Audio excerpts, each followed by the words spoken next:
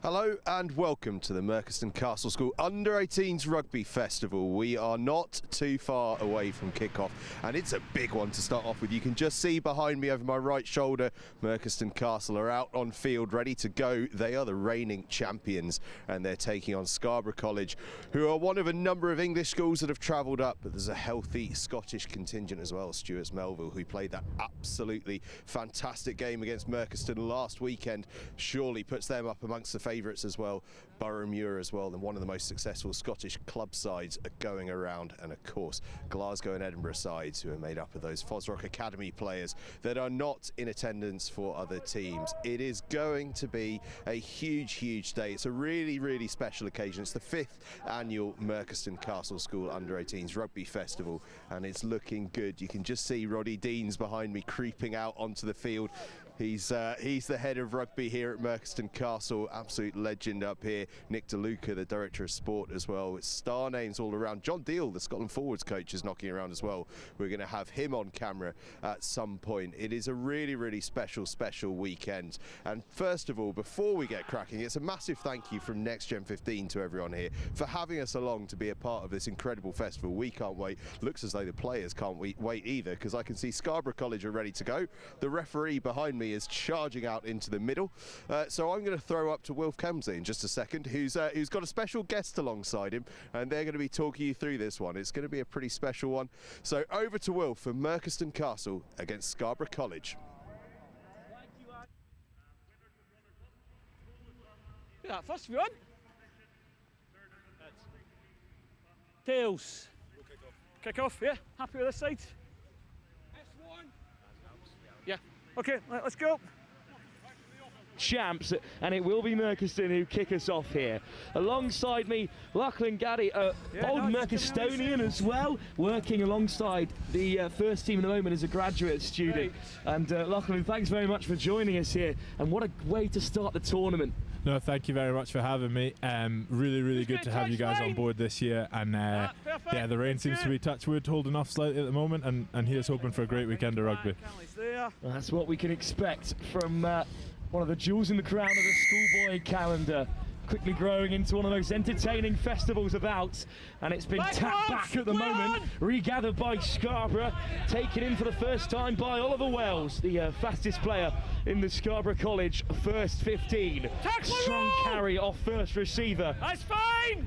And it is the English side busting over the gain line. Here on Scottish turf, the ball goes down. There's the turnover. Perfect start in defence for Merkon Castle. Chipped over the top. Oh, there's a lot of pressure in the backfield there. And in the end, it's shepherded into touch by Mate Makaradze, the Georgian centre. And this is a huge opportunity for the host. Lachlan, a great start for your side. Yeah, I think they'll be pretty happy with that. Defensively good, just to be patient and get the ball back, and hopefully we can do something with the ball here in a good position. The hosts undefeated in the run-up to this tournament. There's a line-out operator yourself, Lachlan. That's a pretty clean start. I know. Well, like we spoke about the wind and just keeping it simple, and thankfully they've gone to that there. Managed to get a penalty out of it, so we'll see what we can do here. Penalty advantage, through the centres they go, taken on by Matheson. Boys, back line. And there's the opening try of the tournament. Okay, watch inside a minute here, the hosts go in front. Crashed over from close range by the Edinburgh Under-18 centre. Luca Matheson has his first. You couldn't have asked for a perfect start. No, exactly. Like we said, we got an opportunity down there and we've taken it. Luca's been awesome so far this year, and he's the top try scorer in our conference this year so far. So those two linking up really well in the centres, and Jake does really well to put him through some holes. So yeah, we'll be happy with that for the first attack of the game. It's a seriously impressive start for Merkon Castle this season, 6 from 6 after their win against Kelvinside in the week. That 2-point win over Stewart Melville, perhaps the highlight, but big win against the like of the Dollar Academy and Fetties and the other Scottish schools on the circuit, and now taking down a couple of English ones as well. I'm not sure. We'll see how the day unfolds. That's a nice carry off the kickoff. Back foot, keep going! Xander McTaggart there. And then through the forwards again, up over the 10. Advantage! And a penalty advantage, so what can Merkon conjure up from inside their own half? Penalty advantage, not rolling Lovely break through the tackle by Jake Deal. Advantage over! There's the offload. Matheson's off to the races again, taking on all comers over the 22. Oh! What a bright start for the host. It's out the back this time, looking for more forward runners in the midfield, but knocked on and swept up by Thomas Hazeldine, the captain, at 15. But another frightening attack from the host, Lachlan. Let's Yeah, use really it! good, moving the ball to an edge really well, and Advantage Lucas, over! probably, like I said, our danger man at the moment with him and Jake in the centres. So good start, but good defensive set from Scarra to get themselves back in the game. The box kick from Bauman, and then it's been Do not go slapped down there, and the intercept by Sebastian Holloway. We're off. And there's the quick tap from Kennedy, who finds the forwards again. No Ross hands! Smart, the skipper, in there, looking to make some yards. Demal over the 22 again. No, not one! Offside! Centres! Another penalty. Ben! Crossfield they go. Oh, what a grab that is! Dived down in the corner. Merkon Castle have another. Okay. And what a kick crossfield in the Yeah. blistering wind, but picked out excellently on that right-hand side. Yeah, Lucas Fiddis, I think, going in the corner there. Great vision from Henry. Henry's one of our senior lads this year who's in the senior academy at Edinburgh, so great vision from him and great finish from Lucas in the corner. Well, the penalty advantage came for an offside call. Thank you. Spotted the space out wide, and this is some take. One-handed into the right palm of Lucas Fiddis, the Edinburgh under-18 man. And it's well, it's all the Edinburgh players at the moment running the show for Merkon. Just drops a touch short from the conversion attempt. This is a terrifying start if you're another group mate of the host today, Finborough and Wickliff as well in this Group 1. But the defending champs with trophy ambitions. It's great for the lads to play against some different teams up here when you're not really too sure what's coming. So I think that's a great thing about this. We'll see how today unfolds. Great tackle there from the Scarborough Seven. Nathan Valentine locks up the captain Ross Smart. And in this wet weather, the Scottish side still looking to play expansive rugby. Up to the 10. And it's the penalty count for Scarborough that's keeping them out of the contest for now. That's ripped in the tackle, and Drayton comes away with it. Drayton with the big bump, and then dislodged and hacked away by Jake Deal. That's an excellent clearance as well by Deal. A lot of work for Scarborough to break out from here. That's a great tackle. Kick only as good as it's chased. Yeah, really good. Really smart from Jake just to turn Scarborough there. That's a big shot in the carry as well, but it's a good second drive from Scarborough. Over the ball go Merkon. Counter-ruck's good! Great counter-ruck. Penalty against the away side again. And the visitors really struggling with that penalty count. Number 4! Referee Ewan Haggerty has got Scarborough's number at the moment. Busting through the tackles is Xander McTaggart. Over he goes. Boys, too many For penalties. the third try for the host there. in this first half. This time it's McTaggart in the back row, busting through the contact. I think it all came from that little kick from Jake, putting his foot on the ball and turn Scarborough, and pressure. Ultimately, we got the ball back, and then just being patient with the ball. I think these festival games, it's really important to play in the right areas with the short games. So, yeah, I think we'll be happy with that. And Jake knocks the conversion over, take it to 19. Jake Deal adds a few more. And that's an excellent try by McTaggart. Part of the Borders Rugby Club and Edinburgh under-18. A product of Jed Forest Rugby Club. And it's a long way back for Scarborough College here, receiving some further instructions under the posts from the coaching staff.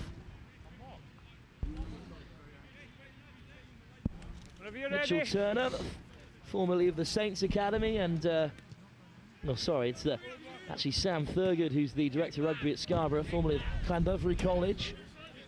Took some time out to coach rugby over in China. And now Heights! back. It's another penalty against his side, though. Penalty advantage, but they've chipped it in No behind advantage. anyway. There's a Too high, loss guys! of I need footing to from pull the Hazeltine, the sternum. captain. Too high! But we'll come back for the penalty. I think Scarborough just haven't really had the ball yet, have they? And just not been able to get a foothold in the game. Probably a bit of ill discipline there, letting us exit from our own half again. It'd be interesting to see Scarborough get the ball and find their get their foothold in the game and find their system. And that's a massive kick. Plenty of power behind that one, and this puts Merkon Castle in another great position. Thank you. Yeah, great kick from Henry, wasn't it? You got all of that, Henry Widdowson. Numbers? Scotland under 18, the fly half. I need a scrum half. There's a bit of a He's a delay hooker. I need a scrum while half. Scarborough College get themselves in order. Thank Bit you. of deja vu from the opening stages of the game. Fingers crossed to find. There we go. Hold on, Great pick out, lovely line out. On the wraparound comes Dimal, crashing through the first tackle. Dimal's up to the 5. Pick and go, and they're over again. They slice through the Scarborough defence. This time the forwards get all the plaudits. A clean move off the line out to get Scarborough backpedaling, and then a few heavy carries was all it took to add a 4th try. Fife Donaldson, the tight head, getting the score there, I think. Yeah, really happy. I think the boys will be really pleased with that one. Theo Dimao as well with a great carry around the corner. Another Edinburgh under 18, also represented Switzerland at that age group. As he crosses back over the halfway. We'll have another look at this line out, Lachlan. It pretty cleanly executed overall. Yeah, exactly. Really happy with that, especially with the conditions. So to throw the ball a bit further back there, we'll be happy with that, testing ourselves, and to get the peel wrapping around is yeah, really good. I think we tied them in, looking to set up a maul, and then Teo coming around the corner. It's where we want someone like that carrying, because he's really powerful through the contact. So yeah, really happy with that. Great dart from Hamish Campbell, the hooker. Are you ready? And Will Harding now. It's part of Yorkshire's academy programme, the fly half. Who's got us back underway. And look to play wide off the first phase, flicked out the back door excellently well by Jake Deal, again involved, and he's drawn another penalty. 12. He's there. He's How there. many He's more on his penalties until Scarborough perhaps lose a player to the bin? It's the difference between the two sides, Lachlan. It is, because it's just giving us a chance to relieve pressure from our own half and then keep the ball. It's kind of the tackle height issue, and it's not really had too much of an impact on our game so far this year, but I know it has done certainly in some games in Scotland, and just with the tackles below sternum, and I know that might vary slightly within England, so we're maybe seeing that just coming into this so far. But yeah, we're certainly getting comfortable exit from our own half through the penalties so far. No excuse for going high on Jake Deal. He's a pretty towering lad in the centres. Yeah, exactly. Nice footwork from Theo Dimao. What a run that is by the loose head. Quick pick from the base. Merkon hit the 22 again. And now to the short side. Nice offloads. Soft hands from the forward pack. Looking menacing again, Dimao. Bumping off bodies in red and blue. McDonald. Over the ball goes Scarra. Unlucky there, Scarborough, I think. Just lost his footing. Little show and go. 10 on 10, flicked out the back door. It goes loose. Scarborough not out of the woods just yet. Advantage for a forward Harding pass. made the tackle on Widdowson. And Widdowson's ingenious offload was unfortunately Still just got advantage forward. for a forward pass. Good carry from Holloway, the vice captain, at tight head. Advantage over. And there's the clearance. Good chance to attack here. Finnis again. Substitute on the field. Miles Roseman is on. And there's the floated pass. Step on the inside through the first tackle. Beats the last defender. Wonderful score. Jake Deal again involved. You just can't keep him out of the game. He's been great, hasn't he? Jake's new to school this Bobby, year. half-time. And yeah, he's one of those players that just has time on the ball and looks so comfortable when he's in space there, stepping off his left. So yeah, good score. I think we've just had a lot of the ball, haven't we? So we'll see. Hopefully Scarborough can get into the game in the second half and get their attack going, and we might see a slightly different game here. Well, that's 12 minutes on the clock, so that will take us through to half-time. A dominant performance by the hosts, and their first half flurry is finished off with this excellent finish by Jake Deal. Lovely footwork, leaving Scarborough bodies scattered on the home turf here. A huge scoreline racked up in just 12 minutes. They're up by 33 at the break. Lachlan, you couldn't have asked for a better performance from the home team in that first 12 minutes. No, definitely not.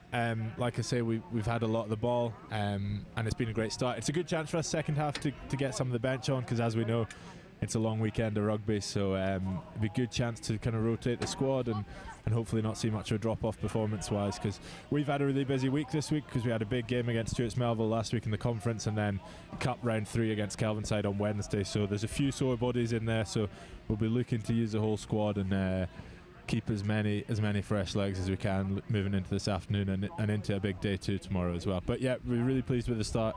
Yeah, can't complain with that one, I don't think. Well, the rain really starting to fall here, the wind picking up, but there's plenty of smiling faces in that Merkon Castle huddle, because what a start to the tournament it has been for them. Wickliff College and Finborough School yet to play. They kick off at 10:45 on pitch 2, but they'll be dreading a face-off with the hosts if this performance is anything to go by. The defending champions are on hot form. They've brought that excellent start to the season straight into their home tournament. Plenty of support as well on the sideline, despite the weather so early in the day. Yeah, I think there might be a few people huddling under that tent come this afternoon, getting in the shelter. But yeah, great to see so many people here, and hopefully a great weekend of rugby for everyone who's turned out.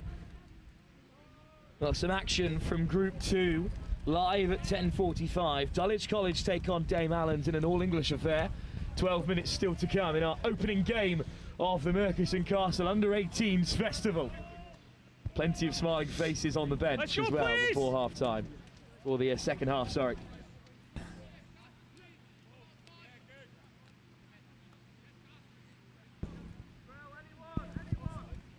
Well, Scarborough re-enter the fray, and they've yet to really show us what they're about, you feel. That penalty count, just keeping them out of the contest, as we said in the first half, Lachlan. Yeah, it'd be really interesting here if they can kick potentially contestable, or they've kicked slightly longer, and just stay disciplined and force us to kick the ball back to them.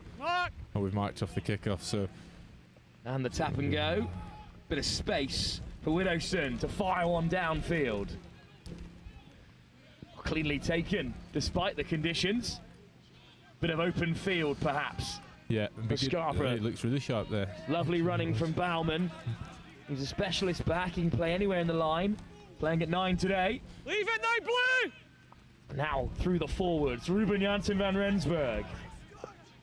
Of shock horror, South African descent, the second row. It looks like it. Another one with South African descent is Valentine, carving his way through. This is the best opportunity of the game for Scarborough. Here's Holloway, the vice-captain, rumbling into contact.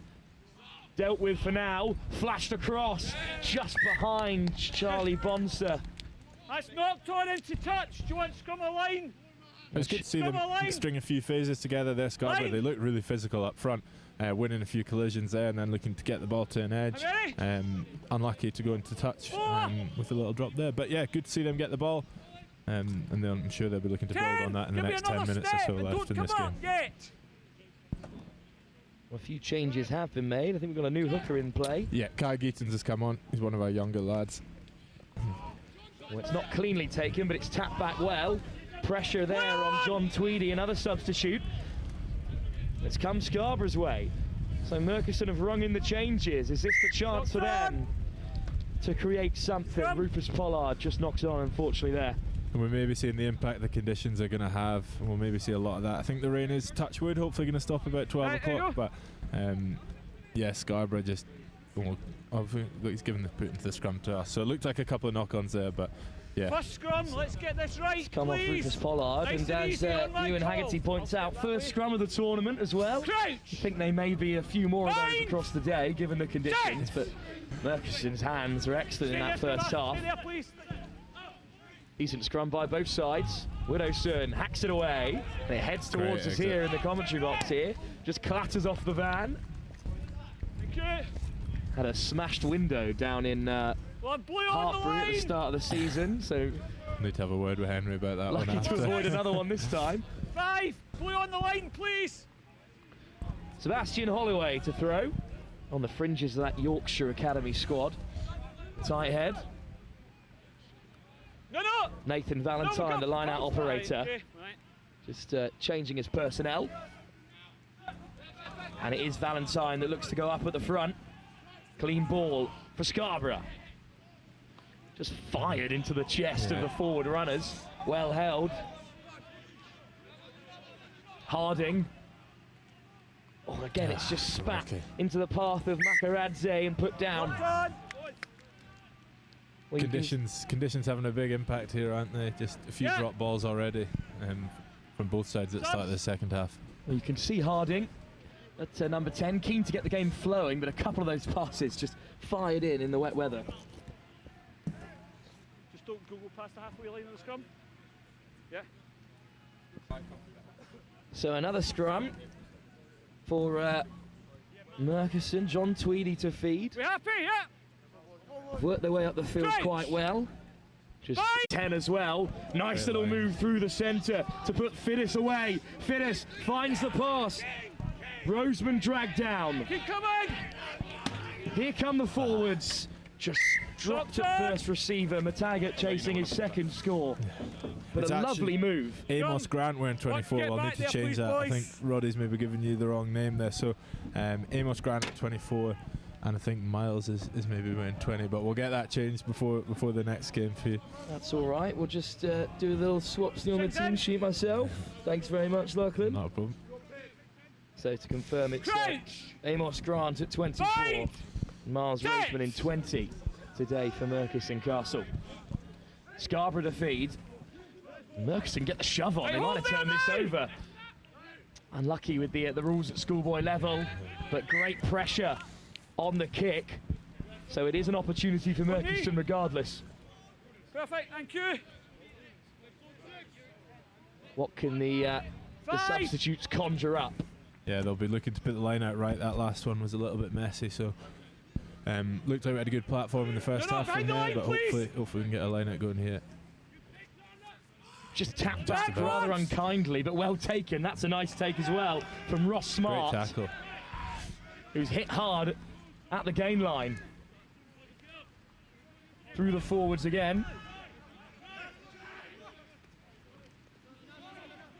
An excellent drive, a great latch, and they're only 5 metres away here. To the back line they go. Lovely offload. Ethan Craig's Offside. almost Not away. on. You're then offside. On the 5. Really unlucky there. But a penalty There you go. has gone the other way following the knock-on. Not loads of yards on it, but enough We're to relieve the inside. pressure for the moment. Can Scarborough get on the board? They'll have possession on the 22. But these are the kind of areas you want to play in Auckland with the weather like this. Exactly, and we spoke about that with the festival. It's long days and short games, but long days, and it's you want to be playing in the right areas and just apply as much pressure as you can.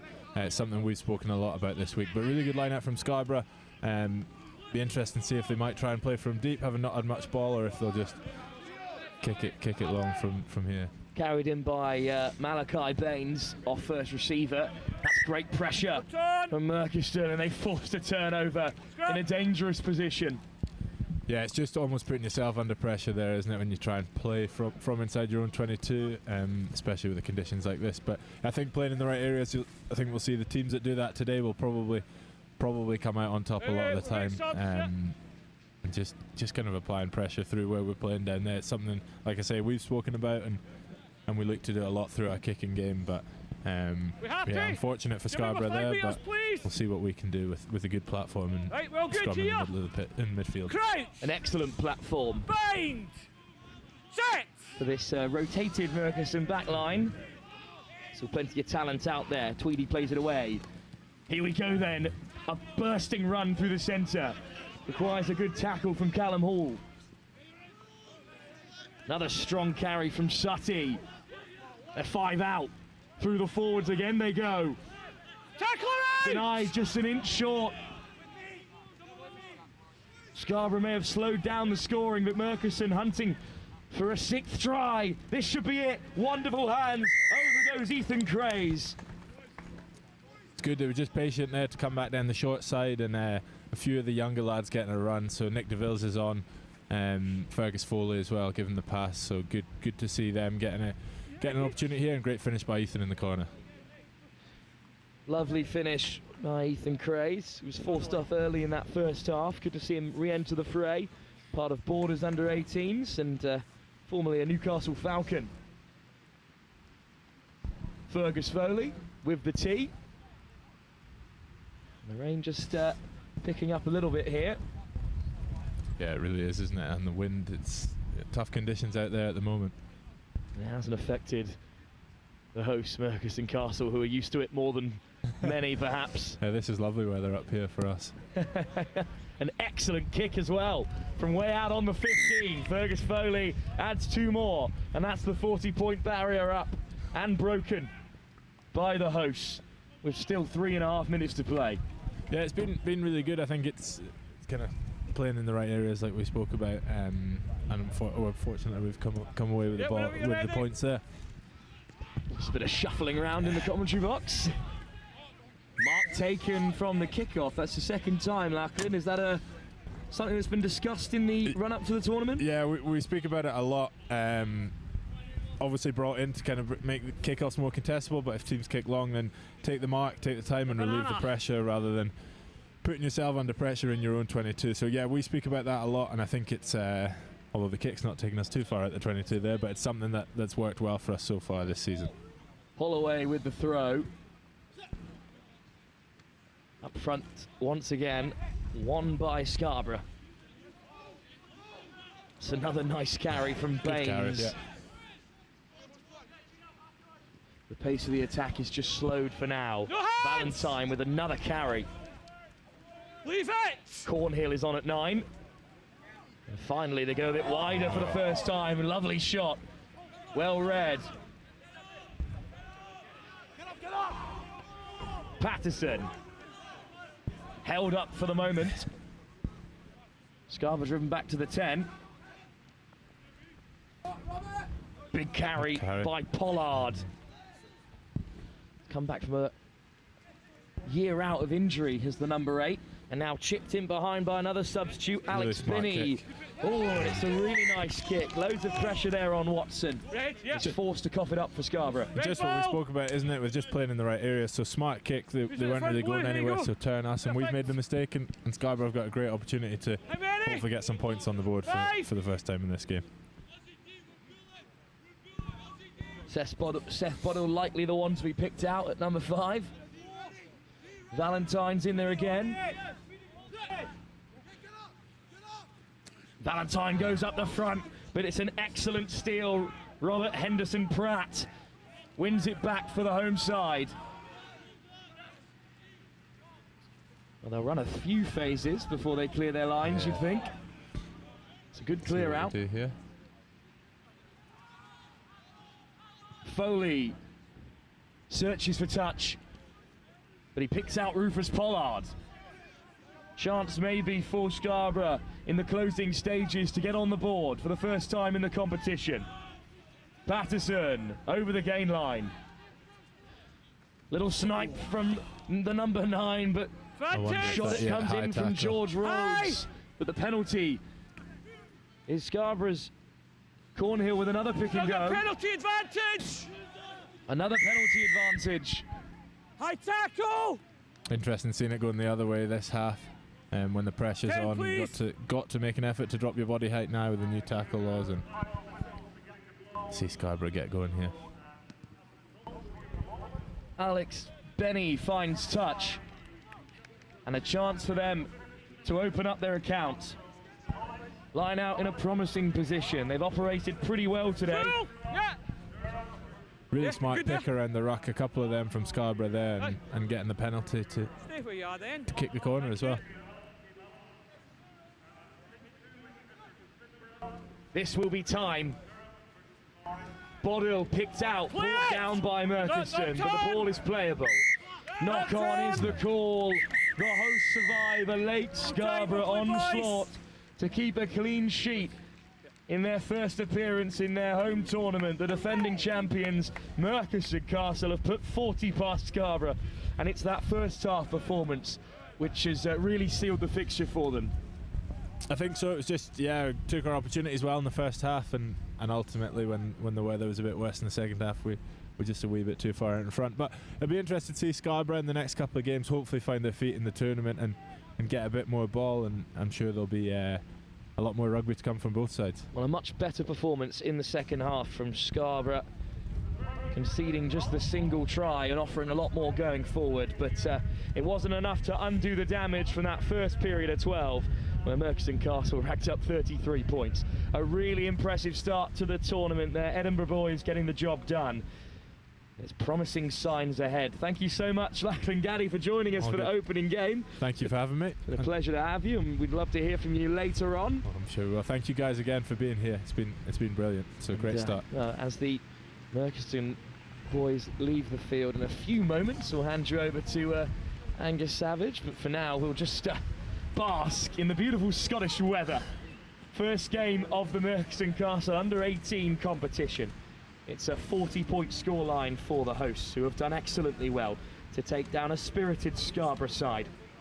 Our next game, which will kick off in 15 minutes' time, it's Dulwich College taking on Dame Allan's in action from Group 2.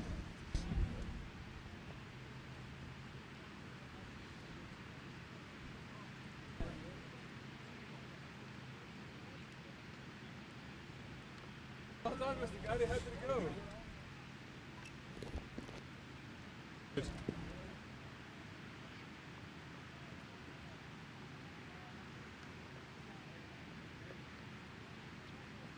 Second result of the day, Boroughmuir 4, Scarra School 7, Barnard Castle 3.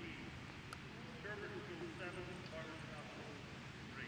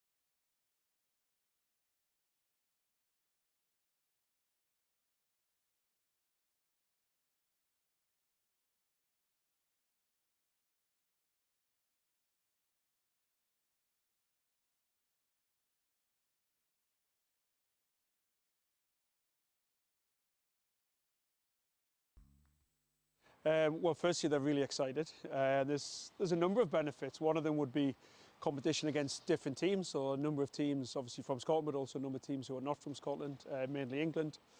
2 or 3 the really big schools from down south, so we're looking forward to that. Opportunity for the coaches to spend time with the players in a competitive environment. We get a bit in the summer, we get a bit after Christmas, but we don't get a huge amount of competition, so that's great. And then probably the third one is a different format. So we're playing small games, be interested to see how the players adapt to that. The coaches I know have been going after sort of different tactics to play that type of game. So all in all, it's really beneficial. It's an important part of the calendar for player development in Scotland. It was a really good 2 days. Well, what an opener from Merkon Castle. That was pretty spectacular stuff. The rain came in, but the rugby was pretty bright, and I'm joined by two of their brightest minds, Roddy Deans and Nick Dulich. Roddy, talk to me about that opening game. That's a fantastic performance and a great way to start the festival. I'm delighted with the performance. It was good to get some free-flowing rugby right from the start, even in the rain. So that's our intention. That's festival rugby, just to try and play as fast as we can, try and play as open as we can for the 20 minutes. And you got a chance to get a few young lads to run out as well. Really good experience for them. Yeah, that's the whole point of this tournament. Is just to give boys the opportunity to develop as well. You don't always get that opportunity in season, so it's a great opportunity just to get some young boys on and to experience what it's like to play within the first team and play on the first team pitch as well. And Nick, obviously this is a big weekend for the school. It's a big weekend for all involved in the school's rugby. Tell me about the sort of aims and principles of the weekend as a whole. Well, first of all, thanks for joining us. First stream in Scotland, I believe. There's a few ones, to be honest. One of the biggest ones, get exposure to Scottish rugby and what we're trying to achieve up here. You know, and you'll see the brand of rugby Roddy Deans is helping those boys achieve. We also looked at kind of Scottish rugby in general, and there's kind of a gap between us and English schools sometimes. So we're seeing in that age grade, actually, we're struggling then to go against England under 20. So by bringing up some of the schools from England to our Edinburgh, Glasgow teams, Boroughmuir and ourselves, Stuart, get to go toe to toe. We're giving them that little bit of stretch, a little bit of exposure that sometimes we miss up here. So young players coming through, memories, experience, but trying to develop Scottish rugby. That's why we're here first and foremost. It looks as though the rugby's going pretty nicely as well. I wanted to talk to you a little bit about that sort of the Scottish pathway stuff as well. We've got obviously John Fletcher is knocking around. He's had great experience down in England and has come back up. And is it something that you're trying to build a closer relationship between the schools and the RSU to try and sort of develop that pathway system and get more players coming through, because you've got such an abundance of talent here? Yeah, we're very fortunate. A lot of boys come to us to develop their rugby, and having those strong connections with the SRU are vital to achieve that. So every year we sit down and try and map out to make sure we're part of that process. I think my experience again in England as well, some people can see schoolboy rugby as the pinnacle and the whole purpose of, but genuinely for us it's a vehicle to help those boys be as good as they can be, whether that be in their own clubs, university, or ideally getting them to the national teams, which we're seeing more and more thanks to the likes of Roddy Deans. Well, and speaking of Roddy Deans, Roddy, I wanted to talk to you about some of the lads that have come through here. I know a few of them are going to be striking around the touchline in a minute. The likes of Zach Mercer, Jamie Doby, who's going to be knocking around in a moment, who's he's playing every position under the sun at the moment, isn't he? You've had some serious players come through. We have, I mean, we're just very lucky. I mean, a lot of the boys have been here from the start, from Pringle, but a lot of boys do come in for the last 2 years as well. I mean, they already come from a really strong background, like a Jake DL, who is out there playing today, has come from Melrose, so he's come to us for his last 2 years. And listen, we've had nothing to do with his development so far. We're just trying to support him and make him better. So he's already come to us like an extremely talented young boy, but we're just trying to lay it on and give him more opportunity against better opposition more often. And as you can see out there, he's a handful at 6'6" at 12, and very skillful. So he seems to be loving being pushed out his comfort zone that wee bit more, and loving the step up in competition. 6'6" helps, doesn't it? I can only dream of such days. Looking ahead to the next couple of days, obviously an important part of the tournament is, you know, everyone gets the same number of games, the way you've structured it, so that everyone gets to play. Hoping that everyone will find their level. Are you sort of looking forward to playing against some sides that you wouldn't normally get to play against? Yeah, we love the challenge and the competition. We used to go down to St Joseph's, and we used to relish that as well, because people would probably look at us and think, oh, these guys not the most physical set of boys, but we would always move the ball to the edges and try and get that attacking shape going earlier in the game, rather than trying to use our physical. Well, we aren't the most physical, so we're just trying to play the game a completely different way. So we relish against the English teams who will be physical, but we'll try and play through them, or try and play around them, or even over them as well. So it was good to see a crossfield kick there, you know, in the first sort of couple of minutes, you know, in the rain, and executing it. So the boys ask me about kicking all the time, and I'm just like, look, if it's on, just go for it. So Well, I've got in my player notes that you've got a couple of potential Finn Russells in the lineup, so I'm not at all surprised to see a little crossfield kick come in early on. It's been a cracking start. The rain has come in. Tell me it's going to get sunny later on. There will be no guarantees. Often you get 4 seasons in one day, but we're dominated by winter just now.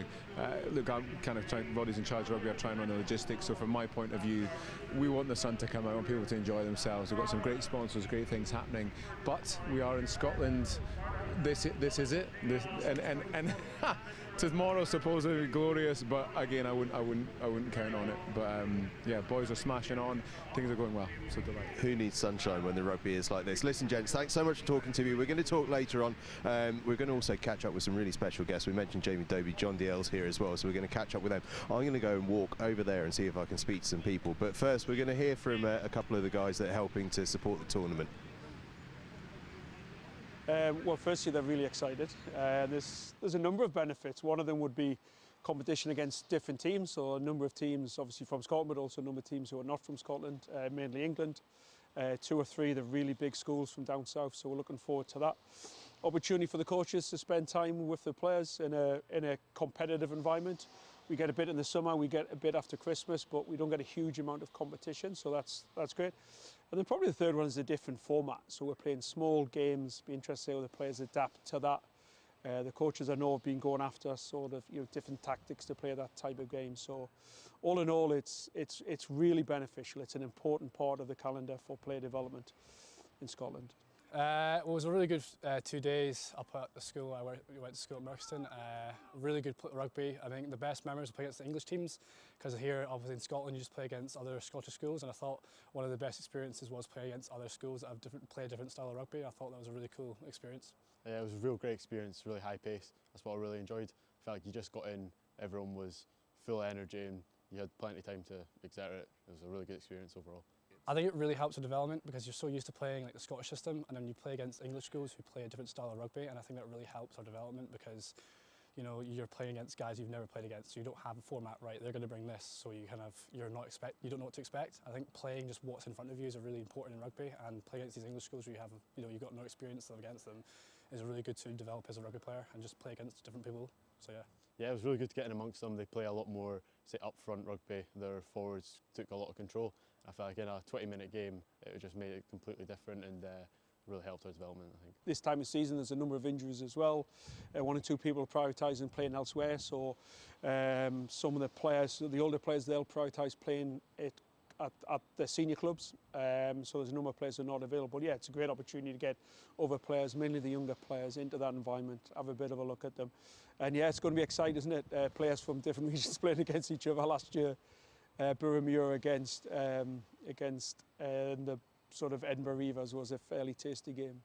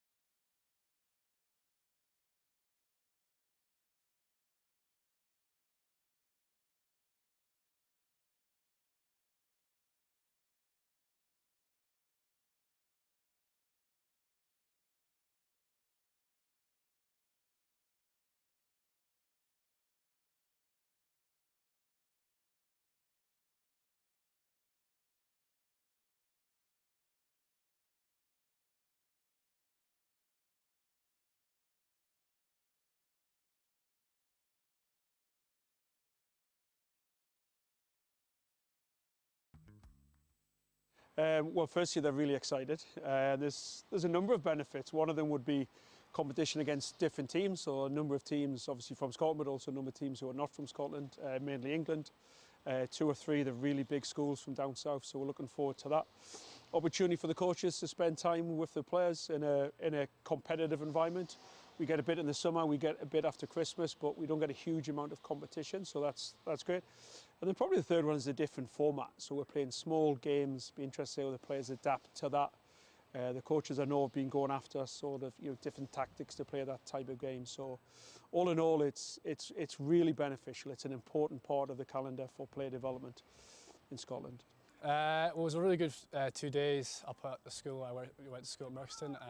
Really good rugby. I think the best memories were playing against the English teams, because here, obviously in Scotland, you just play against other Scottish schools, and I thought one of the best experiences was playing against other schools that have play a different style of rugby. I thought that was a really cool experience.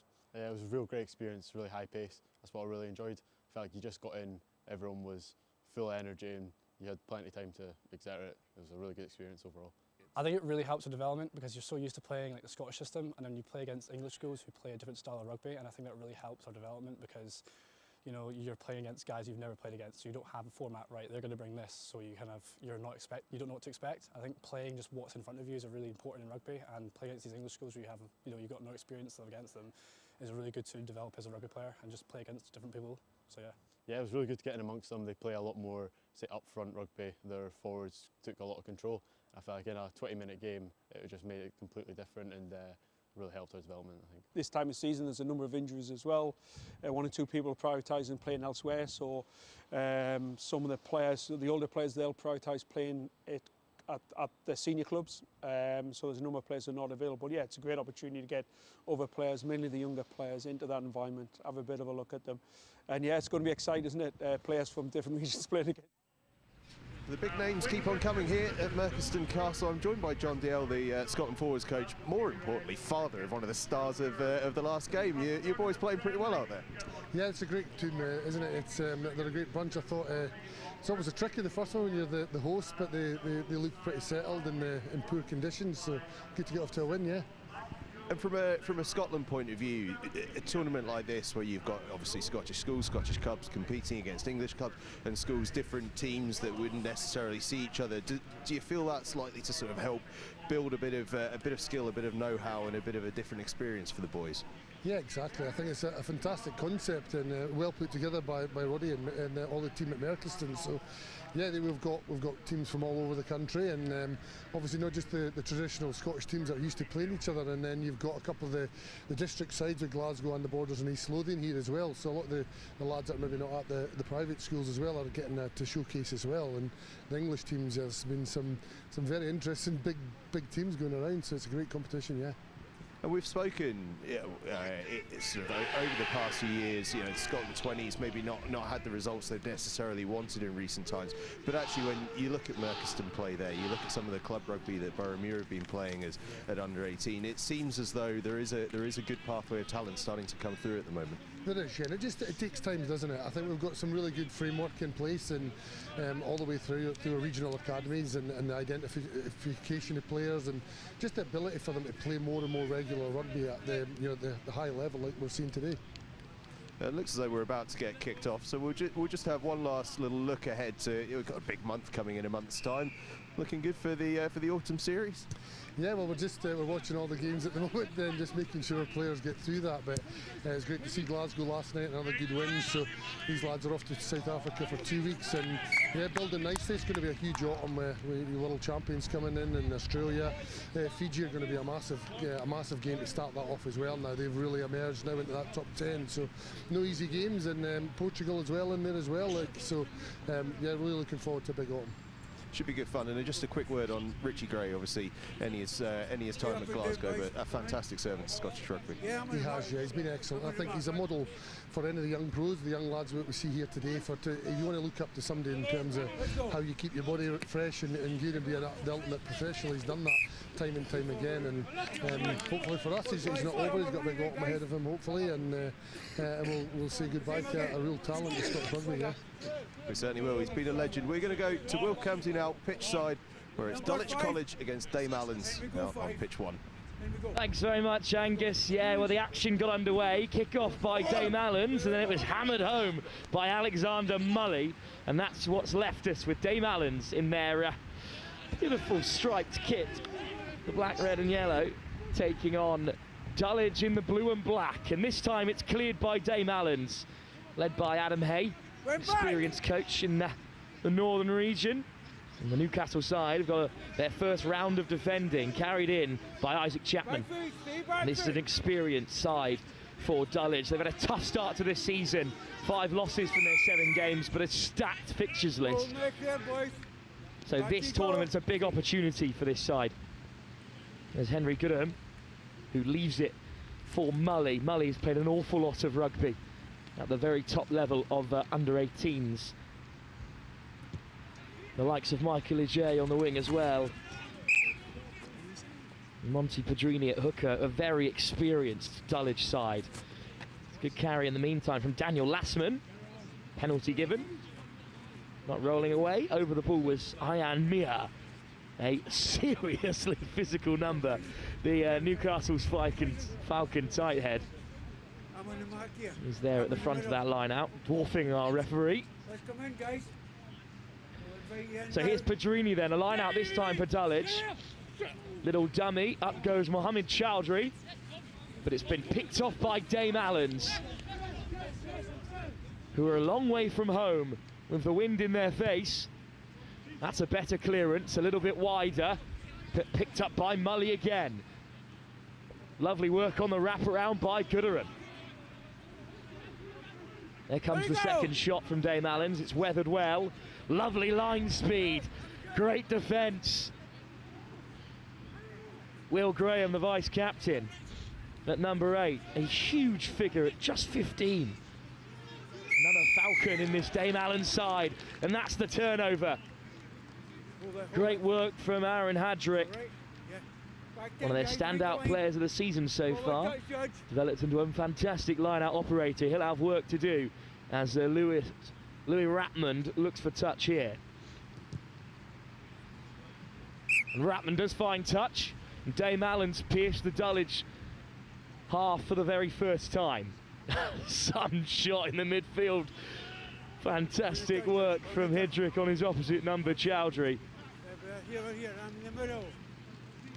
Well, this is shaping up to be a great game, perhaps one of the best games in this group. It's a really tough group, which also includes Seaford and Edinburgh, who have already faced off the Edinburgh Reavers, that academy side, spoken about in the break. Nice soft hands. It's a bit of a hospital pass. Good patience from Josh Maguire in defence, and over the ball goes Maguire, and has he stolen it for Dulwich? Well, he's unlucky there not to get his hands on it. It's another bit of ill discipline that will allow Rapman to hammer Dame Allan's further down the field. It's been a mixed season as well for Dame Allan. Some great performances in their early season stages. But the season started with a very difficult performance against another Scottish side, Fettes College, who put them to the sword. But since then, they fought back well. 3 wins in their first 7. 2 sides with a very similar record, which is what makes this fixture so exciting. And up goes Hadrick. Excellent defence, though, from Pickering. But stripped in the tackle by Graham. Going to have to come back for a knock-on.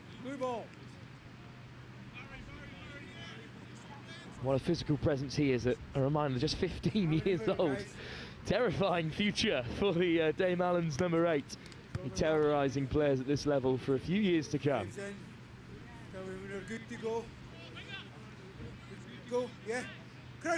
Scrum for Dulwich, under a bit of pressure. Can Ian Meyer leave his mark in the front row? Instead he just slips there. And they're crashing up through first receiver. Excellent run. Up over the 22. And Mully goes wide. Lovely hands from Pedrini. Excellent carry through the contact. Saunders is off to the races. Gets the offload away. Great support from Monty Pedrini. Another experienced head, Tristan Saunders at 15. Showing his class there. Mully chips it in behind. Oh, excellent take. Here's Maguire. What a tackle that is, right at the last. Great offload. Andrews, inches short. And what a time to turn it over. Hold it on. Back you go. And that was a last-ditch tackle from Charlie Mooney. Andrews denied inches away. And then Dame Allen's over the ball. What a game we have for you here. Nothing like our opener. Merkon with 3 tries up by at this point already. Dame Allen's just clears the NextGenXV van to my right. What a tackle that is as well from Tom Lewis. Started at winger last week. Now in the row. Did awfully well to bring down Antoine Andrews. Here we go, guys. Here we go. Wilson with the throw. To the middle of the line. This time it's tapped back for Dame Allen. Lovely run. Up to the 10-metre. A chance maybe for Dame Allen to play with ball in hand for the first time, really. Roll away! Well, there's the clearance. It's charged down, and it's been knocked on into touch. Knock on off the yellow. Great work from the Dulwich pack to get up in the face of Ratmond. I think it was Chowdhury again in there. Blue ball. And then the deflection just evaded Hugo Moore. Made his first 11 debut just this past Saturday. Couldn't keep a hold of that loose ball.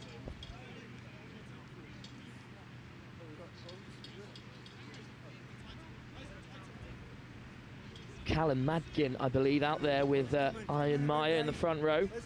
But it was a good first scrum by Beeson and Lassman. Marcia Beeson at loose head, another experienced head. He's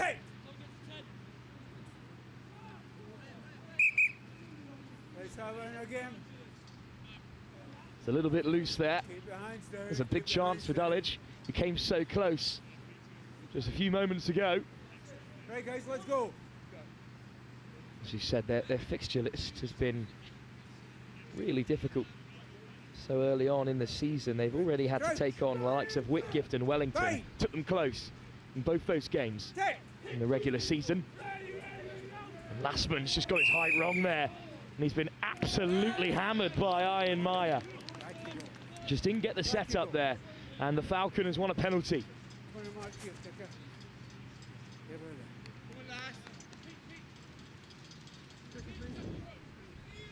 And again, it's Ratman with responsibility. That's a lot of distance on that. Up past the 10-metre again.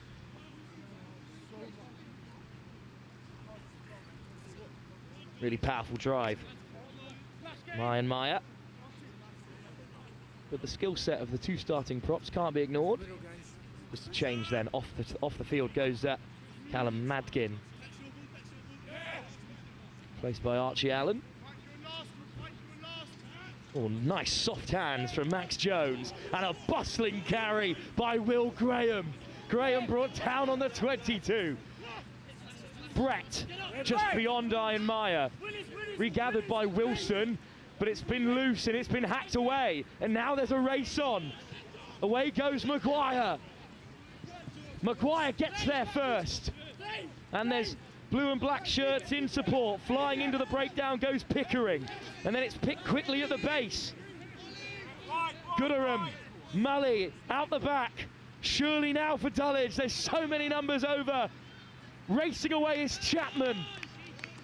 Finally, the Dame Allen line has been broken. And it was from their most promising attack of the game.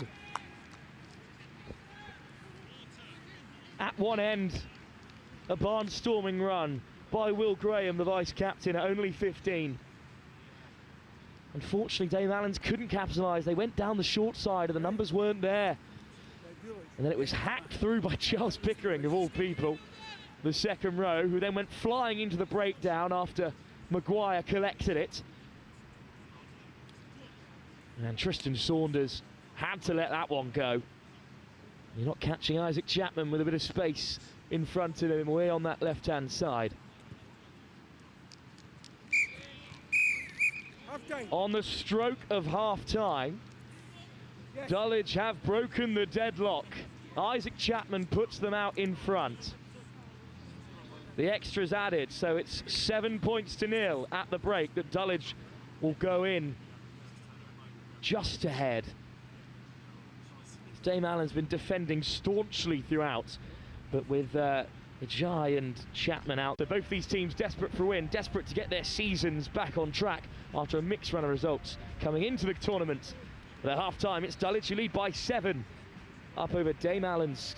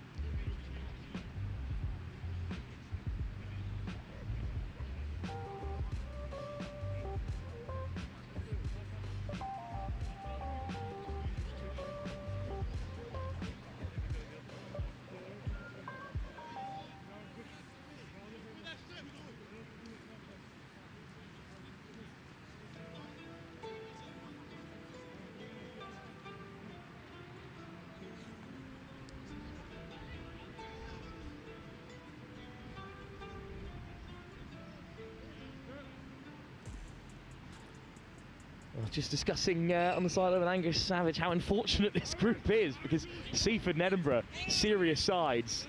Some real talent on show between Dame Allan's and Dulwich. Dulwich with the advantage, that score right on half-time as Will Davis goes flying into the tackle. Dame Allan's forced to clear. Only as far as Alex Mully. Here's Saunders, real live wire in the backfield. Good take from Durham. And Durham putting in the fend. Pickering at 9, is there anything he can't do? The second row. What a tackle that is from drive, sorry, that is from Lassman. Through the forwards again, Luca Dormer. Unfortunately just spilt there. Still the remnants of the wet weather. Excellent clear out from Madkin. And then cleared away. But a good take from Mully, a great read. This is looking threatening. Offload back inside. Mully finds the try scorer Chapman, who gets low and beats the first defender. Great counter ruck that time by Hugo Moore. Lovely footwork from Saunders. The turn of pace is unbelievable. There's the ball inside. Titcombe in the end is the beneficiary, but what a setup by Tristan Saunders. Well, Dulwich have come alive either side of half-time. And it's Fergal Titcombe who crashes over. Great support by the open side flanker. But it's Tristan Saunders who'll look to convert a score that was very much one of his own. Dame Allan's go behind early in the second half. Beautiful Scottish landscape in the background there. Arthur's Seat tucked away in behind the city of Edinburgh.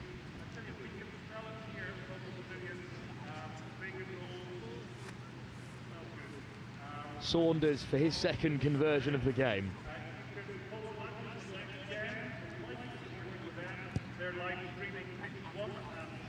And it's straight and true from the fullback.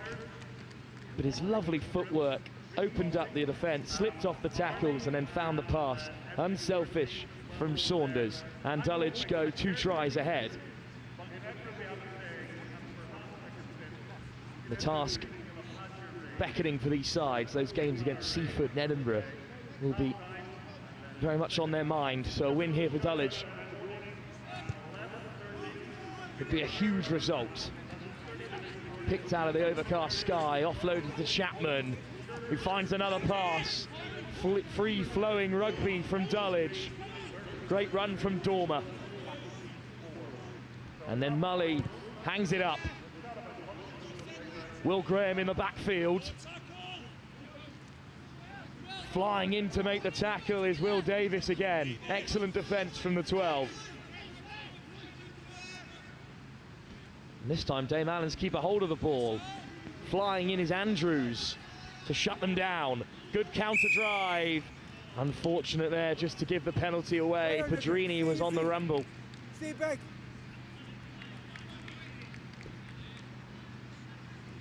So instead, it's another chance for Ratmond.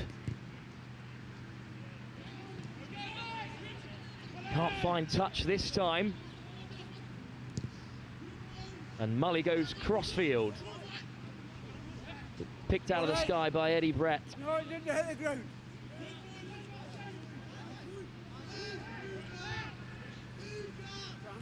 Looking a little bit devoid of options at the moment. Jai that time looking for the turnover. So many blue and black shirts. And they have won the penalty. In went Luca Dormer. It was cleared away, but Dulwich are establishing their dominance in this fixture now. Mully picks out touch inside the 22. And this is a big chance for these Dulwich forwards who are working hard all around the park to return to the basics and drive over from close range.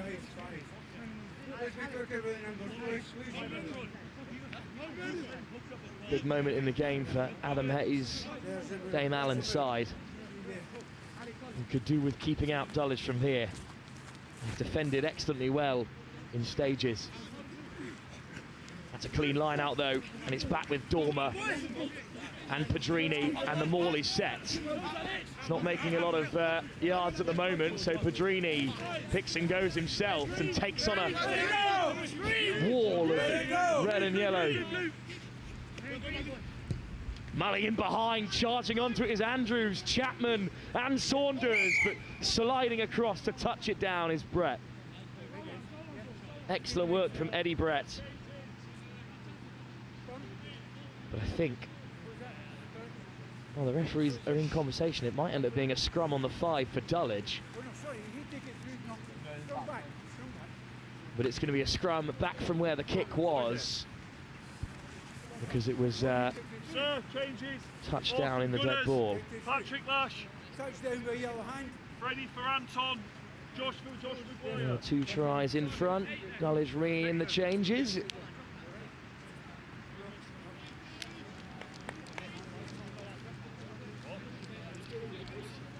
Some strong performances from the departing Dulwich players.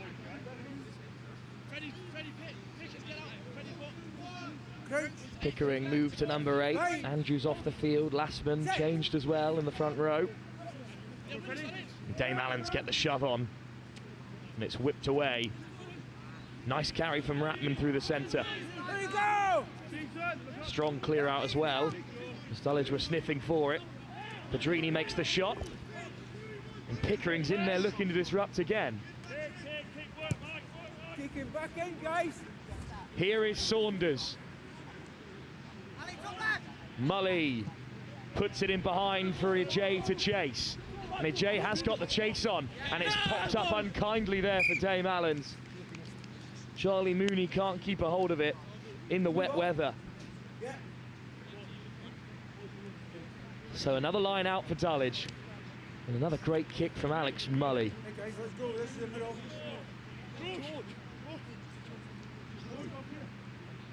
And you come, guys. And Marty Beeson at the front of the line out. And Pickering goes up, slaps it down, it bounces up. Better this time for Dame Allen's into the Papa Lewis. Lovely carry by Meyer. Let's go! But I think forward pass is the call. Down, blue ball.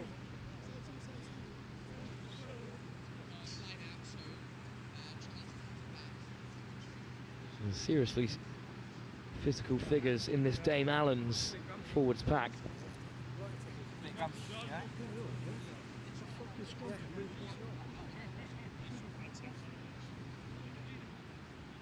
Good to go, coming closer, guys. All the bright stuff. Crouch! Bang! Here's a chance for Dulwich to see off the fixture. Fed by the substitute scrum half, Freddie de Groot. Excellent shove from Dame Allan. They were told to hold the shove, but they haven't. De Groot gets it away to Mully. Nice offload. Chapman roaring away. Can anyone stop him? Isaac Chapman with his second score. Pure pace and power, but a great line of running as well from the outside centre. Dulwich have sealed this game. De Groot does well here to get this away.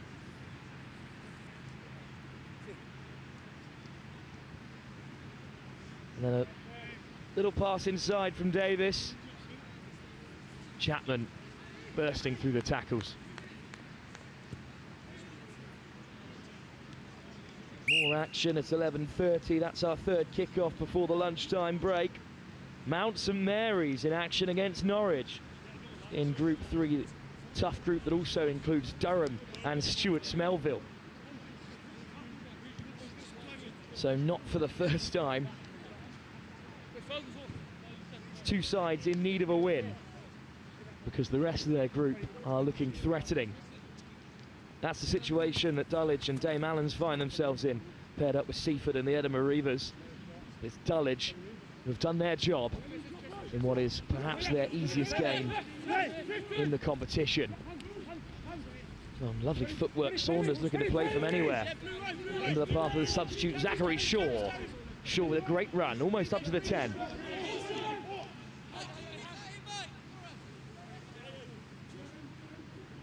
Here's Chapman. Hat-trick hunting from inside his own half. Nice little pick and go by de Groot.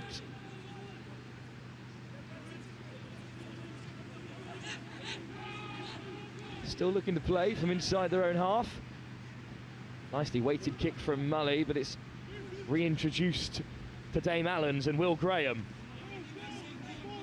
Brought down on halfway. Oh, just spilt at first receiver, hacked away in frustration by Jones. And Dulwich have it back again with about a minute to go. Can they close out the game with another score?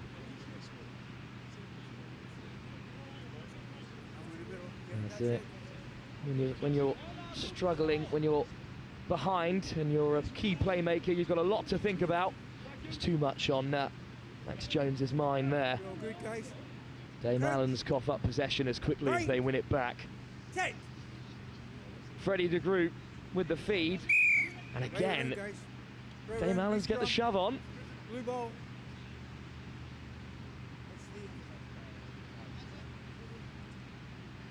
It's nice work by the substitute in the front row. You're going to put some pressure on.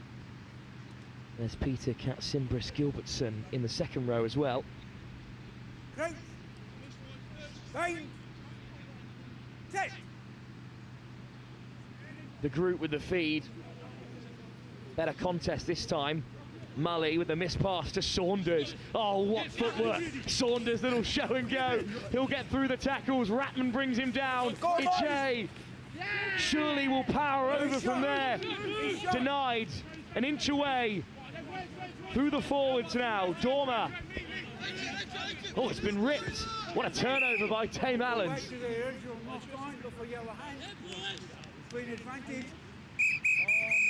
Well, Dame Allan survive at the very last, but Dulwich had the job done inside the opening minute of this second half when they scored their second.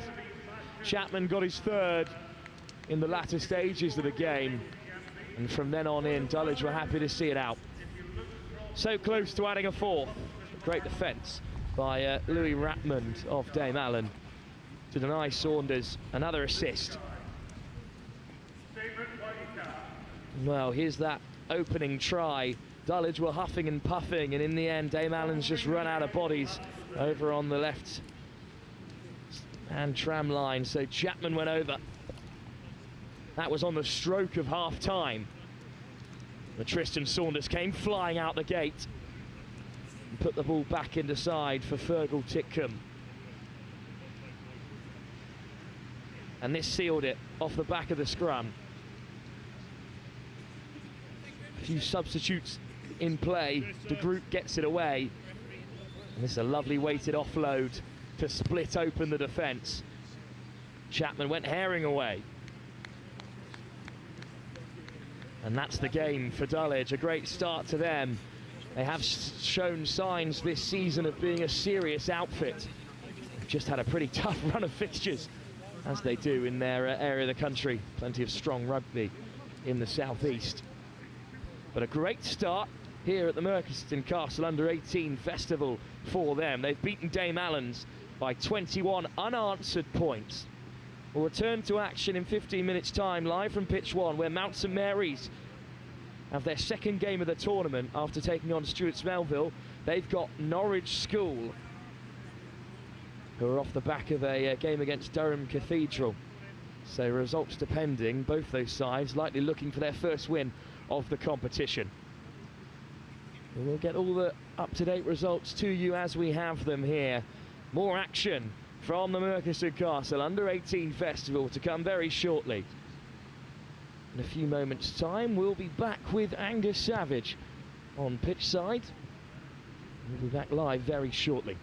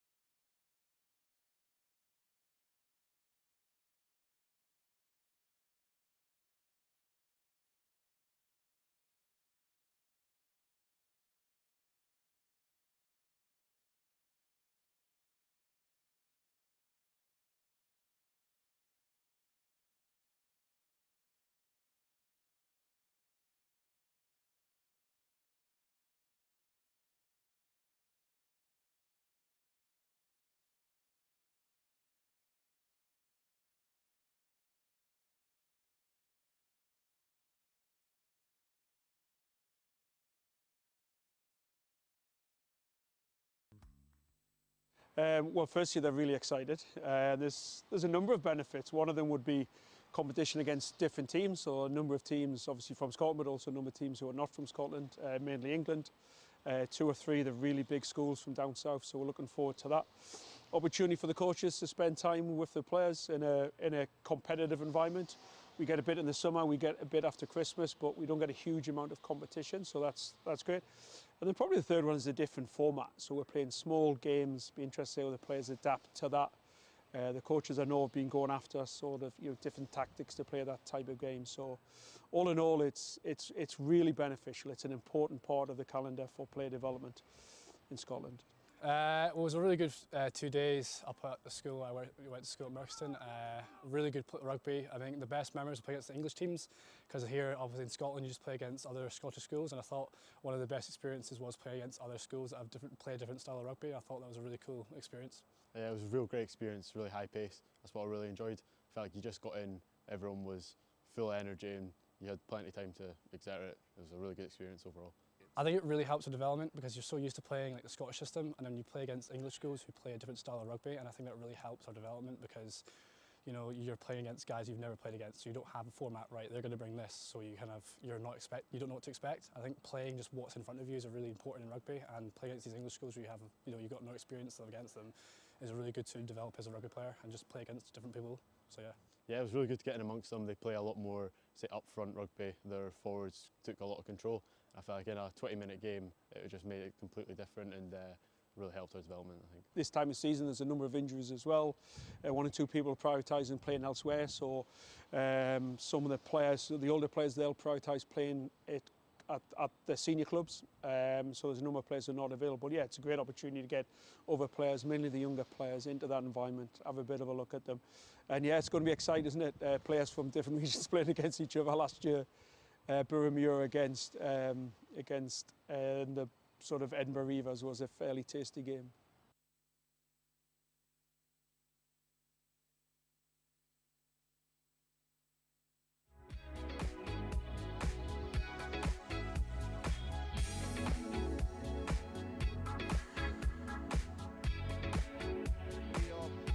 Ready to get back up and running. Mount St Mary's, who won their previous game 7 points to 0 up against Norwich, who also won 7 points to 0. 2 really, really tight victories for those two. So this one should be an absolute humdinger. The referee's just out there on the field. So we are going to throw up to Will Kemsley, who's going to talk us through the teams, and he's going to be very excited ahead of this one. I'm going to go run on the field, find the ref, and give him a microphone so you can all hear what he's got to say. Over to Wilf.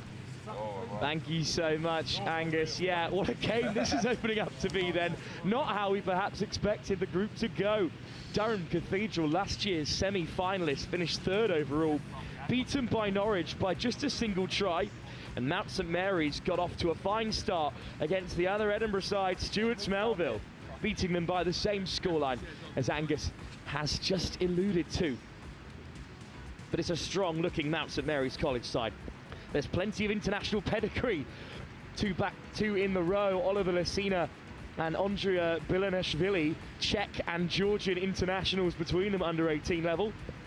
The Yorkshire boy, the captain and the head boy of the school as well at 7, Chris Flinders, a real leader out there. Wojtek Nowicki as well, another Czech under 18 international and Yorkshire Academy player. He's the youngest player to represent Yorkshire's Academy this season, playing as an under 16 at number 12. Dimitri Devdariani as well, another Georgian international, who's joined by, in the front row, of course, Gurgen Chacheva. There's also Tariq Ulsadin of Yorkshire out there as well, as Will Boardman. For Norwich, Fly Harsk, Oscar Ratledge, one to watch out for. The Northampton Saints lad plays at 10, and at 15, Ollie Shipp of the Tigers is also part of the flying Norwich backline. I think this game, given the 2 7-0 scorelines that preceded it, will be won in the forwards. Should never count out Mount St Mary's. They've had a great start to the season, 4 wins. Just the 1 defeat.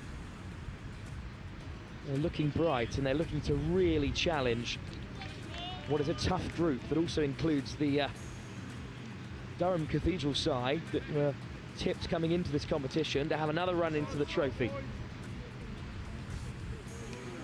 Mount St Mary's inflicting just their second loss of the season. And it will be Mount St Mary's to get us underway, the Derbyshire side. They've got a lot to offer in this competition, chasing their second win up against Norwich, whose perhaps surprise victory over Durham could spur them on to a great performance.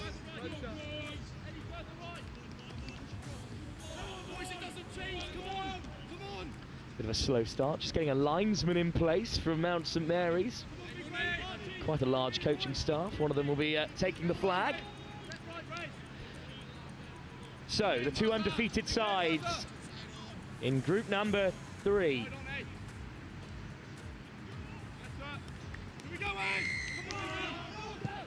Mount St Mary's with the kick-off.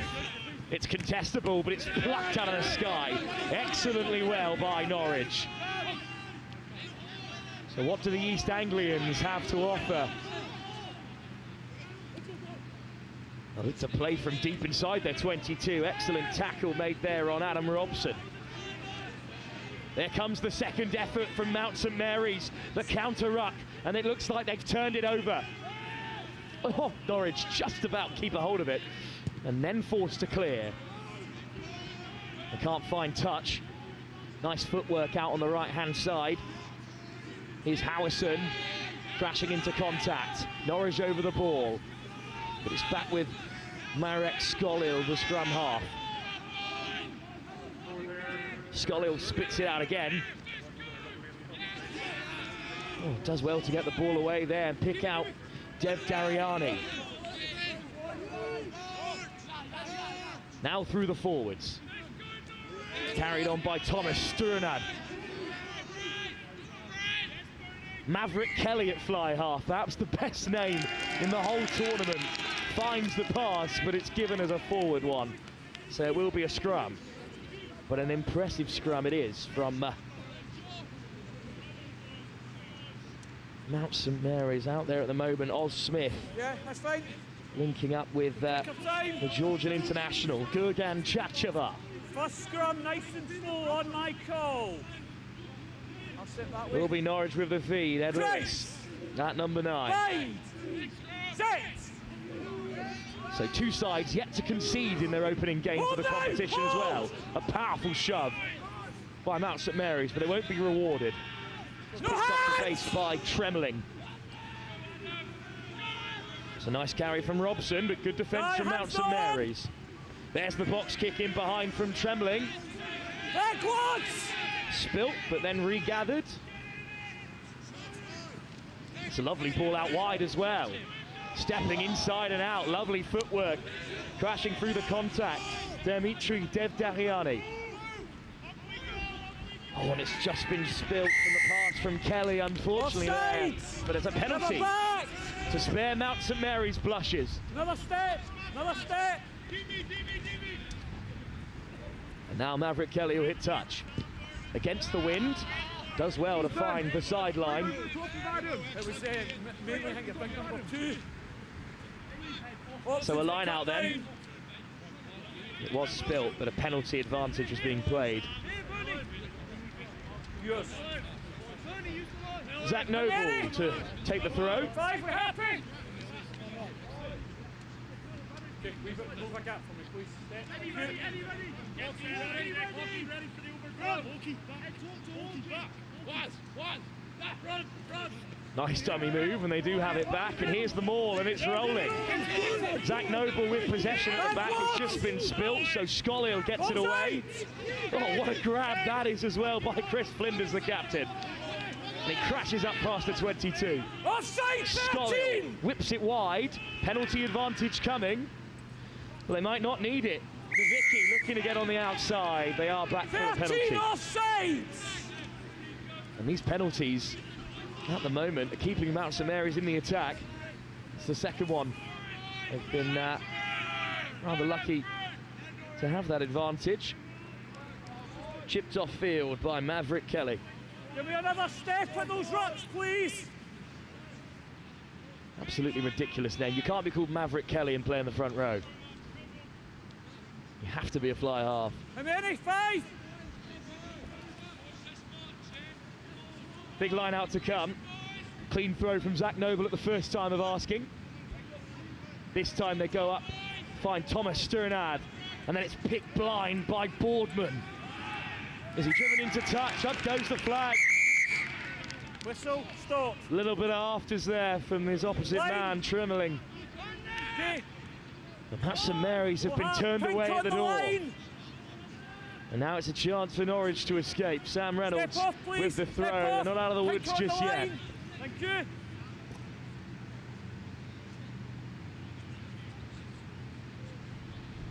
Merkon 5 up already against Finver over on pitch 4. It's a good take at the line out from Tremelling. They're looking to make a real meal of it at the maul. There's a Mount St Mary hand in there, and I think they could be on their way to turning this over. Noble goes for the strip, and they have absolutely killed it. Mount St Mary's making a mess of things at the maul, and that has won them back possession. Scrum blue. What a turnaround by the Mount St Mary's pack. The towering Andrea Bilanishvili in there.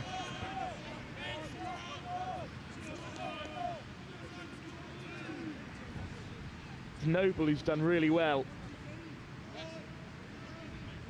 And Oliver Lacina as well. Find! Set! Boardman picks at the base to find Scolhill. Out the back they go. Okay. Offside, backline, you need to stay Backline are offside at the scrum, and that is one hell of a coach killer, unfortunately, there for Mount St Mary's. Such a great opportunity for them to open up their account. And Norwich's clean sheet record at the Merkon Castle under-18s festival survives. Here's Scolhill in the backfield. Nice ball out wide. Oh, and he's just got a little bit mixed up there as Wojtek Nowicki. Scrum. And in the end, it's a good kick chase from Norwich to put on that pressure. Stay back to 5 as well. It's scrum time until the ball's out. Nicely weight pass from Scolhill, just a sign of the conditions. It's still pretty greasy out there. Adam Robson was away, but called back for scrum time. The powerful Mount St Mary's scrum last time, but almost turned it over. Norwich need to get that away. Norwich have collapsed it there, so we'll have a reset. Okay, we'll do it again. Let's keep it up. Slipped on the Merkon turf. Make sure we're straight and upright.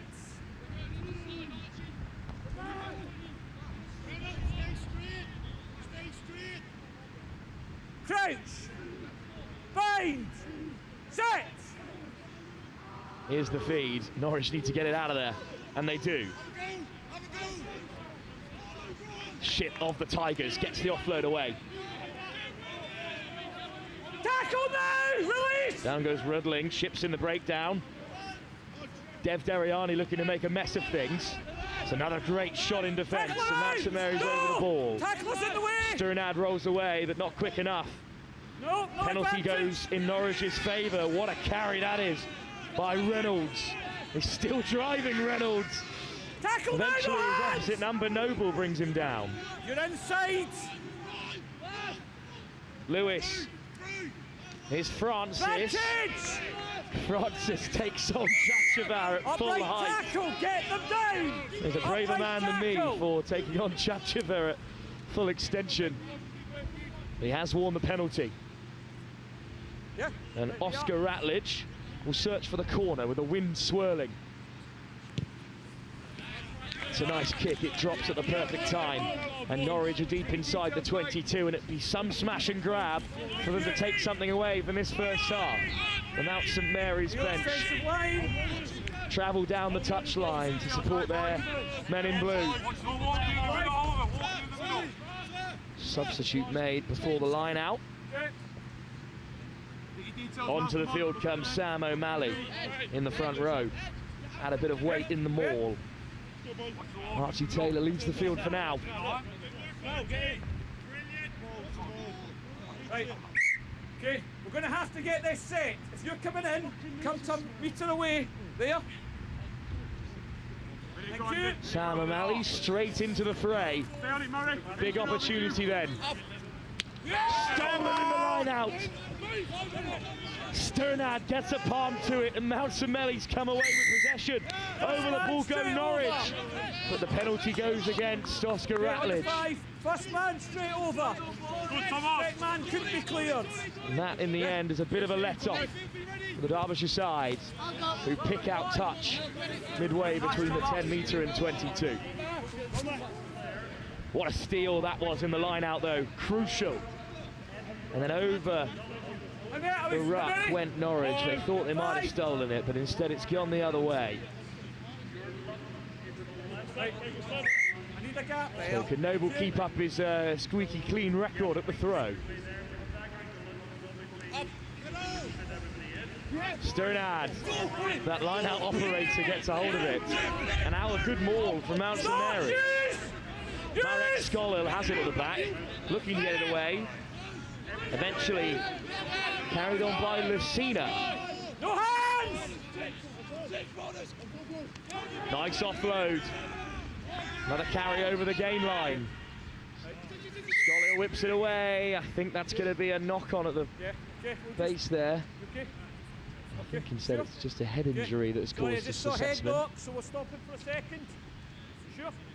Okay, right, start again, scrum blue. Edward Tremelling forces a stop in play, and on the touchline they're looking to assess his well-being. No, halfway mark. John Clark, the head coach, has come all the way onto the sideline here to have a look at his number 8, but at the moment it's Mount St Mary scrum, and we'll play on. With just a minute and a half to go in the first half. Both sides yet to concede in this competition. 2 one-try victories in their opening games. Nice hands from the substitute Adam Worth. And Worth gets it back off Skolil. Another thundering carry through the centres. Chipped over the top this time, and there's no one home. Excellent pick-off, what an offload that is. Top work from Barecki, and then that huge shot comes in to bring an end to the attack. Okay, let's come forward. The softest his hands from Matos Barecki. Almost got Mount St Mary's away. Lovely kick from Skolil as well. Norwich just about survived. That last-ditch tackle came flying in. They have been really up against it. Missed opportunity with the line out in the 22 of Mount St Mary's, and they haven't found a foothold since then. And they won't find one in the scrum either. Powerful drive. Just goes against them this time. Let him go, let him go! It's O'Malley who wins the scrum. The jubilation of Clark on the touchline. Release! And the turnover would have been fine, but the tackler was in the way. There comes the box kick. It's excellently weighted as well. Half time! And that brings an end to a thrilling first half between two sides fighting for top spot in this group. A huge win for Norwich against Durham Cathedral School in the game just before this one. And for Mount St Mary's, a great victory over the local side, Stewart's Melville. No one in their game between the two of them can break the deadlock. Mount St Mary's have looked the better of the two sides. They've had the opportunities, but Norwich's defence at times has been monumental, and it's kept them out. Half-time with 12 minutes still to play. The game is on a knife edge. Who will break the deadlock between two sides yet to concede here at the Merkon Castle Under-18 Festival? Second half to come between Mount St Mary's and Norwich.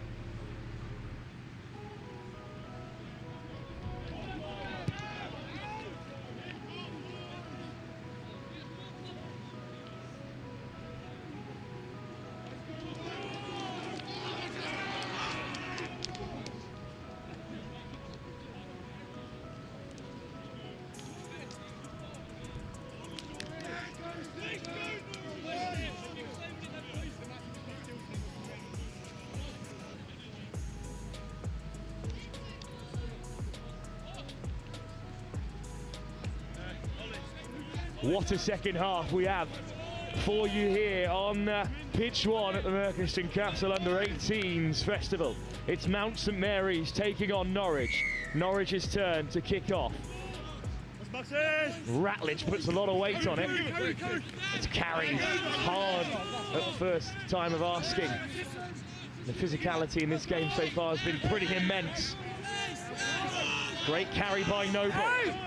Thank you. Scarra looks to wind up the Caterpillar. There goes the box.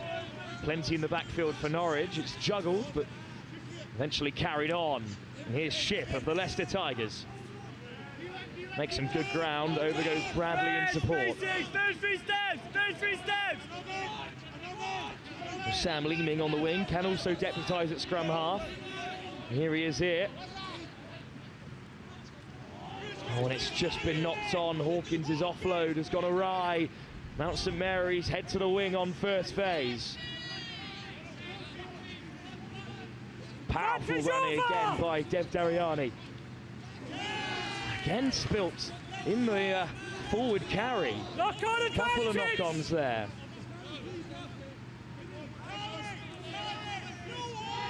Great shot from Noble. So we'll go back for the scrum. 2 knock-ons. But first it will be the Mount St Mary's knock-on.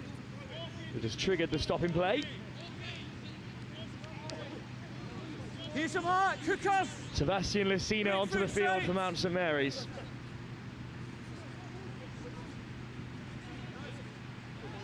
Off comes Max Howison. He's still feeling that strong carry off kickoff.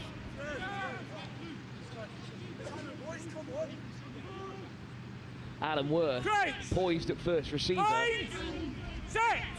Andrea Bilanishvili moving to number 8. Early push, Blue. Early shove this time, lets Norwich off. The ball's in. And then hammered down the field. Lovely out the back door offload, and here's Lucina. Great step off the right. Lucina in behind.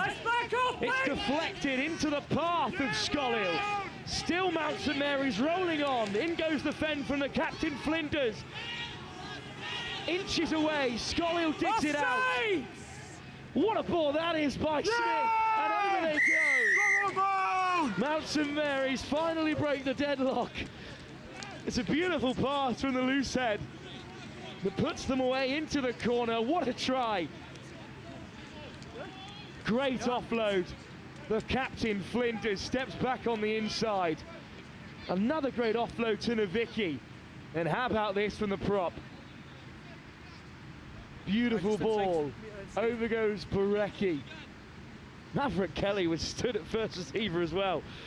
And Oz Smith said, "Nah, don't worry, boss. I'll handle this one." There's the fend.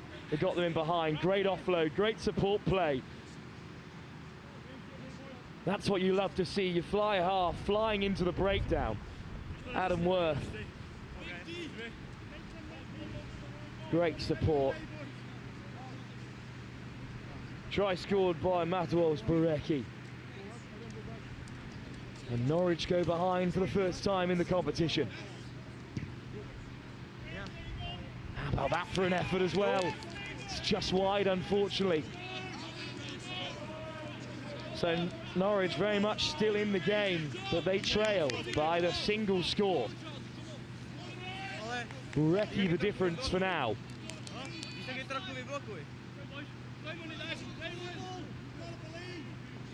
Still plenty of time.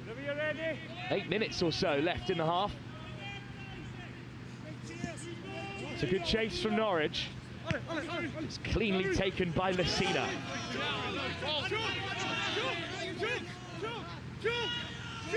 Hurry up! Scarra with the box kick. Plenty of pressure on him from Tremeling and co. And there's a great leg drive from Ship. They haven't got him involved enough, Norwich, so far. He's got lots to offer. What a carry that is by O'Malley. Stopped on the gain line by Mount St Mary's. Little show and go by the Northampton Saints fly half Ratledge. flying through the breakdown, looking to disrupt.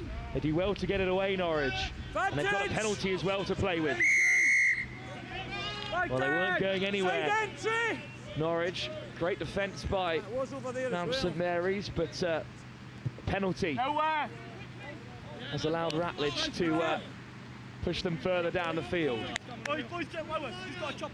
Accuracy at rucks, boys. There you go. It's another big carry. Taken on that time by Hawkins, but the penalty was coming already for infringement at the previous breakdown.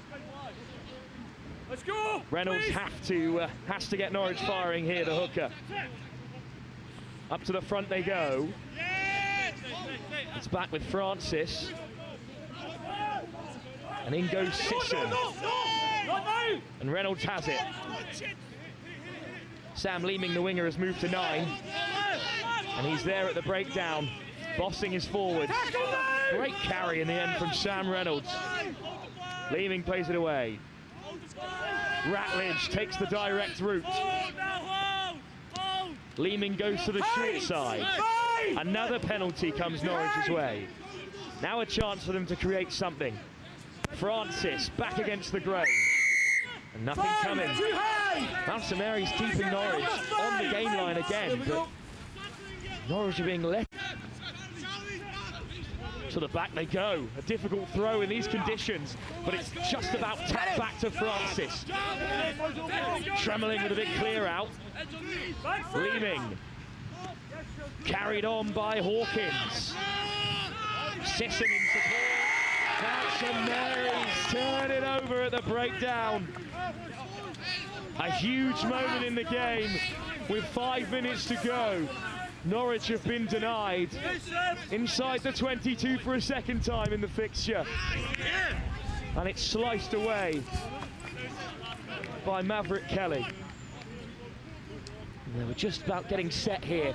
Over the ball goes the big Georgian Bilanishvili. And what a huge turnover that is by the under-18 international. William Tillier on at hooker. This is his first throw of the game. There's Tariq Alcedon as well. Yorkshire County player in the forwards. Oh, it's been disrupted by Norwich, but Scully whips it away. But a knock-on's been forced, and Norwich have managed to manufacture themselves another chance. Well, no lift on Tremelling there, but he just got up and did enough to disrupt the likes of Hetherington and Kotatka, who have come on in the pack for Mount St Mary's.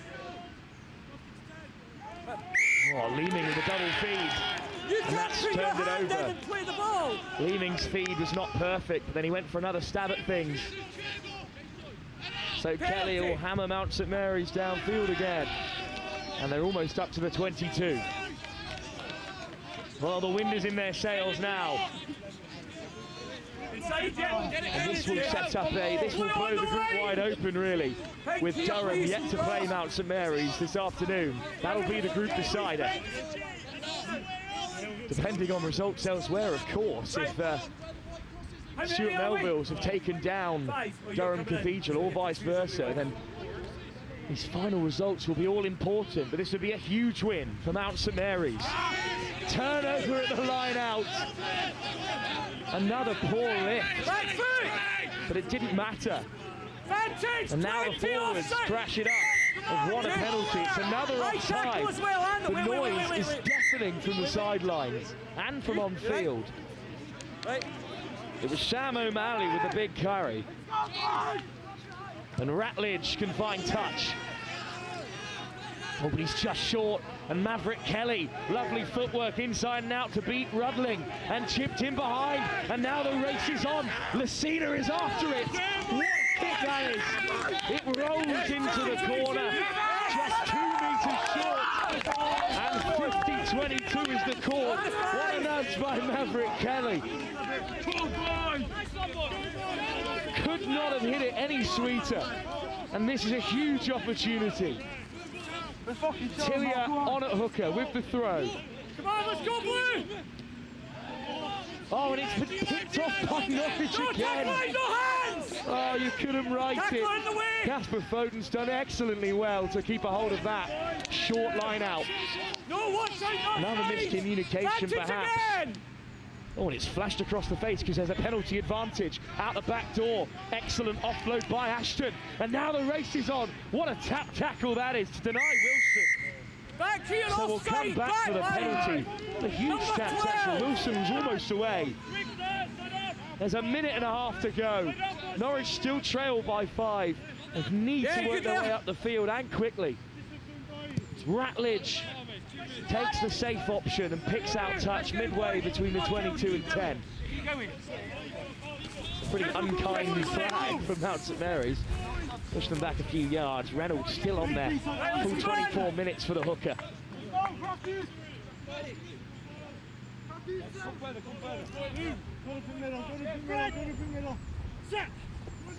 They go up to the front. Mount St Mary's have stolen it. It's back with Scarra. And the game turns again.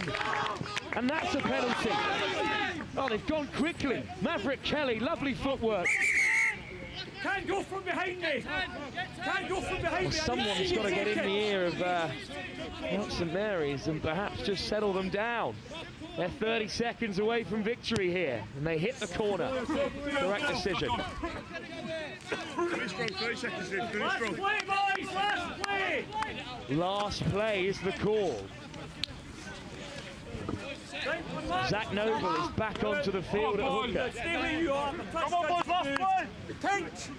They've had a couple of line-outs misfire, but they'd have to really bottle it this time for Norwich to come away with anything. All they need to do is spoil the party here, Mount St Mary's. They've won the line out. Scarra clears the field. What a performance by the scrum half. He's driven Mount St Mary's to victory here. He's marshalled his forwards excellently well. And in the end, it was one beautiful flowing team try that separates the sides.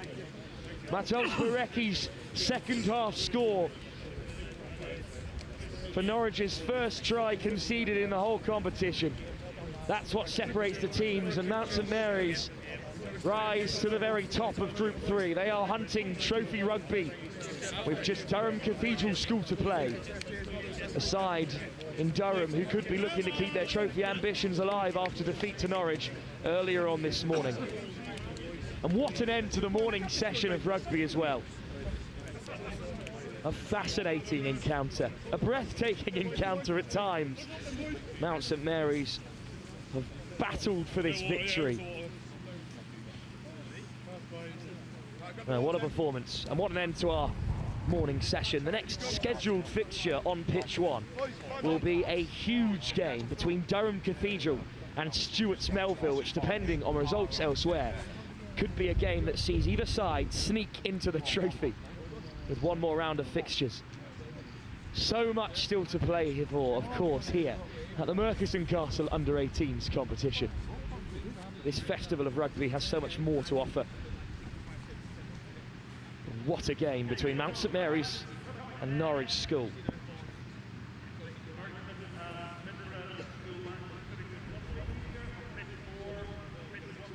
Well, we will shortly hand over to Angus Savage again, who's on the pitch side, but first we're going to try and have another look at that wonderful try, but there was so much going on in the game. Awfully hard to locate it. What a fixture. Penalties at such crucial times, but here it is. Well, it was a wonderful flowing break down the right. Scolhill kept it going, picked out the skipper, Chris Flinders. And then once they made it here, there's Maverick Kelly, the 10, but Oz Smith at loose head says, I've got a handle on this one. And he picks out Barecki excellently well. And that's what won Mount St Mary's this crucial fixture. Now we'll hear from a few of the sponsors of the tournament and the tournament organisers themselves, and then we'll be with Angus Savage pit side before a short lunch break, before another round of fixtures in the afternoon. But from the morning session, I've been Wilfred Kemsley. I'll be joining you again very shortly at 1:15.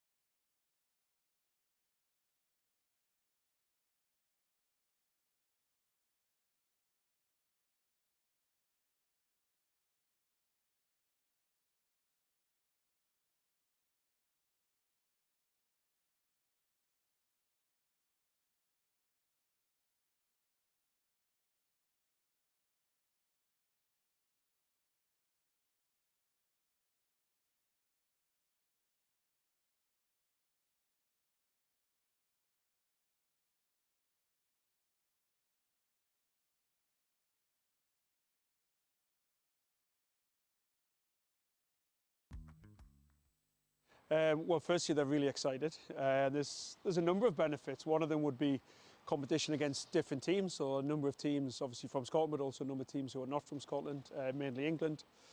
2 or 3 of the really big schools from down south. So we're looking forward to that. Opportunity for the coaches to spend time with the players in a competitive environment. We get a bit in the summer, we get a bit after Christmas, but we don't get a huge amount of competition, so that's great. And then probably the third one is a different format. So we're playing small games. Be interested to see how the players adapt to that. The coaches I know have been going after sort of different tactics to play that type of game. So all in all, it's really beneficial. It's an important part of the calendar for player development in Scotland. Well, it was a really good 2 days up at the school. We went to school at Merkon. Really good rugby. I think the best memories were playing against the English teams, because here, obviously in Scotland, you just play against other Scottish schools, and I thought one of the best experiences was playing against other schools that play a different style of rugby. I thought that was a really cool experience. Yeah, it was a real great experience, really high pace. That's what I really enjoyed. I felt like you just got in, everyone was full of energy, and you had plenty of time to exert it. It was a really good experience overall. I think it really helps the development, because you're so used to playing like the Scottish system, and then you play against English schools who play a different style of rugby, and I think that really helps our development, because you're playing against guys you've never played against, so you don't have a format right. They're going to bring this, so you don't know what to expect. I think playing just what's in front of you is really important in rugby, and playing against these English schools where you've got no experience against them is really good to develop as a rugby player and just play against different people. So yeah. Yeah, it was really good to get in amongst them. They play a lot more, say, up-front rugby. Their forwards took a lot of control. I felt like in a 20-minute game, it just made it completely different and really helped our development, I think. This time of season, there's a number of injuries as well. 1 or 2 people are prioritising playing elsewhere. So some of the players, the older players, they'll prioritise playing it at the senior clubs. So there's a number of players who are not available. Yeah, it's a great opportunity to get other players, mainly the younger players, into that environment, have a bit of a look at them. And yeah, it's going to be exciting, isn't it? Players from different regions playing against each other. Last year, Boroughmuir against the sort of Edinburgh Reivers was a fairly tasty game.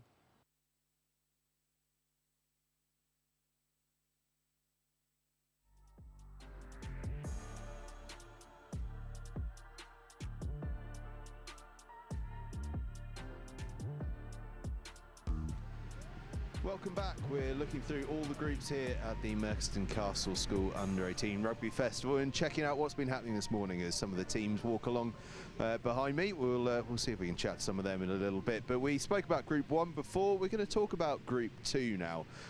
Big group, actually, with Seaford College and Dulwich College, 2 giants of the English game, both in that, alongside Dame Allan School from the north of England as well.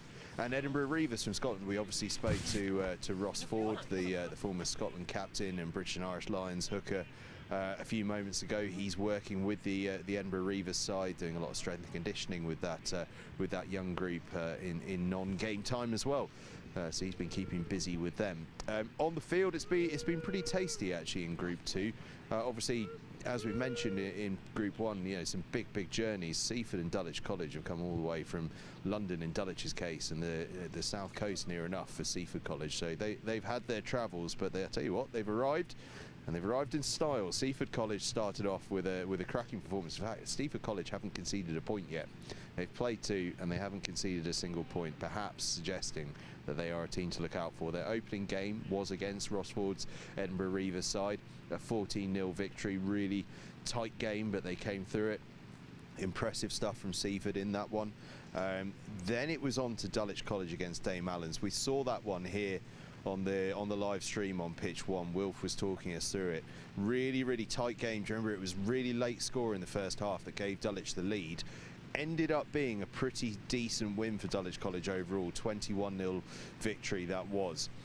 Meanwhile, Seaford were taking on Dame Allan's. Well, I say meanwhile, the next game up, you know how it is. Seaford took on Dame Allan's.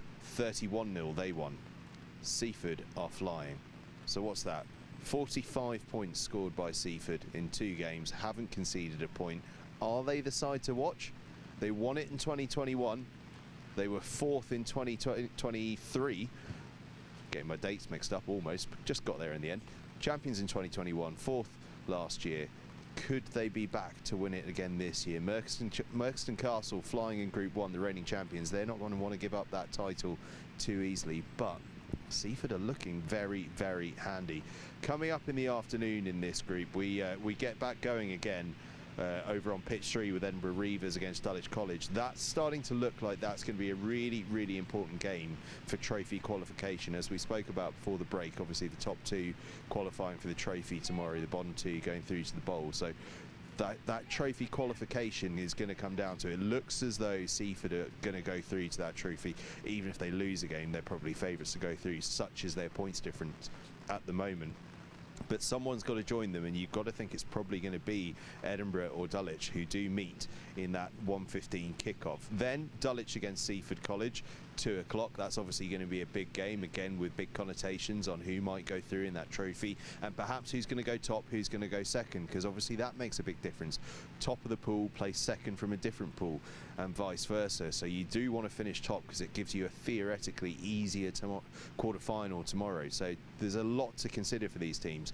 And then the day 1 action wraps up 2:45 here in Group 2 on pitch 4, which is obviously also live here on NextGen15. Edinburgh Reivers against Dame Allan's, that'll be their final game of the day actually, and their only game in the afternoon session, Dame Allan's. So they're going to be wanting to make a big impact in that. So it's obviously been a pretty tasty morning in Group 2, and much like Group 1, there is one side that's standing out most of all. Group 1, it was Merkon Castle. Group 2, it is Seaford College. Will it be that way in the afternoon? We await to find out. Good news as well, the rain is starting to ease off a little bit. I can see sunshine over there. We haven't seen that since yesterday. That'd be nice if that comes through, wouldn't it? We're all hoping to go and watch Scotland v Croatia in the sunshine later on, so let's hope that shines through, eh? Right, we're going to go over to some adverts now, and then we'll be back to talk you through Group 3, which is going to be a fantastic afternoon's action over there.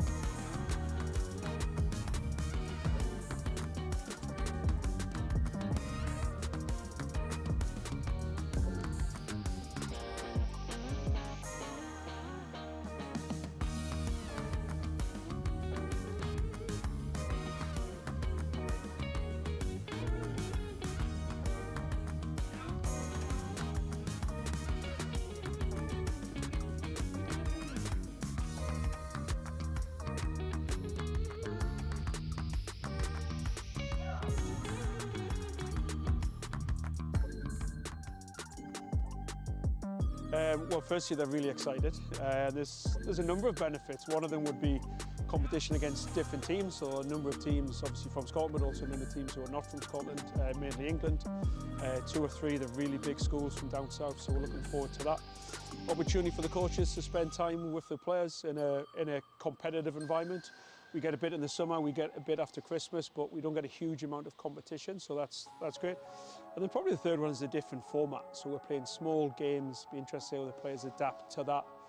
The coaches I know have been going after sort of different tactics to play that type of game. So all in all, it's really beneficial. It's an important part of the calendar for player development in Scotland. Well, it was a really good 2 days up at the school. I went to school in Merkon. Really good rugby. I think the best memories play against the English teams, because here obviously in Scotland you just play against other Scottish schools, and I thought one of the best experiences was playing against other schools that have play a different style of rugby. I thought that was a really cool experience.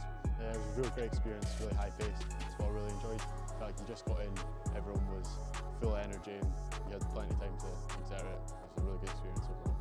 I think it really helps with development, because you're so used to playing like the Scottish system, and then you play against English schools who play a different style of rugby, and I think that really helps our development, because you're playing playing against guys you've never played against, so you don't have a format, right? They're going to bring this, so you you don't know what to expect. I think playing just what's in front of you is really important in rugby, and playing against these English schools where you've got no experience against them is really good to develop as a rugby player and just play against different people. So yeah, it was really good getting amongst them. They play a lot more, say, up-front rugby. Their forwards took a lot of control. I felt like in a 20-minute game, it just made it completely different and really helped our development, I think. This time of season there's a number of injuries as well. One or two people are prioritising playing elsewhere, so some of the players, the older players, they'll prioritise playing at the senior clubs, so there's a number of players who are not available. Yeah, it's a great opportunity to get other players, mainly the younger players, into that environment, have a bit of a look at them. And yeah, it's going to be exciting, isn't it? Players from different regions playing against each other. Last year, Boroughmuir against the sort of Edinburgh Reavers was a fairly tasty game.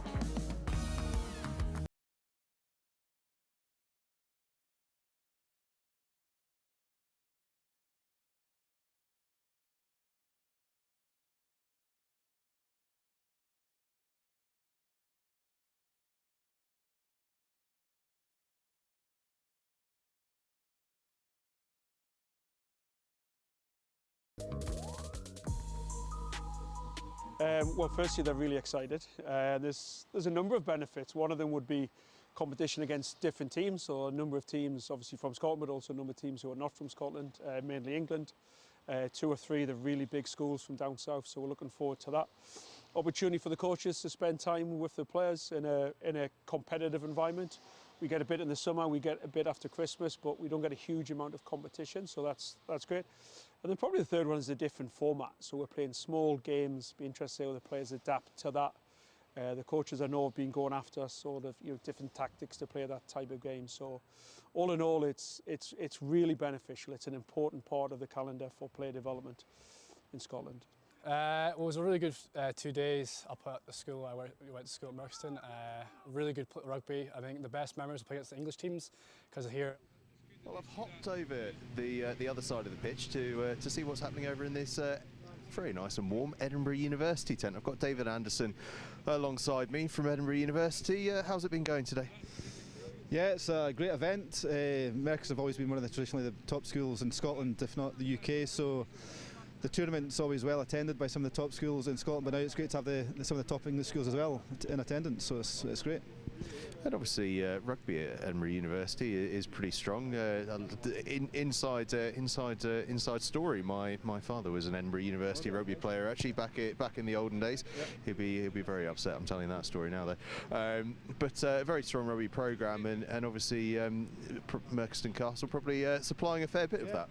Yeah, it's so the rugby at the university. It's kind of going strength to strength. We've now got a partnership with Edinburgh Rugby, which is working out really well at the moment. We've got Sam Skinner coaching with us and Henry Purgos, who used to play for the Edinburgh team as well, working with the first 15. Our biggest challenge is the academics. So Edinburgh's a very academic university, one of the top 20 universities in the world. So we have the challenge of, whilst we want to recruit the best rugby players, we also have to bear in mind the academic side of it. So we're doing a lot of work in that area at the moment, and hopefully in the next couple of years it'll come to fruition. Absolutely, and there's some famous names have passed through, not least Eric Liddell, a legend of Edinburgh University. Absolutely, so it's the 100th anniversary of his gold medal at the Paris Olympics this year, and also obviously played rugby for Scotland. But he's, we actually we went to Melrose Sevens this year as part of the Eric Liddell Foundation, which was a great experience for ourselves and for the players there. And yeah, I think we've had maybe 50 or 60 players, international players, come through the university, and also our women's program's very strong. We've got a lot of women, I think a couple of current students and alumni of the university in South Africa at the moment with the WXV. Sorry, so it's rugby's going strength to strength at the moment. Certainly is, and it's not a bad city to be doing all of that in, really, is it? Absolutely. So it's one of the big selling points that we have. Edinburgh's it's a world-class city, and we've got a world-class university, and then if we're able to provide a world-class training environment for our students to push on and become professional rugby players, it's a win-win all round. Certainly is. It's an amazing place. One of my favourite places to visit, and one of my favourite stadiums in the world as well. Murrayfield. There's nothing quite like it on a match day, is there? Just now, I know Murrayfield's brilliant. I've been going there since I was about 8 years old in the schoolboys enclosure, so that's over 35 years ago now, which is a bit scary. But no, it's a rugby city. You can kind of really, particularly in Six Nations days, you can kind of really, there's a real buzz about the place. Lots of visiting fans from all over, and then obviously the Hive now next to Murrayfield is a great venue. We played there a few weeks ago in our varsity game. There's about 5,000 people at it. So yeah, it's just Edinburgh's it's a rugby city, so we're really fortunate to have it all in hand. So it's great. Certainly is, and obviously this is an important time. I certainly know the English schools are right in the midst of the UCAS process and working out where to go. Why should they come to Edinburgh?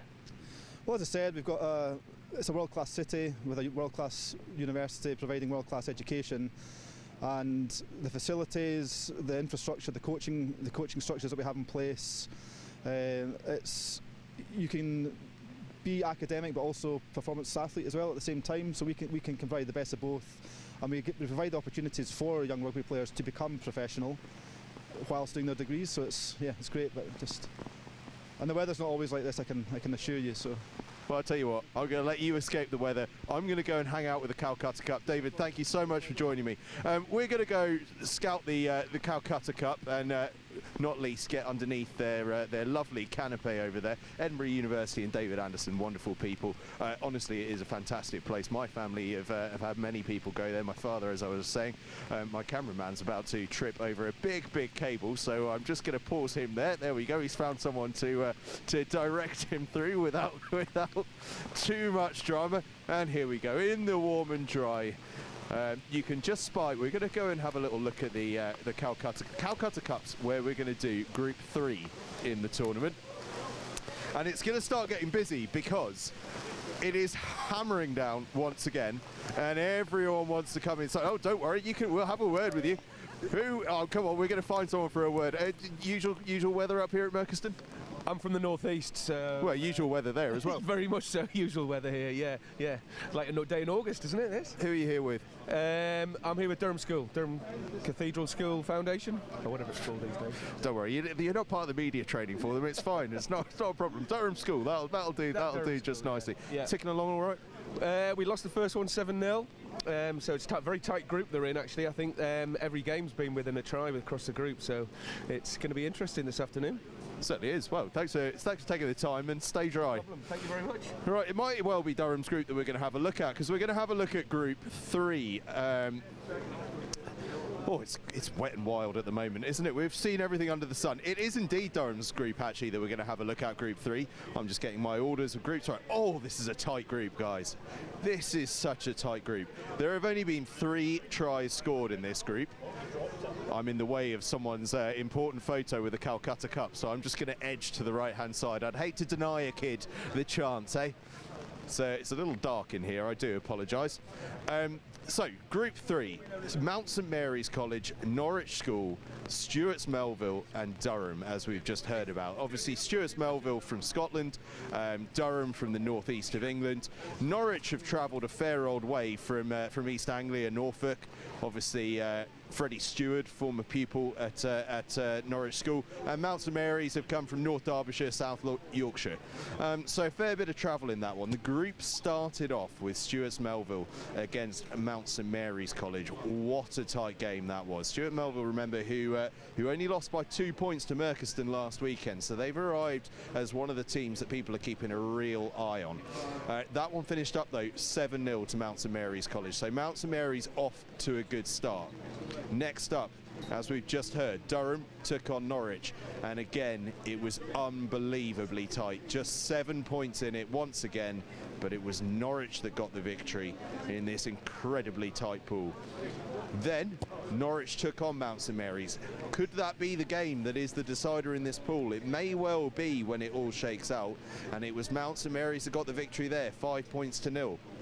So Mount St Mary's have played 2 of their 3 games, yet to concede a point, but equally have only scored 2 tries. It is as tight as anything in that group. It really, really is. Mount St Mary's top of the group at the lunchtime break. Norwich School in 2nd place. Stuart's Melville, followed by Durham, are in 3rd and 4th. But there is so much to come. And Stuart's Melville and Durham meet in the first game after the lunch break at 1:15. That's going to be an absolutely massive game, that one. Really, really big one. Could well decide who's challenging to get into that trophy competition and who's just on the edge and looking at that bowl competition. Then it's Durham against Mount St Mary's College. Could that be the game where Mount St Mary's secure their trophy place, or will Durham go back to back and suddenly from bottom of the table see themselves into the trophy? It's all possible, and the group rounds off 2:45 as Stuart's Melville against Norwich School. So really, really big afternoon in that group. It is really tight, only a try separating every single team whenever they've played each other. It really could go any which way. So a big one to look forward to. We're going to take a little break now. We're going to try and dry off and see if we can get across the other side of the pitch again. It may not be possible because the monsoon has come in.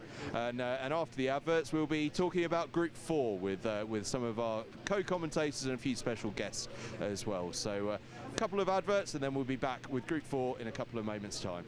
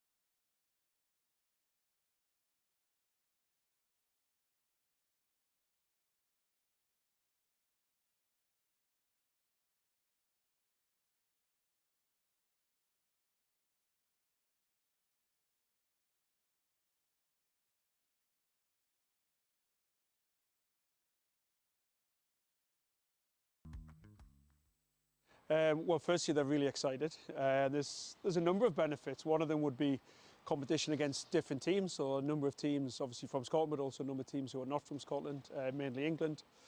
2 or 3 of the really big schools from down south, so we're looking forward to that. Opportunity for the coaches to spend time with the players in a competitive environment. We get a bit in the summer, we get a bit after Christmas, but we don't get a huge amount of competition, so that's great. And then probably the third one is a different format. So we're playing small games. Be interested to see how the players adapt to that. The coaches I know have been going after sort of different tactics to play that type of game. So all in all, it's really beneficial. It's an important part of the calendar for player development in Scotland. Well, it was a really good 2 days up at the school. We went to school at Merkon. Really good rugby. I think the best memories were playing against the English teams, because here, obviously in Scotland, you just play against other Scottish schools, and I thought one of the best experiences was playing against. Well, I wanted to get near to the Calcutta Cup again, and I'm not allowed to touch it, and I won't. Don't worry. I can see someone eyeing me up as they saw me reach out and worry look in the eyes. I'm joined by the all-star commentary team, Sam Bork and Will Camsey. You guys have had some time. You've had a bit of lunch to gather your thoughts on the morning session, and we're going to talk to you first, Sam. You've been over on pitch 4. What's been happening over there? Who's been impressing you?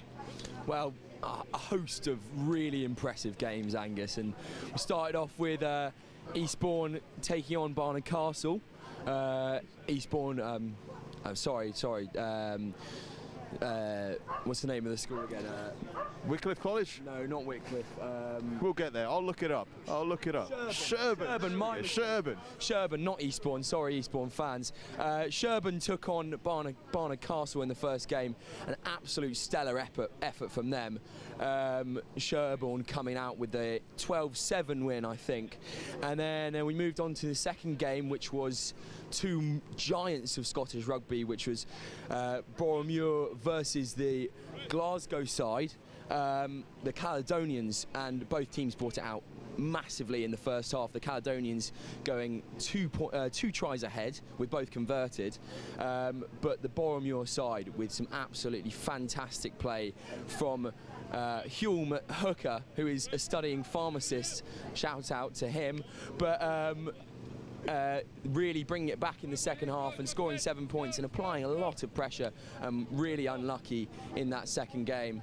But overall, a fantastic show. And we had Merkon Castle, obviously, on that last game over on pitch 4, and really showed some amazing stuff. Especially the 10, I think it's Widdowson, who was really impressive for me and scoring and setting up 4 tries, I think. But again, Finborough were fantastic in that game and came back with real fight in the second half, scoring 2 tries and some real tricky play out on the width. But overall, fantastic play, and really excited to see what the second half of the day brings, Angus. Yeah, I'm really interested in Finborough actually, because we've been running through the groups over the half time or half day break, and we've been sort of going through it. And actually, Finborough looked like the side that we knew the least about coming into it, in that they've had some brilliant performances, they've had some weaker performances, and trying to know where they were going to pitch themselves was difficult. But as you say, they performed really well against Merkon Castle in particular, and they got a win under their belts in their first game as well. So they look like a side to keep an eye on as potentially a dark horse coming through this group. I'm going to get some predictions out of you both at some point, but we're not going to get there yet. I'm just going to let that one percolate in the minds for a little while.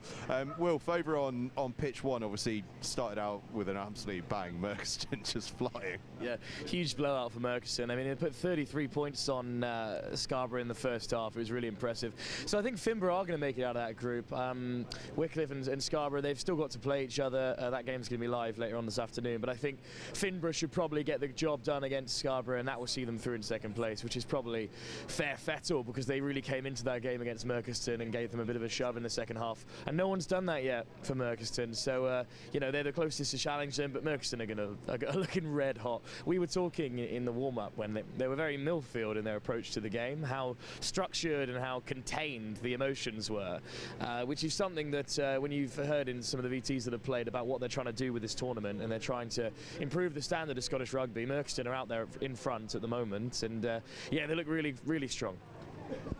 And Sam, as the sun comes out, it always feels a little nicer when the sun comes out, doesn't it? Impressions of the tournament. It feels like it's been really enthusiastically met so far this year. Teams really enjoying themselves out there. Yeah, definitely, and we got a very warm welcome, everyone here at the tournament at the start of the day, even though the rain was billowing down. And I mean, yeah, that first game was very rocky, and you could tell that both tens on both sides for Sherburn and for Barnard Castle, they were struggling, but multiple array of options through the forward pack. But I really applaud the boys going out and playing today in this downpour. But so far the tournament's been superbly well run, and timings are being hit and everything is going smoothly. So we'll see what happens in the second half of the day, but definitely a brilliant tournament so far. Yeah, it's been really, really special, and Wilf, obviously a veteran of many a tournament like this. We've seen some quality rugby. We've also seen some brilliant individual moments. I want to reflect back on one actually from that first Merkon Castle game. What was it? About a minute into the game, crossfield kick.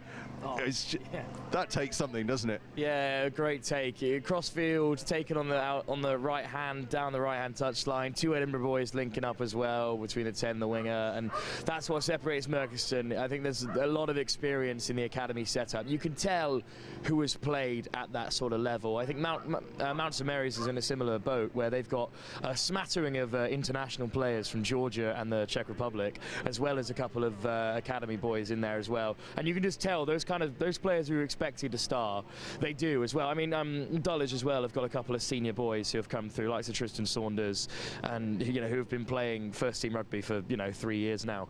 There are a couple of stars out there today who are going to make the difference for some of these teams, because everyone's expecting some of the bigger Scottish sides to roll over some of these English teams. But I think there's still a lot to be decided in the groups. We've seen it already with Mount St Mary's taking down Stuart Melville in their opening game. Stuart Melville are taking on Durham now.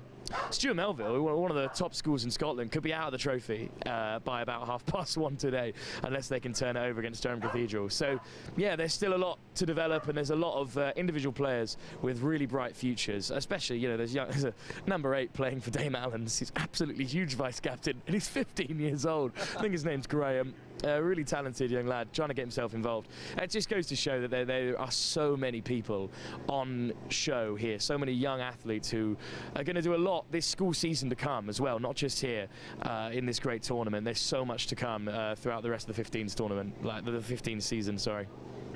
He is honestly something else. 15, he looks about 28. He's the size of a house. It's unbelievable. He's incredible. By the way, Wilf on one leg is managing to get up and down our scaffold tower like an absolute trooper today. It's been absolutely incredible to see. We're going to move into those predictions in just a second, but I do want to talk about, obviously there's a couple of teams that we haven't seen live yet. There's Seaford College, who in their group 2, won 2 out of 2, absolutely flying. I was having a chat with their head of rugby, Sean Thompson, who's saying, well, it's all right.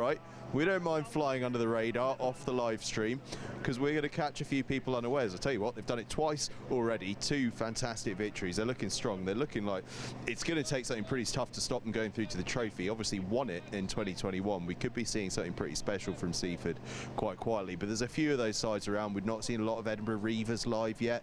I think we're going to get that opportunity in the afternoon, but there's a few sides that we've got to keep awares of. All of which is me saying that these two are going to get their prediction wrong, because they're going to talk about who they've seen.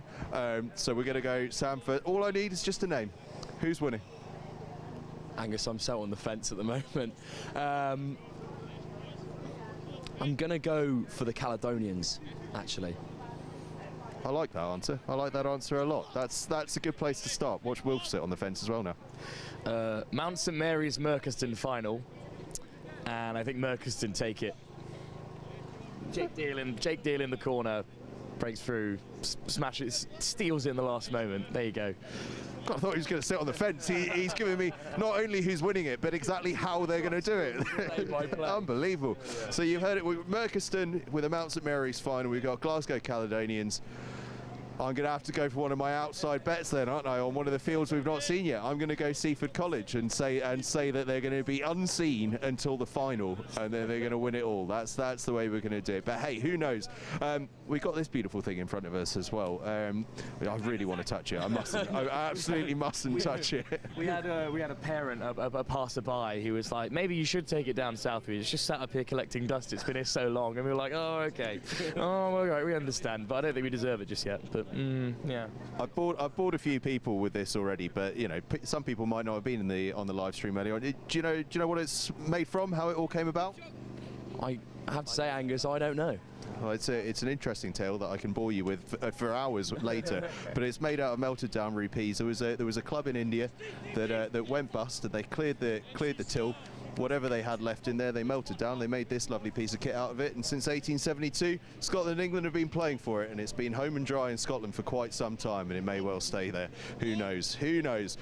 Listen, it's almost time for us to get back to the live rugby, so we're going to throw back to a couple of adverts. We're going to make our way during this tiny little spell of dry over to our commentary positions, and at 1:15, the rugby gets going again.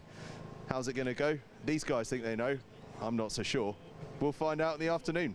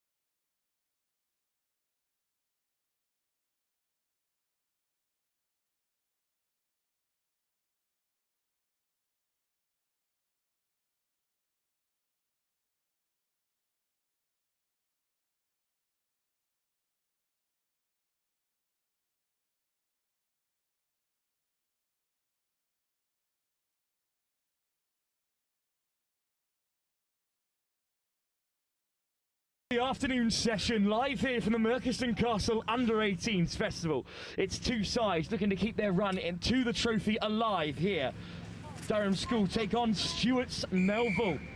Durham Cathedral were beaten in their opening game, as were Stewart's Melville. Durham lost 7-0 to Norwich, while Mount St Mary's took down Stewart's Melville by the same scoreline. Mount St Mary's, of course, then went on to take down Norwich and top the group. But a win here for either side would keep their hopes of the trophy alive. Stuart Melville off to the races to get things started. What a winding run this is. Lovely footwork, chipped in behind, and then it's patted back by Durham.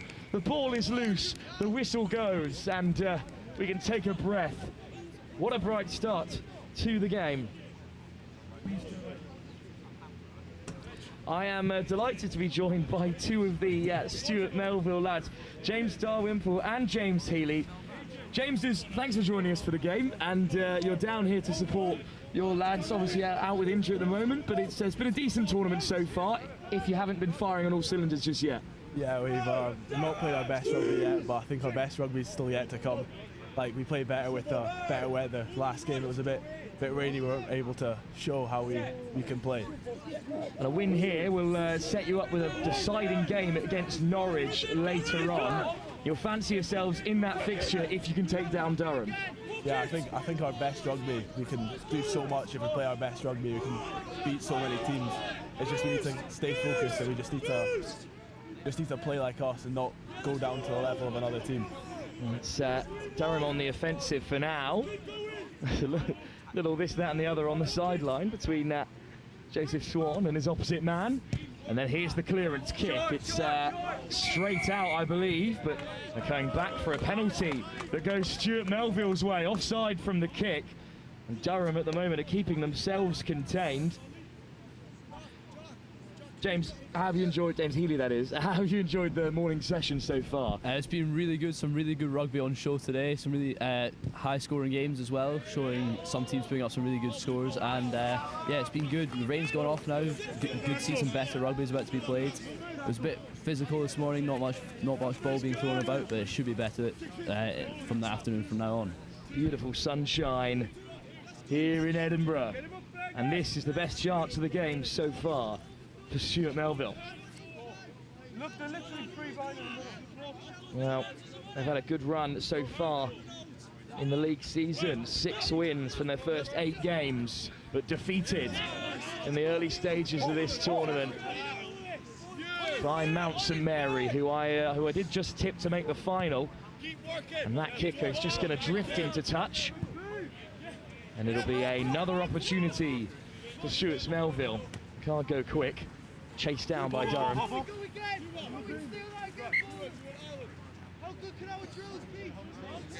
So last week's 2-point defeat to Merkon, we will touch on, of course, a really close game. And if anything, it shows that Merkon, who many are talking about to win this tournament, aren't that far away from Stuart Melville. Yeah, I mean, I think the game that we played against Merkon was one of the best games we played this season. I think that will be one of the best games in the conference, and during the cup, they're great contenders for the cup. And I mean, we play like that for the rest of the year, I think we'll do good things. For now, though, it's Durham on the offensive. What a charge that is! Down the left-hand side by Gareth Boland. Puts in the shoulder and gets Durham on the front foot.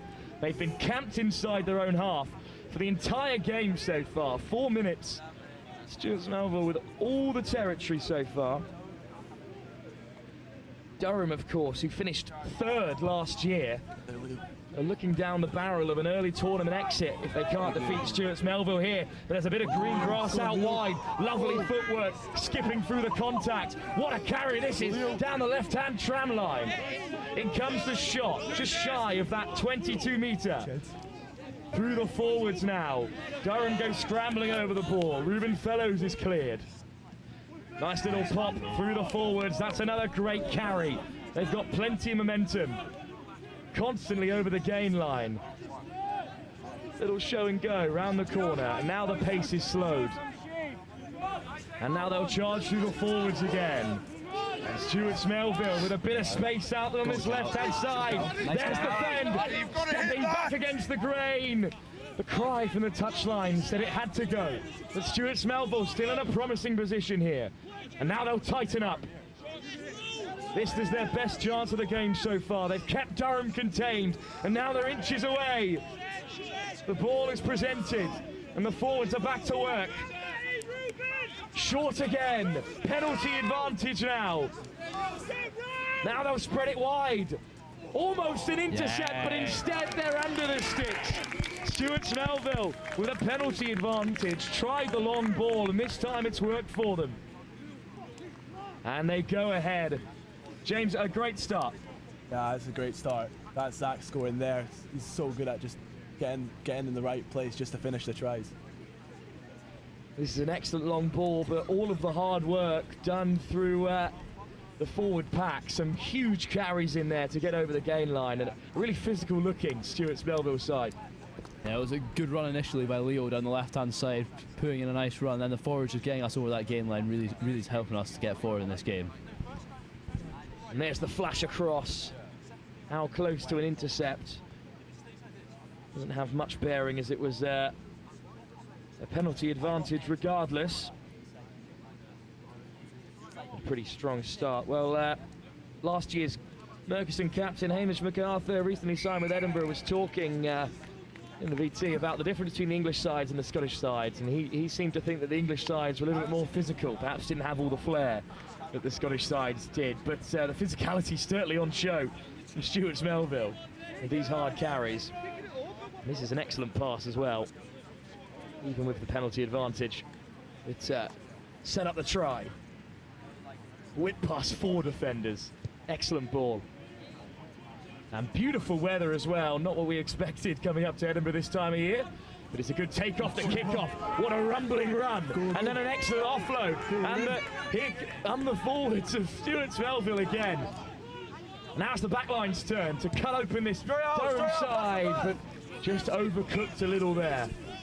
But what a breakaway from the kick-off, James. Yeah, that's our best rugby there. You know, you just go through the forwards, and once we're on that front foot and we keep playing with the momentum, no one's stopping us. Stuart Melville then leads Durham by 7. A win here for Stuart Melville will set up that final game incredibly well. Stuart Melville will play Norwich on pitch 2 at 2:45, and that will be the decider in this group, as that's come backwards off a Durham player. Excellent work from Rajan Singh to keep it in play. It's Durham in possession, still floating it down the left-hand side. Little dummy kick, little shimmy through. Straight back to the feet. This is looking better from Durham, but again, they still have no possession inside the Stuart Melville's half, and that's the difference here. The field possession that the Scottish side are enjoying. Just may have drifted offside there in the back line, but they've escaped for now. Some excellent shots coming in. Looks like Durham might be forced to clear sometime soon. AJ Edwards, the Newcastle Falcon, looking to pull the strings at fly half. Here he is again. And that's a better kick in behind, and he's cleared the backfield. Stuart Melville get the dustpan and brush out and spot a bit of space down the left. In comes the tackle from Louis Myler-Lewis, another Newcastle Falcon, but this time it's a high tackle. Now, James, that's been a feature of Stuart Melville's game so far. Some great footwork in the backfield. It's really opening up Durham. Yeah, we're showing our kick return, our transition work's really been paying off recently with some really good, nice running backwards, and it's really putting us on the front foot for this game. There's a penalty against Durham again. They're in a very tough group, of course. Norwich came out firing and just about kept them out in that one-try win. The game against Mount St Mary's later on in the afternoon might be for naught if they are defeated here. That game against Norwich crucial for Stuart Melville if things can stay the way they are. Clean line out. Oh, not straight is the call. That's the first blow of the referee's whistle that's really gone Durham's way. Yeah, we've got 2 more games in the afternoon. The hosts, Merkon, are back on the live stream at 2 o'clock. They take on Wickliff College of Gloucester. Wickliff College currently taking on Scarra down the bottom end of Group 1 over on pitch 4. And then we finish the day with a really fascinating game between Boroughmuir Rugby Club and Barnard Castle. That could be a huge game for Boroughmuir, looking for qualification out of that really difficult group that also includes Glasgow Caledonians and Sherborne. What a carry that is by AJ Edwards. Good play as well by Jack McBurney, another Falcon at 9. McBurney down the blind side.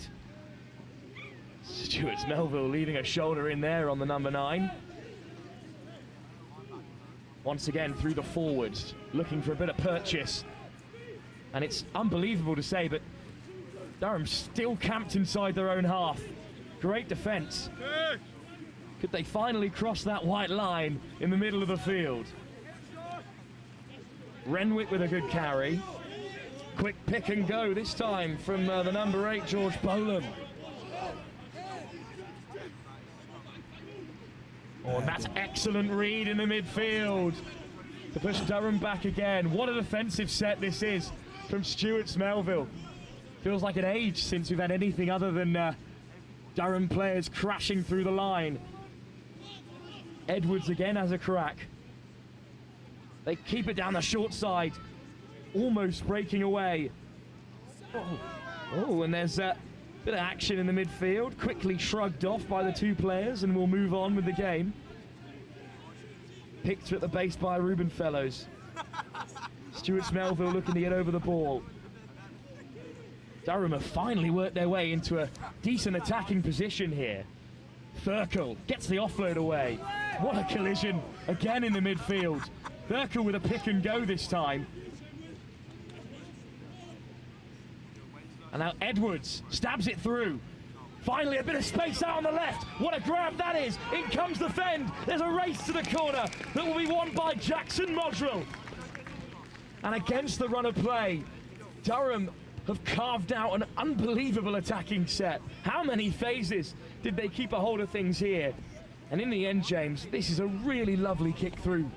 Yeah, that's a great try, but I mean, our defence has been good, but you can only defend for so long before they have a good chance to score. Like, our defence, we've been pushing them back, but there's only so long that they can keep attacking, they keep the ball. We just need to get the ball back and just keep the ball when we have it. It was a fantastic defensive effort. Great patience by Durham. And AJ Edwards, the Newcastle Falcon fly half, picked the perfect moment to set Jackson Modrell on his way. And now he has the chance to equalise.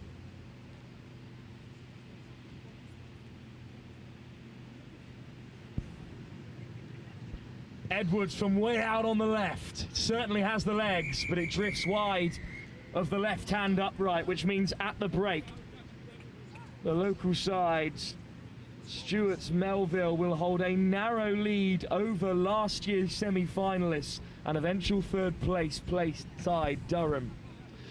Oh, what a first half of rugby we've had to open up the afternoon though, James. This game can still go either way.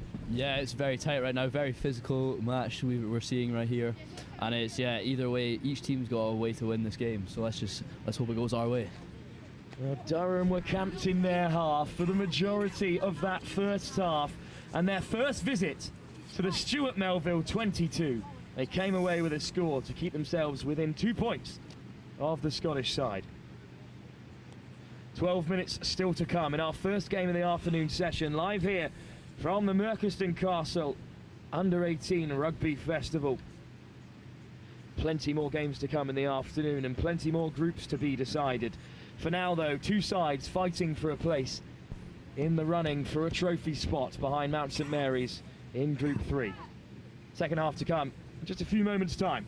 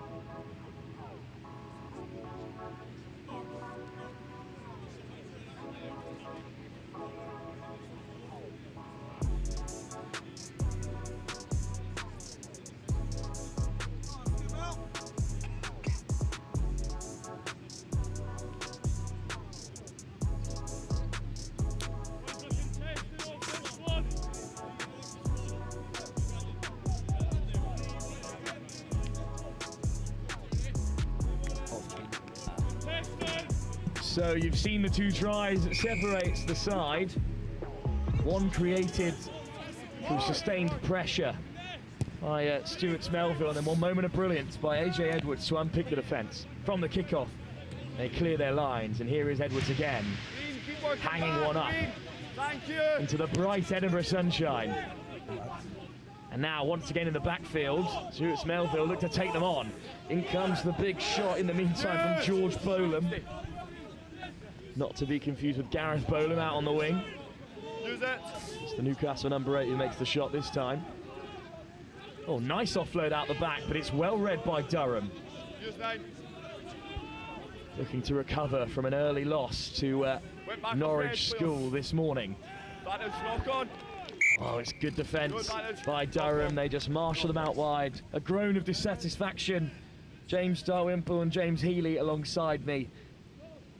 Could have done with perhaps clearing the lines on this occasion. Instead, it's you've handed over possession, Durham. They've had one entrance into your half in the game so far, and they have scored from it, so it's quite threatening. Yeah, they're looking quite good, but let's just hope we can hold them out for as long as we can.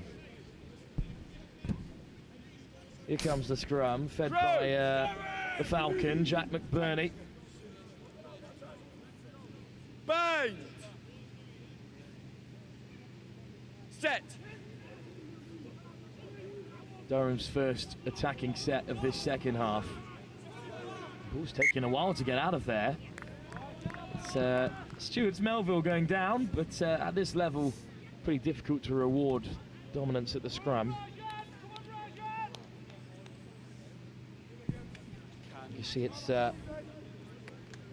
Rajan Singh making all of the difference in there at the moment, causing a lot of damage.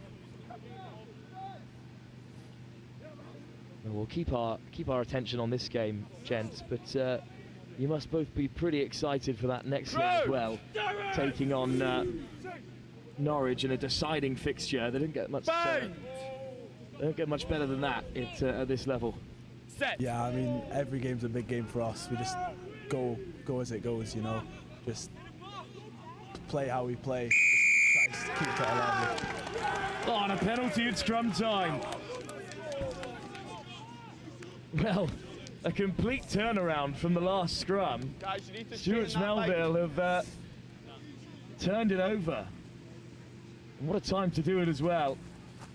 I was just saying, it's pretty impossible to get rewarded at scrum time at this level, but they've done excellently well there, James, to turn it over.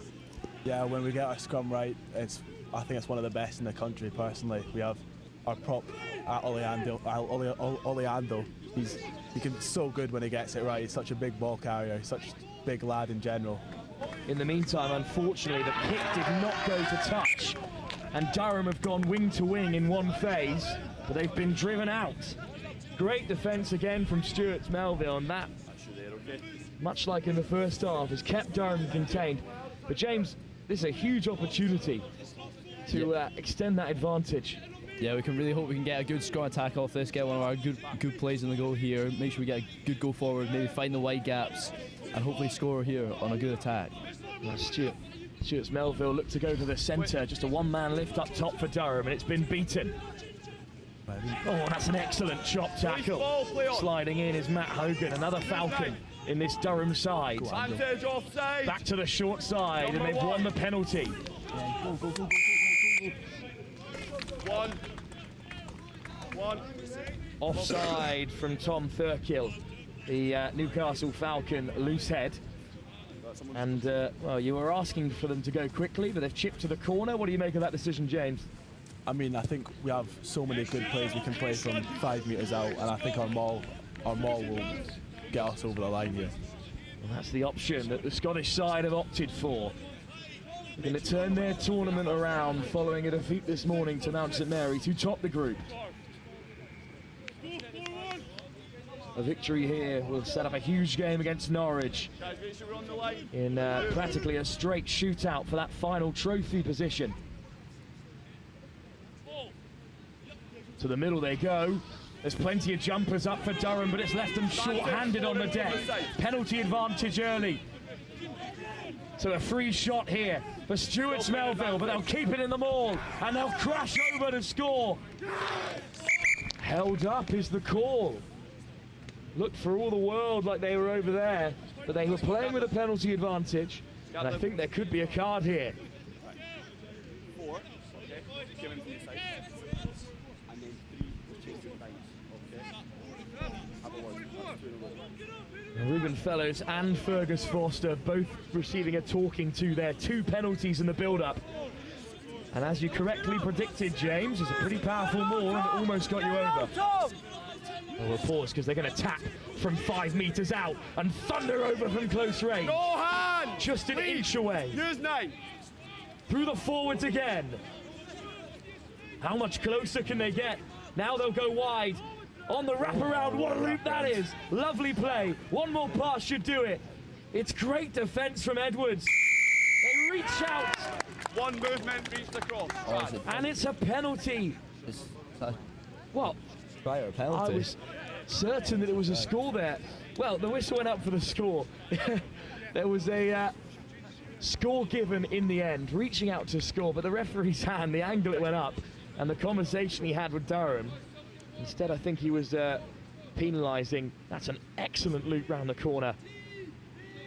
Let's have another look here. Edwards makes the shot, but he reaches out and touches down. James, you said you had a couple of special plays from 5 metres out. Very nice look from Leo Monroe there to find the wide gap, and a nice finish by Henry Hussein just to get over the line, stretch there. You see him just about reach out here, and he does catch it down cleanly. The second there, I thought the ref had given Durham the pen for perhaps the second movement, but the try is given. And now a chance to add the extras from way out on that left-hand side.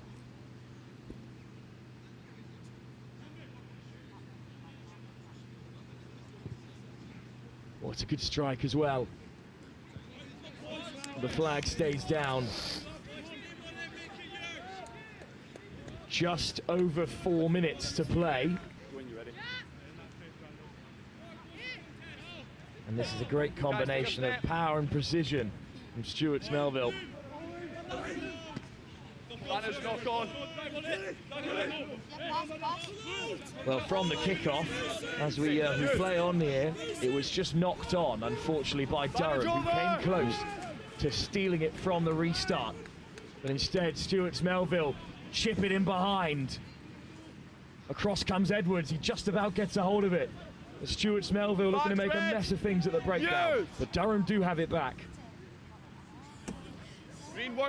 Oh, it's just been spilt from the kickoff. Winding up to clear it, but instead it's put down. And that's a big moment in this game and a big opportunity for Stuart's Melville to turn it over. Guys, we've got some substitutions, okay? Say a remnant of this morning's weather. Let's hope these substitutes can really make an impact here, pulling a big scrum here. Well, they've made an awful lot of changes, James. Is that a usual tactic with about 4 minutes to go? You've almost changed the entire pack. Yeah, we've brought a lot of players to this tournament, so we've got fresh legs to come on late in the game, and they should hopefully help close out this game, putting a big scrum here and help us see it over. Well, it was a penalty at scrum time. The last time these two front rows locked horns, Stuart's Melville could seal the game here with another try. 3 minutes on the clock. Here comes the feed. 9, no, stay. Use. And that's as good a platform as you can ask for here. There's a hole opening up through the centres, but Edwards makes the shot. Hands will do. There's a little miss pass. Back against the grain. Stuart's Melville over the 22. Now through the forwards. Durham looking to get over the ball. Denied at the clear out. Building steadily here, the Scottish side. Oh, a little show and go. Could have given it over the top, but instead they've won the penalty. Smart play not to lose possession there. And then it's through the legs, the whip pass. So a penalty. Yeah, it could slow things down here, just wait out the clock. I think that's a very mature decision, James, to go for the points. Yeah, I mean, that takes us with more than a try away from them. You know, just now we can just sit and defend, just keep them in their half again like we did in the first half. Gives us a bit more cushioning. 3 points that could turn Stuart Melville's tournament around.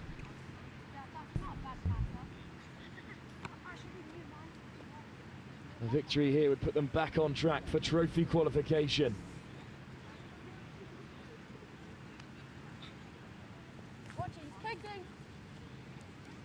Well, it's wide to the left of the upright again, but well, it's not the end of the world. There's still a try in front, and they're going to receive possession back from this 22.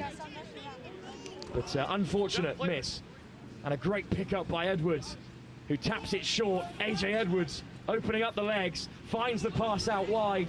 Powerful run by Bolam, but it's been knocked on in the contact. What a shot that is. Captain. Yeah, we just saw another brilliant tackle from Callum Robertson. He's been putting them in all season, putting in brilliant hits, and that's another one just that hopefully we can get the ball back, just keep it and win the scrum. Now the importance of that shot cannot be overstated. Bolam was looking to get Durham rolling inside the Stewart's Melville half, but instead it's been forced to turn it over from a huge tackle coming in, and that could well be the game. 40 seconds on the clock. Crouch! Durham need to produce something special from this scrum. Right, let me deal with everything. You just scrum. Time is off for the moment, because we're right at the tail end of this game. James, these are the nervous moments. Yeah, I mean, I'm already a nervous person myself in these games. This sort of time doesn't help. Hold your weight. Set. We're in the dying embers of the contest that might see Stewart's Melville back into trophy contention. Down goes the scrum. Penalty goes the way of the Scottish side, and surely that's the game. To fix that. What a moment that is at scrum time. Well, James, you said you got one of the best scrums in the country, and it's made the difference for you this afternoon. What a victory for your side. Yeah, that's great rugby from us. We showed how good our defence can be, and we had flashes of great attack there. James Healy also alongside us. That second try especially was a product of some really excellent play out in the backs. That's the kind of play that's going to take Stewart's Melville deep into this competition. Yeah, well, let's hope we can win the next game, get into that trophy and really show what we're all about and show our skill for rugby with this nice dry weather now. And it's a real bounce back from the first game against Mount St Mary's that we just lost in a physical encounter. It was just a real bounce back for us. Now, James, thank you so much for joining us live here with NextGen15 here at the Merkon Castle Under 18 Schools Festival. I wish you all the best of luck in your final game against Norwich, a huge one coming up later on the afternoon. Unfortunately not on the live stream, but best of luck regardless. Thank you for having us. Thanks very much. Well, a huge result then for Stewart's Melville.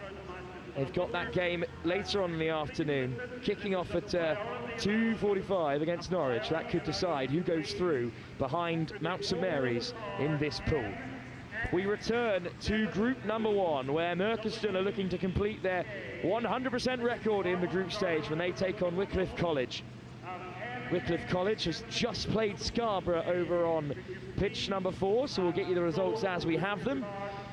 In the meantime, we'll take a short break and then we'll join Angus Savage down on pitch side.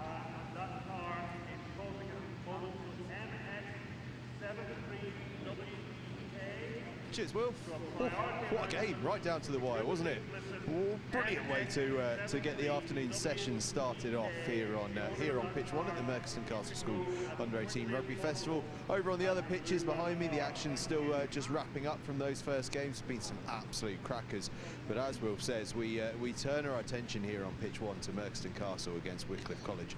Massive game that, isn't it? Merkon looking to go 3 from 3, top of the group, and secure the trophy qualification as they have back-to-back titles, in with a massive chance of doing so as well. Wickliff College, had a decent start. They didn't get the victory they were after, but they were highly competitive against Finborough, so they'll be hoping to make a mark against the hosts. Now what we're going to do, I'm going to have a little chat to some of these guys over here, because what I've got is some ball boys, and you guys are from Merkon Castle, aren't you? I can tell that you want to speak to me on camera. You've got that look in your eyes that says, I've got something to say. Are you enjoying yourself? Yeah, I am.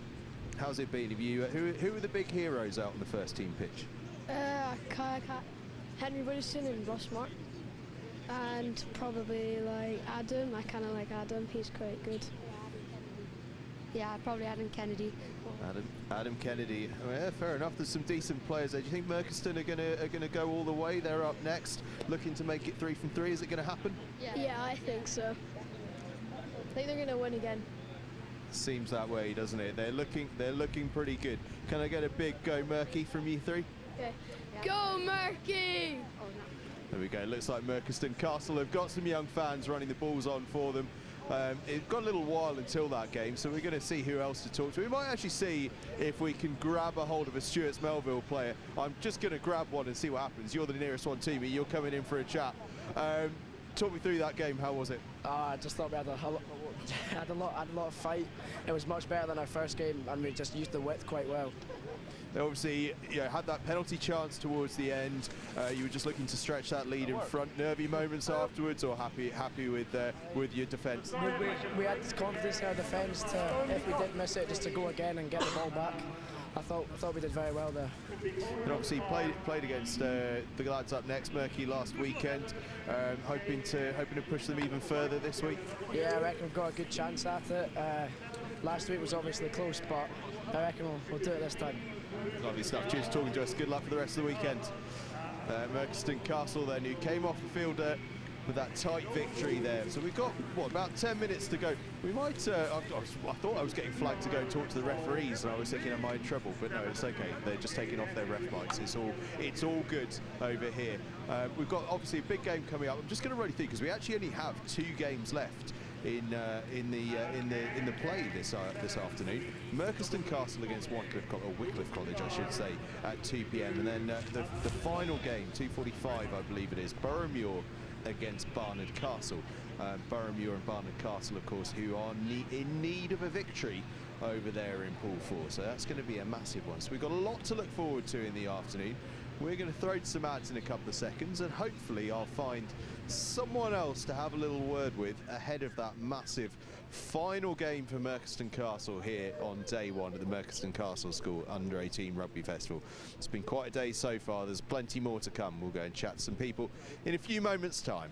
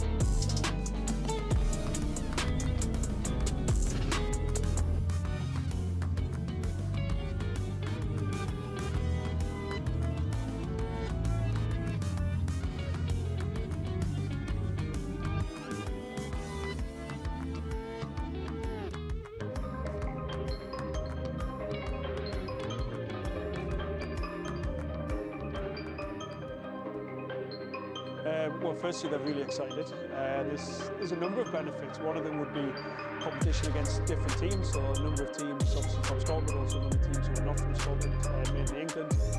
2 or 3 of the really big schools from down south, so we're looking forward to that. Opportunity for the coaches to spend time with the players in a competitive environment. We get a bit in the summer, we get a bit after Christmas, but we don't get a huge amount of competition, so that's great. I mean, probably the third one is a different format, so we're playing small games, we're interested in players adapt to that. The coaches I know have been going after sort of different tactics to play that type of game. So all in all, it's really beneficial. It's an important part of the calendar for playing development in Scotland. It was a really good 2 days up at the school in Merkon. Really good rugby. I think the best memories were playing against the English teams, because here, obviously in Scotland, you just play against other. Again. Your boys are out on field. How are they looking? Ready to go? Yeah, I think they're probably ready to go. I think they might win, or if it's a good side, I think they'll do well. Yeah, I'm thinking they're looking pretty confident, running through a few drills. A day for the backs or a day for the forwards? What do we think? I think there's going to be a few big carries. Yeah, I think forwards are going to carry the ball well today. Yeah, forwards will carry the ball well, I think. I'm going to go and grab a word with one of these boys over here. Well done, lads. Keep it up. You're doing well. We're going to go and grab a word. In fact, there's someone running up for COCOM. So I've lost the man I was going to talk to. So I'm going to talk to you, my friend. I can't talk to you. You've got the wrong kit on. I'm going to talk to this man. Right. How are you? I'm good, man. What's your name? I'm Will. Will, how are the boys feeling today? Pretty good. Feel like we've won the first 2 games quite comfortably. So good for this game as well. And yeah, obviously two good wins, looking good to go through to the trophy, but obviously victory here, make it 3 from 3, guaranteed trophy in top spot, and slightly easier quarter-final tomorrow. That's got to be the aim, yeah? Yeah, 100%. Feel like we're ready for tomorrow, good night's sleep, that's all we need. Seen much of these boys before Wickliff College? None, no. No, played last year, had a decent old run, but I reckon you boys are going to be feeling confident given the way the season's been going. Unbeaten arriving into this, you've been playing some lovely stuff. Yeah, I think so. I feel like we're quite confident for this game and confident for tomorrow as well. Lovely stuff. Cheers for joining us. Enjoy the game. I can see some players receiving a bit of medical attention, so we're going to have a little look around while our cameras show you the final bits of warm-up. Here we go. Here's a little pre-game. This. Oh no, he's in game mode. We can't talk to him. He's in game mode. Just searching for someone to have a chat with. In fact, I've got a murky old boy over here who is just going to unveil his Melrose stash for me. Tell me about your time at Merkon. Pretty special place. Yeah, really enjoyed it. I moved here in the 6th form. Came here because I saw how good the rugby was. I remember the first time I saw them play was on YouTube. I watched the cup final highlights, and I was quite impressed by what I saw. So I thought, you know, if I want to push my rugby on, it's probably one of the right places to go to. So I came up, really enjoyed my time. I was vice captain of the first 15 last year, so really enjoyed that. When we won this tournament, it was a good experience for us all, a good piece of silverware to have. And then my younger brother's just started last year, first year of senior school. He's loving it as well, keen rugby player. So yeah, definitely a good decision on both my and my parents' part. So yeah. And enjoying the rugby still? Got your Melrose stash on? It's been going nicely. Yeah, no, I'm just playing locally at the moment. So I'm from Lancashire in England. So I play for a team down there called Fylde, and then I'm off. Famously where Jason Robinson played for a couple of years. No, yeah, it doesn't live too far away from me actually. Well, there you go. You're basically famous. He's a good guy. But now I'm off to play for the Waikato Chiefs in New Zealand in February before starting uni. So that should be a good bit of fun for 6 months. That'll be very cool. One of the great Kiwi clubs. How did that one come about? So I was just playing at my club, and the old director of rugby at Durham, a guy called Alex Key. He's one of the coaches there, and he introduced the opportunity to me. Said he thought, so I'm planning to go to Durham in September, and he thought it's best if I take a year out because I'm transitioning from flanker to hooker, and go and test my skills in the Southern Hemisphere. So yeah, I'm really looking forward to it. Should be a good test, and hopefully I can bring back some lessons from there. Obviously the offloading game is something they're famous for, so I wouldn't mind adding to the toolbox. So yeah, really looking forward to it. Have you had a chance to chat to Ross Hordy's on the touchlines? He's a back road to hooker convert. Yeah, I met him at the Merkon Rugby Festival they're hosting the summer here. So he came in and did a bit of the specialist coaching, which was seriously cool for the boys. But no, I met him then. He's a great guy. A lot of knowledge, a lot of experience. I mean, one of the best guys to learn from. Play for the Lions, like you can't beat that. So yeah, definitely try and pick his brains whenever I can. Lovely stuff. Well, listen, thanks for chatting to us, and good luck with the future. Enjoy New Zealand. That's going to be incredible. Yeah, will do. Thank you. Cheers. Thanks very much. Right, we are not too far away from kickoff. The rain has started to come down again. Of course, we're in a day of all seasons. It's been sunny, it's been wet, it's been windy. We've had rainbows. We haven't had any snow yet, but give it time. It may well come. We're gonna bounce off to a couple of adverts for a moment or two before coming back for kickoff in this one. It's a 2 o'clock kickoff. So do stay with us, and we'll have it all live for you. It's Merkon Castle against Wickliff College coming up.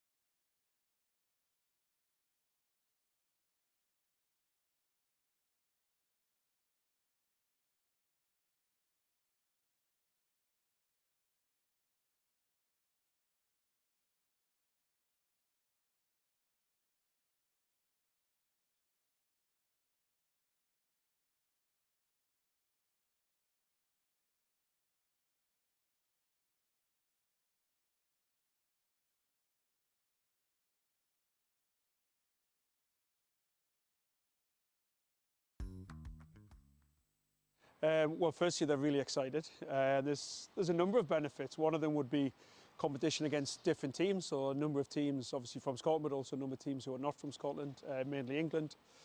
2 or 3 the really big schools from down south, so we're looking forward to that. Opportunity for the coaches to spend time with the players in a competitive environment. We get a bit in the summer, we get a bit after Christmas, but we don't get a huge amount of competition, so that's great. And then probably the third one is a different format. So we're playing small games, be interested to see how the players adapt to that. The coaches I know have been going after sort of different tactics to play that type of game. So all in all, it's really beneficial. It's an important part of the calendar for player development in Scotland. Well, it was a really good 2 days up at the school. We went to school at Merkon. Really good rugby. I think the best memories were playing against the English teams, because here, obviously in Scotland, you just play against other Scottish schools, and I thought one of the best experiences was playing against other schools that play a different style of rugby. I thought that was a really cool experience. Yeah, it was a real great experience, really high pace. That's what I really enjoyed. I felt like you just got in, everyone was full of energy, and you had plenty of time to exert it. It was a really good experience overall. I think it really helps with development, because you're so used to playing like the Scottish system, and then you play against English schools who play a different style of rugby, and I think that really helps our development, because you're playing against guys you've never played against, so you don't have a format right. They're going to bring this, so you don't know what to expect. I think playing just what's in front of you is really important in rugby, and playing against these English schools where you've got no experience against them is really good to develop as a rugby player and just play against different people. So yeah. Yeah, it was really good to get in amongst them. They play a lot more, say, up-front rugby. Their forwards took a lot of control. I felt like in a 20-minute game, it just made it completely different. And well, the hosts are back on the main live stream here over on Pitch 1. It's Merkon Castle, this time taking on Wickliff College from Gloucestershire, looking to keep that 100% win record alive. Wickliff College off the back of their second defeat. They were beaten by 19-5 against Scarra just a few moments ago.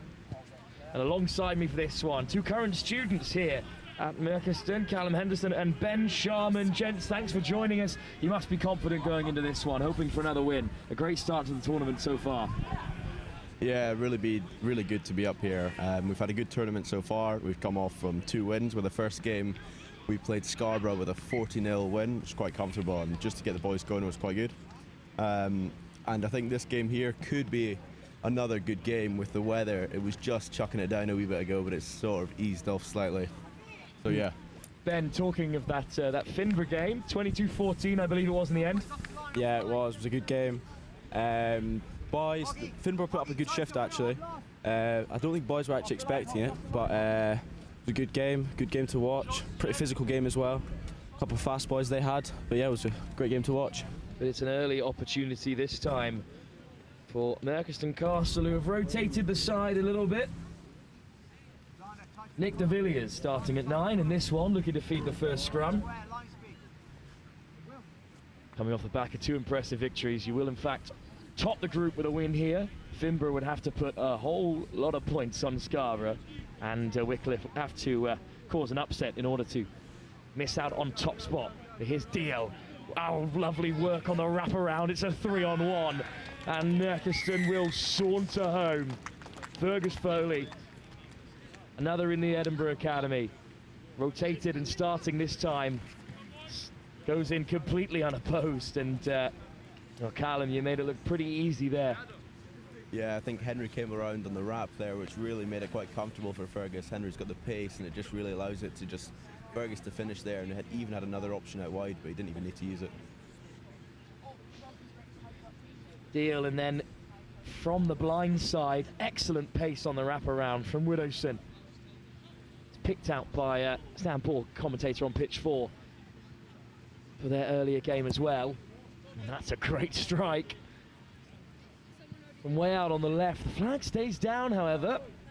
Thought that might have crept over, a little bit too high for the upright. Jake Deal just putting too much on it for his own good. Alas, Merkon still 1 try in front in the early stages. And what do Wickliff College have in response? Toby Grant, the fly half, will chip it to that left-hand channel. It's a teasing kick. Will eventually be regathered by the hosts, just about.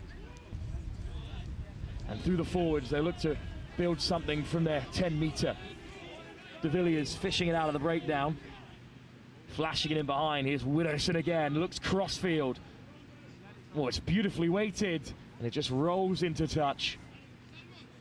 Not enough commitment on the chase perhaps this time, but a bright start overall. Yeah, we've got Henry and Jake with both different footed, which is working quite well for us. With Jake being left foot, we've got 2 options, and we can kick off scrums in our own 22, so it's quite nice to have these boys. Well, Henry Widowson described as the fastest player in Scotland over 40 metre, matching Dylan van der Merwe in that 40 metre sprint time. Yeah. It absolutely is ridiculous to think about, isn't it, Ben? So we'll hope to see him off to the races. At the moment, he's happy to pull the strings with the boot and with the ball. And that line-out, unfortunately, has not gone to plan for Wickliff.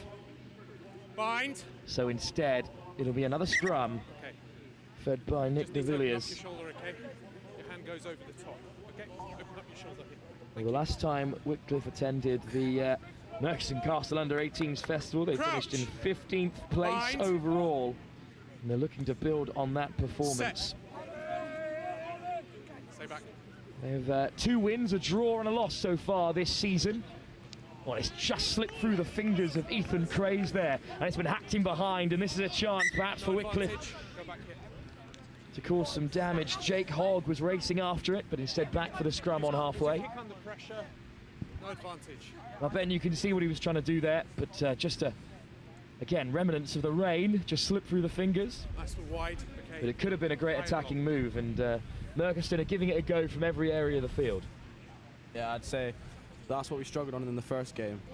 Rain was coming down pretty heavy, slippery ball, meaning we couldn't get to the hands much, but use our dominance and our physicality, putting our boys right back up there. Still managed to rack up 33 points in that first half. What a scrum that is, and what a turnover. And Smart gets the offload away, and now it might open up. Deal carving his way through the defence. De Villiers is there quickly. Widowson. Smart again. Hands around straight over the gain line. Forwards poised either side. Nice carried on by McTaggart. Try scorer against Scarborough. De Villiers wrapped up in the breakdown. Great defence this time from Wickliff. His Sutty carries it on. And Wickliff defending well. Merkon still with momentum. It slips through the hands of Smart. Regathered by Watson, who gets the ball away. And what a run that is by Craze. Up to the 22. Through the forwards again, slowing the pace of the attack. There's plenty around the corner then. Maul is called. So Wickliff could kill it here.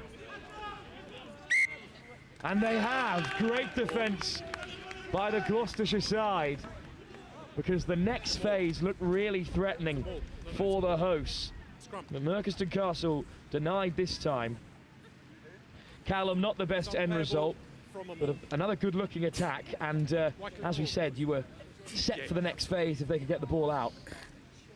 Yeah, it's just unfortunate there to get that wee mistake in the turnover there. But we can see what we can do in defence here and see if we can steal this ball back and hopefully get a few more tries. And it was a pretty powerful scrum that turned it over last time. Crouch.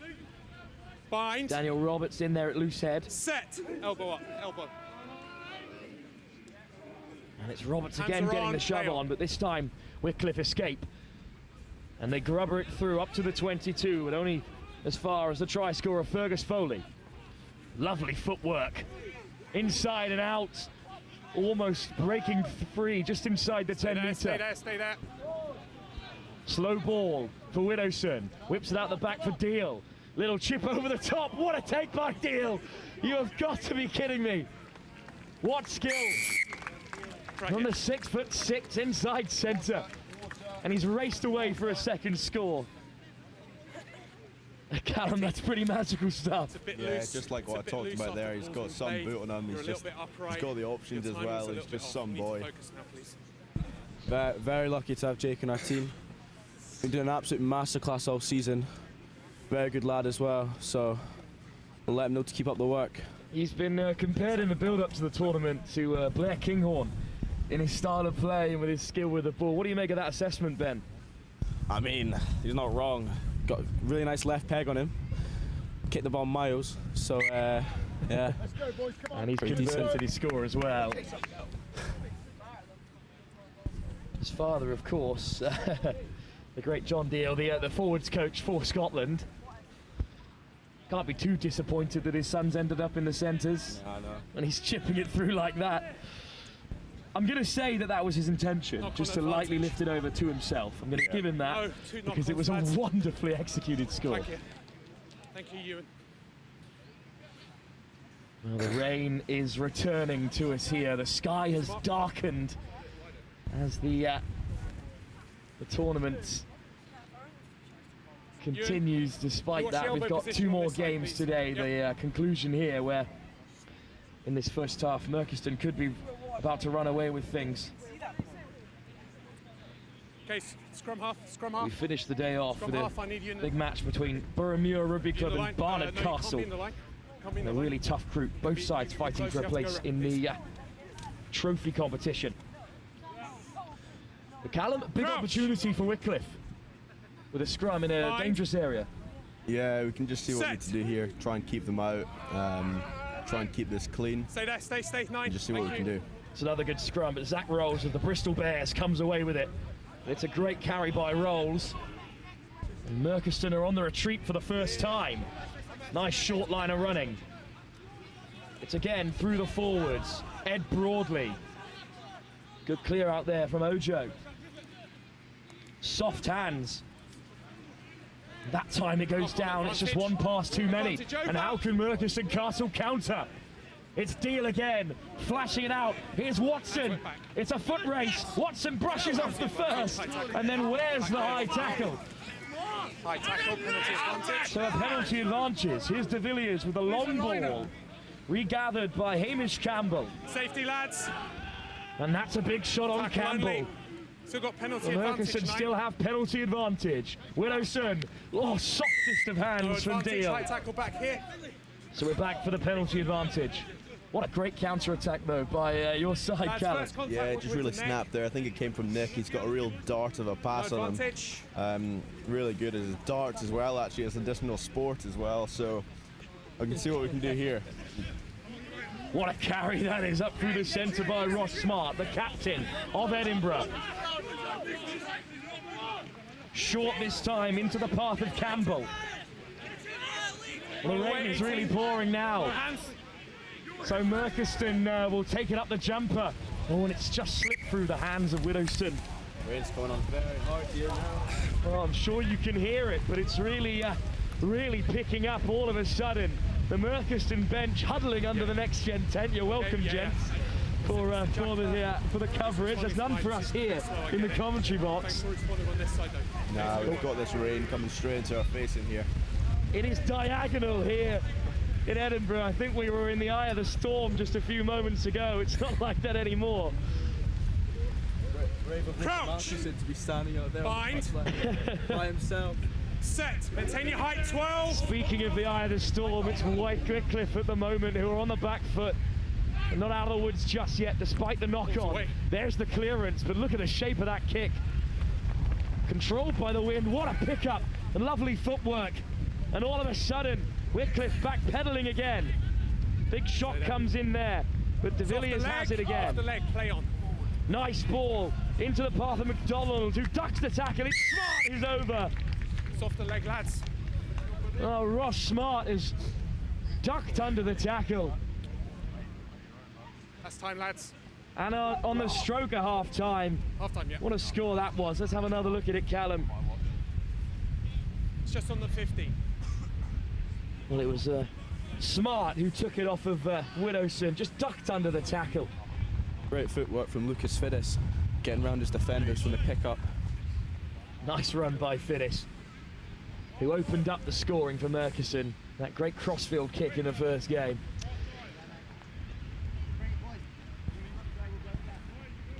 Jake Deal fires over the extra points. Excellent conversion given the tumultuous conditions we find ourselves in. At half-time, though, it's all sunshine and smiles for Merkon, despite the storm that's a-blowing here in Scotland. A great first-half performance.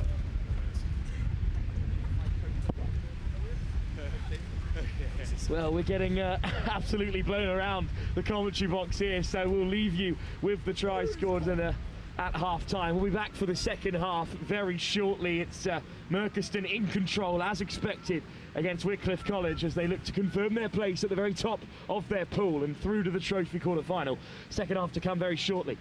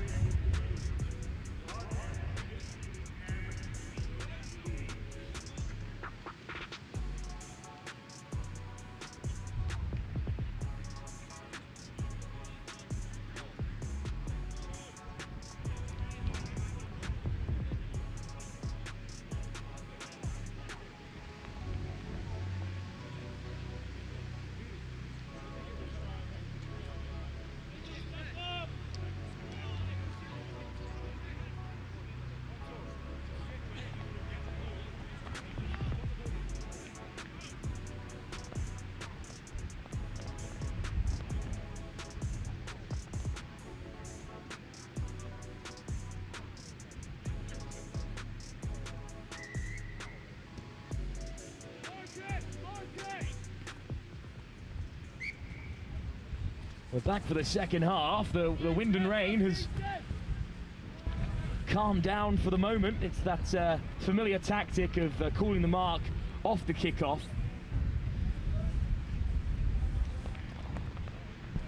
Callum Henderson and Ben Sharman just about still with us. You haven't blown away just yet. No, we haven't blown away yet, but Still here, still here. I think the wind's calmed down slightly for the start of the second half. Hopefully it stays a wee bit less crazy. You very optimistically said that tomorrow might be a bit drier. That line out is not straight, so it will be a turnover. I'm a little bit worried about how wet things are getting up here. Oh no, he's literally right outside the van.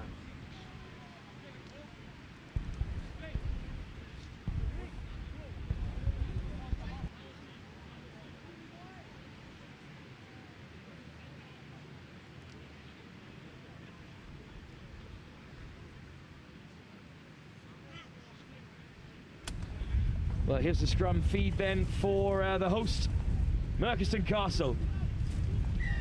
That's a penalty at scrum time this time, and a quick tap. They'll play from anywhere. That pass just behind Deal, but what footwork by Foley.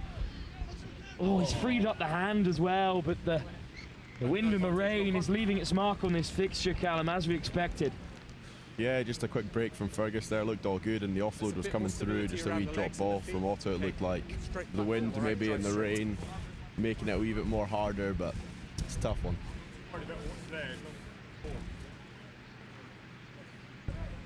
We're just covering up some of the electronics in the meantime. Well, there's a great recovery though by Fergus Foley. Set. Maintain your height over here. Thank you. Good shot came in, I think, from Shem Hands are up. Assayas. And then round the corner, here comes Zach Rolls of the Bristol Bears, opening up his legs, making plenty of yards, finding the offload, but unfortunately it's just slipped into touch as the wind picks up another gear. It is bitterly cold up here. And the rain, though, has stayed away for the moment at least. But this will be a tough line out under these conditions. Yeah, definitely. There's a good tackle from Finlay Watson on the wing for the big number 8 there. But we've gathered this line out somehow. It's dropped again, unfortunately. It's just been spilt, but only backwards. Interesting decision to go to the back of the line out in this weather. Fantastic work from the hooker. The wind is going to keep that one in field as well. It's just been spilt backwards. The game becomes a bit frantic under these conditions. Hands went backwards. I think it's Wickliff who do have it. Stay there. Ozaze Ojo over the gain line. Picked at the base and carried on by Rolls again. To the short side, through the forwards again. Wickliff looking for some meters. Quick pickup by the number 9, Lucas Woodgett this time of Gloucester. Woodgett with a good leg drive. Ball is up. Ball is up. In comes Toby Grant to play half-back, but it's a penalty. Ball was up. Clearly holding on. And it's been stolen. And that is great defence, even when you're on top, by Merkon. Quick release, please. Now, Ben, you've got to be happy with turnovers like that, even 19 points ahead. Still working hard to turn it over. Yeah, boys were struggling a wee bit to get it out of our Take half. the line, lads. The wind's picking up quite a bit now, so struggling with our kick exits, but did pretty well to Nice big gap, 17. turn that over and gain some meters. Again, they go to the tail of the line out. It's a seriously difficult option, but they've nailed it again. Caught in midfield. Some good line speed by Wickliff. Taken backwards. Wrapping around the corner. Taken back is the call. So he'll have to stay in play. Well, play on is the call. It's just ricocheted into the hands of Merkon. The pass came from Craze. He wanted someone running in the outside channel. Instead, it's gone to ground, but De Villiers digs it out. It's below the ball line. McDonald has been wrapped up, but he manages to free his hand. Tacklers, no hands. Stay. And pick out Sutty. It's okay. Fiddis plays 9 that time. Wonderful line speed by Wickliff again. Penalty advantage, offside 12. But a penalty advantage, they've overstepped. Foley gets the ball away. Here's Deal, racing away. Back against the grain he goes. De Villiers digs it out. He's all wrapped up this time by Wickliff, and it's another offside. Yeah, got a wee bit scrappy there in that phase of play. So it's good to come out with a wee penalty there for us. Conor Navarro's just a bit too keen. Never onside. It was a good defensive set by Wickliff. The kicks to the windiest side of the field, but Deal can't find touch. And there's the return, and it's an excellent one as well. Deep into the backfield, Foley has to retreat. Here is Fergus Foley from Merkon Castle. Slips through the first tackle. Tackle height, lads, tackle height. Almost up to halfway. What a run by Foley. And then it's hammered wide. It might just stay in field. What an effort that was by Lucas Phillips. Just can't keep it in play, the Edinburgh winger. Yeah, he just dropped that one there, Lucas. I think the wind was maybe blowing it around just as he's coming in to catch it. Tough, so good option though from Adam Kennedy. Scrum called. Would have been some take on the run against the wind. And Wickliff have opted for the scrum in the conditions. Another 6 to play, lads. 6 minutes still to go on the referee's watch. No scores in this second half. Find your balance, it's been please. badly affected by the Scottish weather that I've heard such great things about. Set. It's a little bit uneven there at the scrum time. It's popped out the side, so we'll have to reset. Ojo and Esaias in the front row, taking on Rhodes hookers. and Roberts. Left of the mark, please. Left. Okay, here's your mark. Left of the mark. Okay, thank you. Crouch. Wickliff certainly have the weight on this Merkiston pack, but Merkiston just look a bit more connected at the moment. Set. Here's Elbows the up, free lads. from Luca Elbows Woodgate up. of Gloucester. It will come Woodgate's way, and he shoots down the blind side, ducks under the tackle. He's met by Adam Kennedy. Step back. Step. He's in from the side there, but Ojo carries through two defenders. Stay there. They've got the wind at their back. It's another carry up through the jumper by Wickliff. No hands. Thank you. A little snipe from Woodgate this time. No hands. You're off your feet. Lovely missed pass. Maybe they can open up Merkiston. Great weight on the ball, and it's chipped in behind. It's unfortunately straight out there. Got line for me? Sit. That's the best looking attacking set from Wickliff in the game so far. Came close to breaking through, Callum. Yeah, he did there, but I think he had the option. Really good vision to go for the chip behind. It was just poorly executed. That was mainly it. Push. So yeah, tough one. Well, I think a few changes might be in the offing because there's plenty of Merkiston players hugging the touchline. That's a nice carry off first receiver, bumping through the contact. Stay. And now into the backfield. All on Foley side. puts boot to ball. It hangs up in the wind again. A difficult one to take, and then chipped back in behind by Harry Hogg. Taken out off the ball, but legally so. And here indeed do come the changes. A couple in the back line. Yeah, it's really good. We've got a lot of boys that are able to come up and play in this festival. So it gives opportunities for boys to get game time before we go into our cup run, which is shortly coming up. Which we've got Howie of Fife in the quarter-final shortly. Oh, a great pick out in the meantime, and there's the big don't argue as well from Conor Navruz. Navruz has Wickliff rolling again. Wickliff been showing a lot more of the physicality this half, which has been great to see. And they've got a penalty as well. That ball is right on the toes of Azaze Ojo. So we'll come back for the penalty, but that's a great read. Yeah, Wickliff have got a good option here. They've got big ball carriers which could pierce the Merkiston defence. Well, Woodgate goes quickly, but the ball goes to ground, only backwards. Merkiston in for the counter ruck. They're making a mess of it here, and the host may have turned it over. Tackle! No hands, roll away. Ball's available, stay there. I think the ball has come out the way of the navy blue. Great, sir. And it's found touch, an excellent clearance kick as well.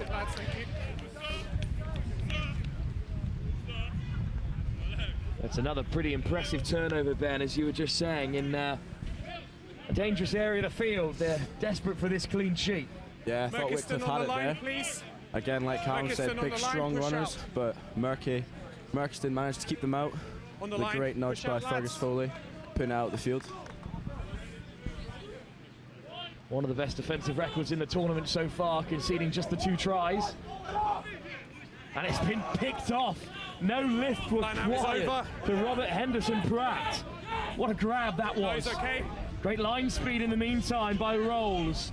Wickliff getting the hosts all wrapped up for now.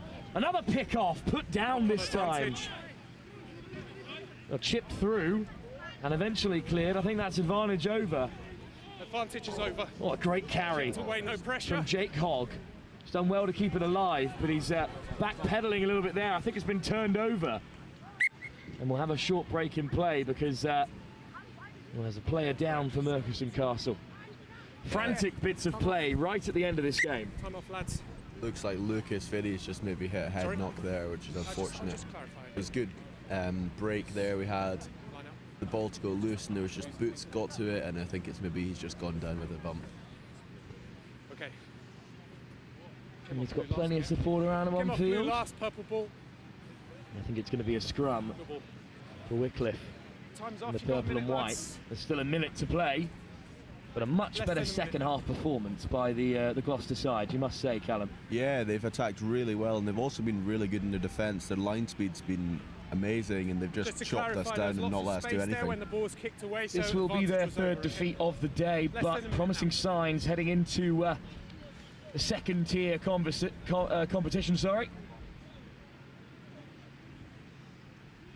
Merkon Castle will have all eyes on the trophy. The defending champs will be through with just a minute to go at the top of this pool. A big question then, I don't know how much of the rest of the tournament you two have caught, but who else do you have your eyes on as potential contenders in this competition across the competition? Okay, nice I've not watched too much actually. The teams we've played they've all been strong teams, so there's going to be another strong team out there that would come against next tomorrow. So I don't know, we'll just have to wait and see what a few people are saying and see who we need to have our eyes on for tomorrow. Came off the In top terms of second place finishers who are likely to meet, the Edinburgh Reavers may well finish behind Seaford. Durham or Norwich will finish second in the group behind Mount St Mary's or Stewart's Melville, or Norwich. And then over in Group 4, Boroughmuir and Barnard Castle are both fighting out for that final place. It will likely be taken by the Glasgow Caledonians.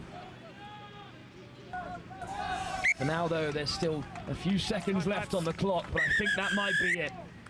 The final knock-on in a scrappy second half brings an end to our penultimate game of the day here at the Merkon Castle Under-18s Festival, and also the final game of the day for the host. 3 wins from 3, just 2 tries conceded, a whole load of points.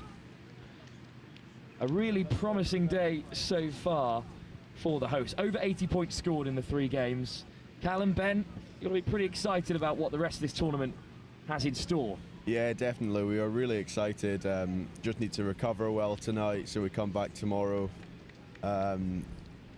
strong again. So yeah, we're really looking forward to tomorrow. Yeah, as much as you said, boys needing to make sure they have good recovery tonight, good sleep, make sure they're ready for tomorrow. So yeah. Well, Merkon Castle have got the job done against Wickliff here. They've beaten them by 19 unanswered points to go 3 from 3 and well, 9 from 9 in the season so far. A great effort from them. They'll be through as the group winners into the trophy come day 2. Thank you very much, Callum and Ben, for joining us. We'd love to have you back sometime tomorrow. Thank you very much. Thank you. And there's still plenty more rugby to come this weekend and one more game to come today. It's our final fixture of the afternoon, and it's Boroughmuir Rugby Club taking on Barnard Castle in a crucial game to decide who might slip in at second place in Group 4 behind Glasgow Caledonian. So a lot to play for those two sides. We'll leave you with the scenes here. Merkon dissect their fixture before we head pitch side to catch up with Angus Savage. One more game of the day to be played on pitch 1. Kick-off at 2:45. We'll be back very shortly.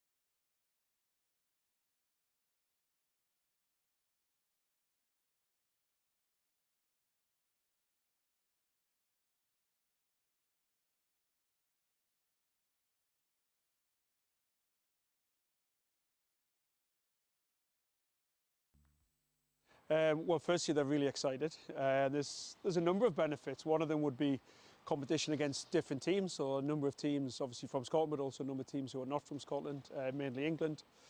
2 or 3 of the really big schools from down south, so we're looking forward to that. Opportunity for the coaches to spend time with the players in a competitive environment. We get a bit in the summer, we get a bit after Christmas, but we don't get a huge amount of competition, so that's great. And then probably the third one is a different format. So we're playing small games, be interested to see how the players adapt to that. The coaches I know have been going after sort of different tactics to play that type of game. So all in all, it's really beneficial. It's an important part of the calendar for player development in Scotland. Well, it was a really good 2 days up at the school. We went to school at Merkon. Really good rugby. I think the best memories were playing against the English teams, because here, obviously in Scotland, you just play against other Scottish schools, and I thought one of the best experiences was playing against other schools that have play a different style of rugby. I thought that was a really cool experience.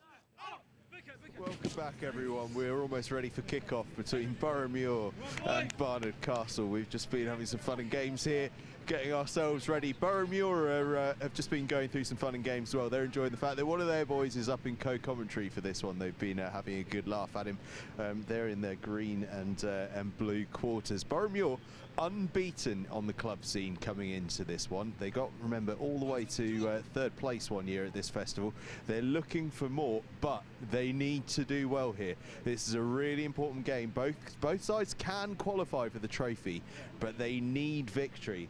And as you can see by the way that they are huddling up and starting to get really focused, they both are highly aware of that. And sunshine, it's come out. The sun's come out for this final game of the day. We've had everything today, haven't we? But we get a bit of sunshine for the last one. A massive, massive final, 24 minutes on day 1. By the way, I should talk to you before we start this one about Group 2. Group 2 has been going off. We were talking about Seaford College earlier on, weren't we, and saying how they were about to fly away. Dulwich College have beaten them. They've thrown the group wide open. Edinburgh Reivers now need to beat Dame Allan's by about 33 points to qualify for the trophy. Remember, they finished 3rd last year. So, massive one. We're almost ready for kick-off, though. Both teams are ready, so we're going to chuck up to Wilf in commentary, who is going to talk us through this one. Boroughmuir against Barnard Castle. It's a massive game in Group 4. How's it going to go? We'll all find out. Wilf's going to let us know. Thanks very much, Angus. Yeah, it's final game of day 1 here at the Merkon Castle Under-18s Rugby Festival. And it's a huge game for Boroughmuir, who are hunting down a place in the trophy. A victory here against Barnard Castle. Upright tackle, get the bend! I'm joined by Gavin Lockhart alongside me. Gavin, thanks very much for being here. You've a real family feel to the day. Your dad's the coach, your brother's in the row, so it's a pretty exciting game for you as well. Yeah, absolutely. It's been a good season for the boys. They've been working very hard. I mean, Merky, we talk about the cup final, semi-final, but Merky's always a massive day for us. Intensity is always huge, and these boys will always ask effort, and that's what they give. It's brilliant to watch. Absolutely, it's the Glasgow Caledonians who are through top of this group, and it's a spot in 2nd place on the line. Sherborne with 1 win and 2 losses, but one of those losses, a very narrow defeat to this Boroughmuir side by 5-3. So a victory for Barnard Castle might just shift things around on points difference, enough for them to get through, but we'll have to wait and see. Good line out to kick us off, and Elliot Ibarra-Frey carries into contact. Oh, and it's just been picked off the base by John Hume, who Sam Ball was talking about at the break. A recent leaver from the Dollar Academy, top rugby schools in Scotland. We're on his gap year now, working as a pharmacist before off to the US to study medicine. It's a great story, and he's had a really good day at hooker as well. Nice little show and go from Fraser Ketch, another Dollar Academy man who's recently left. He'll be studying in Edinburgh next year, and that's been displaced in the contact by Barnard Castle. Tripped, first knock on, it's by Brown. I think Gavin, pretty fortunate result there, a scrum on halfway, a decent platform for Boroughmuir. Yeah, definitely. I think our set piece has been massive for us this year, so hopefully... Oh, it's their ball, isn't it? No, it's our ball. I think the scrum has actually gone Boroughmuir's way. Nice a couple of knock-ons there. I thought that was the other way, but oh well. Yeah, hopefully we can get some purchase off this and either score it, but most likely get some decent field position, which would be ideal. Murray Armstrong to feed, one of 3 brothers in the Boroughmuir setup. No, stay behind the half. Armstrong digs it out. What have they got from the scrum? Lovely little wraparound. In comes the big don't argue. And then the offload to find Wilson. Wilson puts it back in field. And here goes Ibarra Craig. Tackle it Oh, it's gone loose and it's Tackle gone Barnard Castle's quicker. way. Tackle away. Penalty. But it's a penalty for Boroughmuir. This is a great start for your side, Gavin.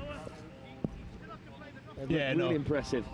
They're running the ball a lot more, which is good to see. We're not always big into the kicking and field position, but when they get the ball moving, it's excellent. Lovely nudge in deep territory then by Fraser Keach. Barnard Castle on the back foot. It was a tough start to their day, that defeat to Sherborne, unexpected perhaps coming into the competition. You can't fault a defeat to the Glasgow Caledonians because they're looking like one of the top teams in the competition. Here's the wraparound, there's the show and go, through the hole, Flynn Mooney. That is brilliant.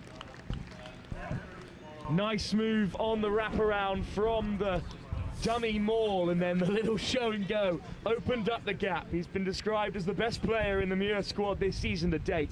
And have another look at this score, Gavin. It's one of those moves that we practice hardly ever, but see when we do it, it's always perfect. Look at that, straight to the gap. Flynn Mooney, he has been an absolute rocket this season. Not involved in the regionals as much as he'd probably hope, but bloody hell is he a good rugby player. And it's an excellent start to the game as well. Boroughmuir, Murray Armstrong looking to add the extras from right in front of the sticks. And he does so, cleanly pierces the upright from close range. Try scored by Flynn Mooney. Come on, Barney, right back. Well, that's the opening try. Things are going as planned at the moment for Boroughmuir. A victory here would see them finish above Sherborne and be through to the trophy in second place from a pretty tough group. Gavin, it's been a big day for Boroughmuir because when we looked at the draw, this was one of the hardest groups to call. But, yeah, I mean, we tend to not really talk about other teams when we come into games, but looking at the group kind of silently, it was going to be tough. But I tell you what, the boys are fronting up. And they're putting in some performance. It's up there. Great line speed from Matthew Collinson, but a high tackle. So Boroughmuir with the freedom to play from inside their 22. It's a nice carry through the contact by the try scorer. And there's the offload that's gone to ground, but it's driven on by Will Lockhart. And that final pass has gone awry, but penalty coming. Okay, I need the tackle lower. You're up here. Needs to be below. Flynn Mooney with the nice little offload through contact. He's having a great game for Boroughmuir. I need the tackle lower. I'm expecting the tackle lower. Yeah. They have seemed to clamp down on the tackling laws recently. It seemed to kind of give way a wee bit, travelling up the sternum, but it's properly low now. Well, chatting to Lachlan from Merkon, he was saying that it's a feature of the Scottish game that the tackle height is something that the referees are really hot on. They are as well in the English game, but Sam Gregory, the captain, just squaring away with the referee exactly how low they have to be. I suppose it will be a brand new thing for the English, won't it? Coming in and having to drop their height significantly. One to watch out for, though, the Barnard Castle fly half, Sam Gregory, real live wire at 10. For now, though, the try scorer Mooney will look to hit the middle of the line out, perfectly weighted. Armstrong plays it away. And now Hume up through the centre. Good quick ball. Short line picked out by Logan McKenzie. Under 17 with Cawley Rugby Club, recently moved to Muir this summer. It's a ball over the top, but it's asking a little bit too much of Alfie Wilson. Perhaps he thought there was another man out there. Yeah, a wee bit of lack of composure there. The boys are getting a wee bit excited. First game on pitch one for a lot of these boys. A couple of them played here last season, but there's definitely a vibe about it when you come onto this pitch. Quick line out for Barnard Castle, well won. Played away by Sam Charter. Well done, 4. Good ball by Gregory, and then a nice burst up through the centre. Breaking a few tackles. This is the first time we've really seen Barnard Castle get on a rumble. Max Martin gets the offload away and then flies through the breakdown. Gregory. Another line-breaking run. Gregory, good ball into the path of Riley Fox. Well, Mooney gets the lift on him, but it was a penalty advantage. Infringement of the breakdown. So, please. Was that in the tackle, the penalty? I think the penalty was already coming for an infringement of the breakdown. I see. And points is the option taken by Johnny Royal. Interesting call. They were, tell you what, they're running with the ball well. Thought they would have stuck it in the corner, stuck up the jumper again. Certainly got a pretty sizable pack out indeed, there. yeah. Collinson and Riley Fox is a really good line-out operator. Some of these players featured at the Sedbergh 10s at the back end of last season. That's the last time I saw Barnard Castle in action. It's the penalty there, not rolling away. So a chance for Johnny Royal to pop over the first points in this game for Barnard Castle.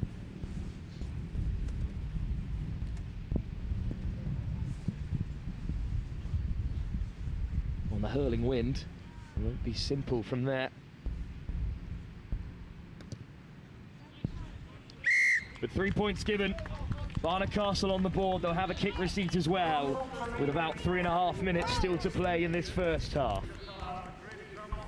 But Gavin Boroughmuir still in front, despite the momentum changing hands a little bit there. Still deserve to be ahead. Yeah, boys have been playing pretty well. I think they just need to tighten up on their defence a wee bit, but no doubt half-time chat, we reset and they'll come firing out the blocks. Kick-off to come, and it's from Murray Armstrong, the number 9. It's a teasing kick. It's a great take by Riley Fox. There's some good pressure piled on there by Alfie Wilson and co.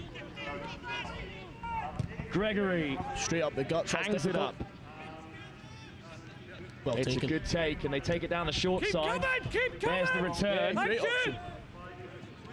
Gregory again puts boot to ball. He'll stay on field. Oh, it's juggled, but in the end, well held by Hayden Leach. Leach carries it into contact. Armstrong, and through the forwards they go. Taken on by Mackenzie. Surprised when he told me he was still under 17, looking at the size of the kid. Thought it was... Oh, that's what a great kick that is in the meantime. Murray Armstrong hangs one up. There's no one home for Barnard Castle. Yeah. Play quick then. So now they're in deep trouble, Barnard Castle. Because from the 50-22, from the box, it's not every day you see a nudge like that. What a kick. What an opportunity for Flynn Mooney as well, standing in at hooker. Here we go.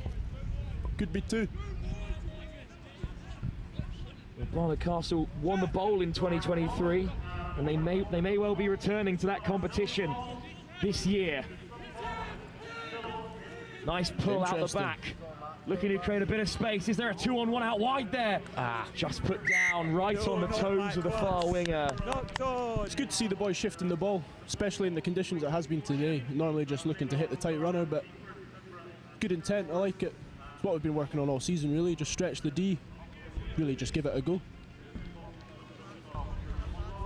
Well, dark horses, certainly, Boroughmuir coming into this. That's how Angus Savage described them in the build-up to the competition. Yeah, it's been 3 seasons in the trot where we've been dark horses, underdogs, but I tell you, it just gives us more drive, really. I mean, I played 4 and 3 years ago and get predicted to come in, you know, what is it, 20th or how many teams there is, and puts a real dig on us, and I tell you what, we love it. We absolutely love it. Oh, great line. Excellent line picked out. Good break. Carried on there by Matthew Alton. And there's the miss pass, maybe a bit of space. And there's the big fend. What a break down the right this is. Great pace for the young winger Anderson. Great tackle. Straight off his feet, unfortunately. There. Surprised that's not a penalty there, to be honest. He's got away with that. Glossop takes it on. Gregory finds the pass for Riley Fox. Gregory again, winding one up. Good soft hands through the centres. Then the show and go from Jake Gaunt. Gaunt with a great carry, brought down in the end by Armstrong. Excellent hand under pressure from these boys. Chaser goes to the short side. What a run that is by George Pellet. The prop crashes over. Barnard Castle go in front. Right on the stroke of half-time. They took the points earlier on in the day, and now they'll go 8 points up to Boroughmuir's single converted try. And it was made out of nothing, really, Gavin. A great break.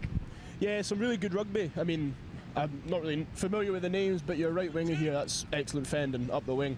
Some potentially soft tackling, but it's brilliant rugby. It's Anderson who made the initial break, and then this is the second line break by Jake Gaunt. It took 2 Boroughmuir defenders to bring down, and then a choice to go down the short side. In the end, that's a lovely offload from Chater, and Pellet crashes through the first tackle. Fraser Keach can't do enough to stop him from scoring, so that means at half-time, it's Barnard Castle who hold a slender 1 point advantage after the conversion attempt crashes off the uprights. Yeah, tough conditions for the kicking today. That's an excellent kick, to be honest, although he didn't make it. Well, this result might still be enough to see Boroughmuir through to the trophy after Sherborne's recent defeat to Glasgow. But they won't want to be hanging in the balance with head-to-heads and points differences to be decided. They'll want to head through as the clear second-place side, but they'll need to turn it around here against Barnard Castle, who really grew into the latter stages of that first period of 12. 12 minutes still to come in our final game of the day on day 1 of the Merkon Castle Under-18s Festival. Boroughmuir, despite taking an early lead, trail by 1 point at the break. 12 minutes for them still to turn it around and sneak through into the trophy.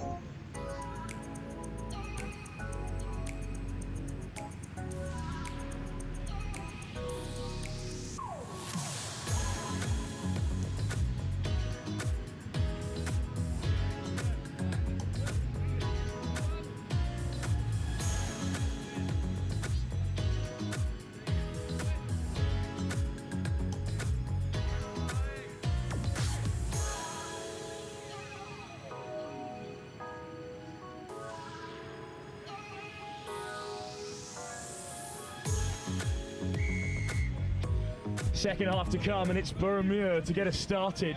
They trail by 1 point after a late score by George Pellet on the stroke at half-time for Barnard Castle. And it's a great take off the kickoff with a penalty to come.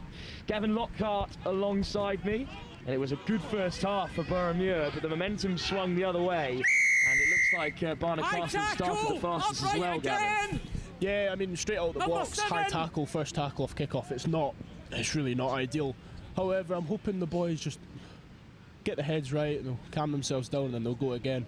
But is it Barnard? They've been really, really good. Very impressed.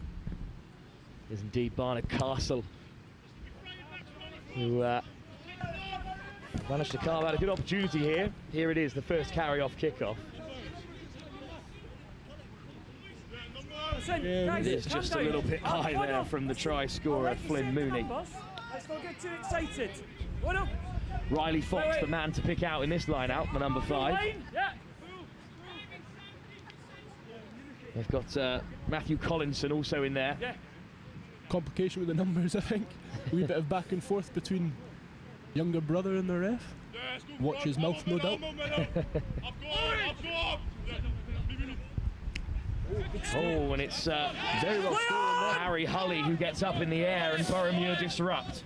Well done! Excellent line speed, and it's really disrupted the attack, but Boroughmuir just about keep a hold of it for now, and the penalty goes against them. There's the quick tap. Well, he's had to let him go there, and this might be an opportunity. Flicked out the back door to pick out McCann. McCann dragged down by his opposite number in Mason. Bring it down the right wing. Yeah, Scott's had a wee bit of a hamstring injury, so he's unfortunately missing out.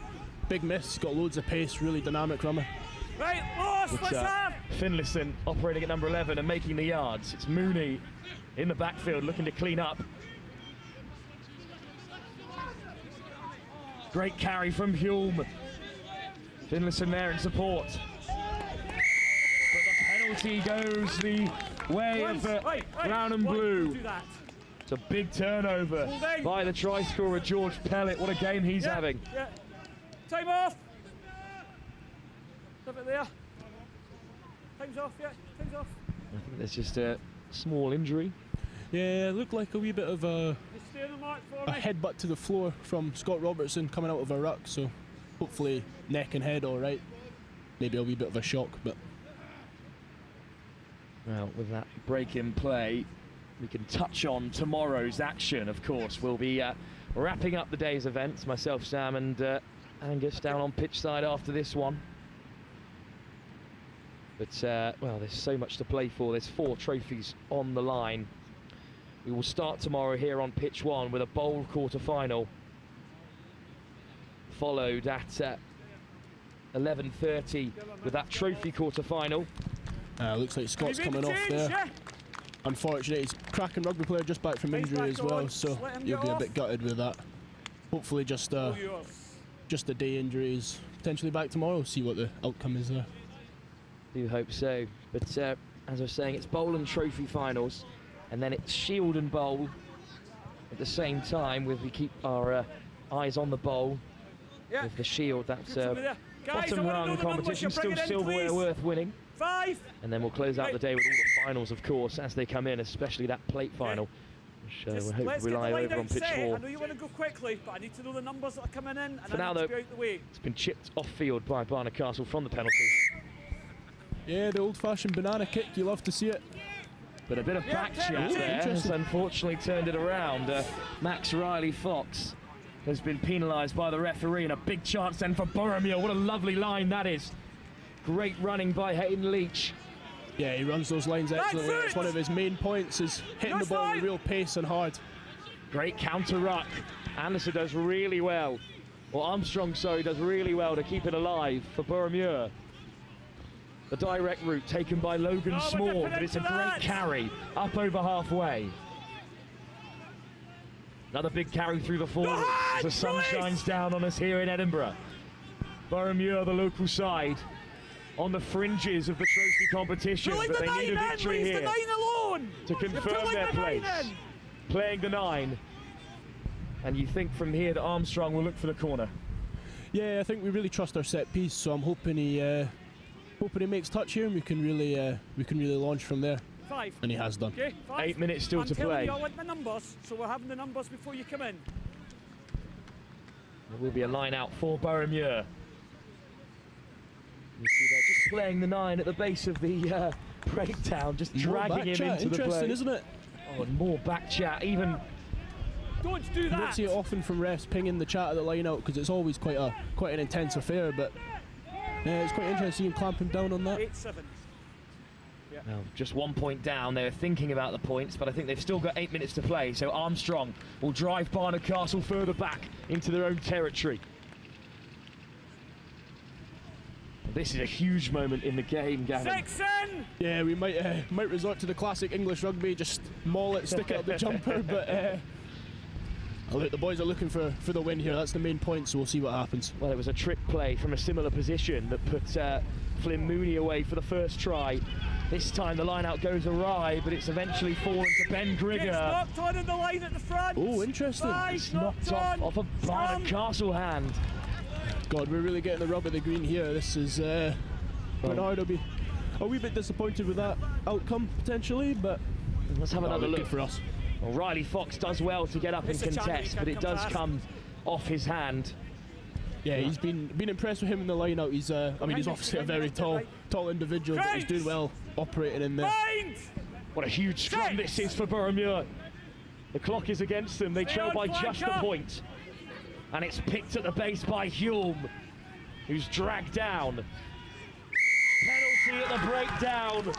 What a turnover that is, and what a time to do it. Hits the young winger Jake Anderson, whose excellent break led to their opening try, who digs them out of danger again here.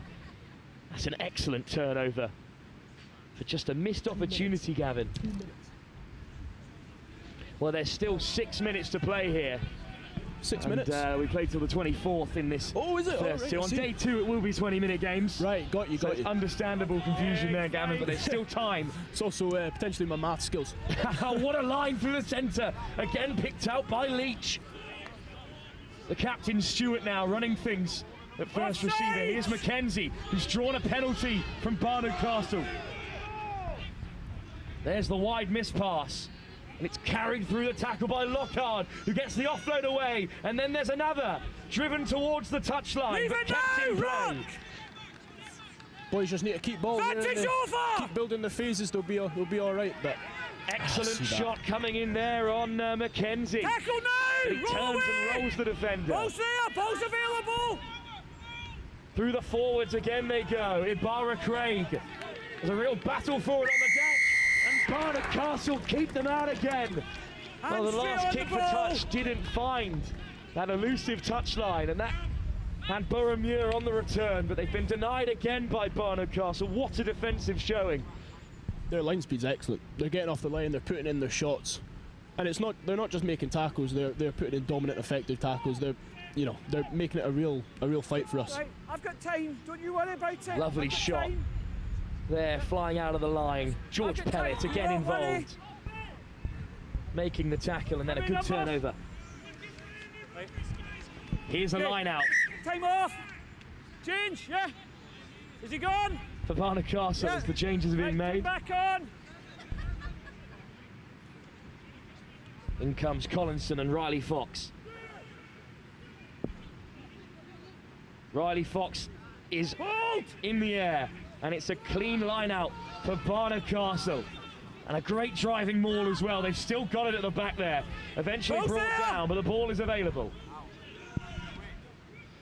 Interesting option to kick there. Thought they might have good momentum. Thought they would have gone through the hands. Oof! Gregory goes skyward, and it's been picked up by Barnard Castle. No. Okay. But a coming together there has forced the referee to stop play. I think it was knocked on off a blue hand. It was indeed. As Barnard Castle thought they were away. Great effort by Alton. Okay. Scrum, you okay? Yeah. As you said, interesting option, but a great effort to get up and try and steal it. Yeah, excellent chase, good determination. Kid was obviously gunning for it. Time off. Ended up in a awkward collision for Ewan. Yeah, I think seems all right though. Well, there's the kick skyward, and this is a real contest in the air. It just comes forward off of Matt Alton. Right, we're good. He seems all right. Tough cookie Ewan, so hopefully he keeps his head high. He'll be all right. Couple of changes for Barnard Castle as well. Okay. Let's just reset and get it right, please. This is a big scrum for Boroughmuir. They've got to hold out here and then try and make their way up the field in the next 3 minutes. This result may still be enough for them to qualify on points difference. Yeah, I'm always confused about the point difference, but it depends on your result against Glasgow Caledonians, but we'll touch on that in a moment because they could work their way up the field and steal the game. Watch out! Quite close to the offside line there, Barnard Castle, so they'll go through the forwards. Nice turn to keep it alive. Tackle out! Don't go for it! Onside, please! No, offside! There's the penalty that Boroughmuir were looking for. 6 and 4! And now they've got chance to play. Excellent line speed again for Barnard Castle. They'll be punished for that offside.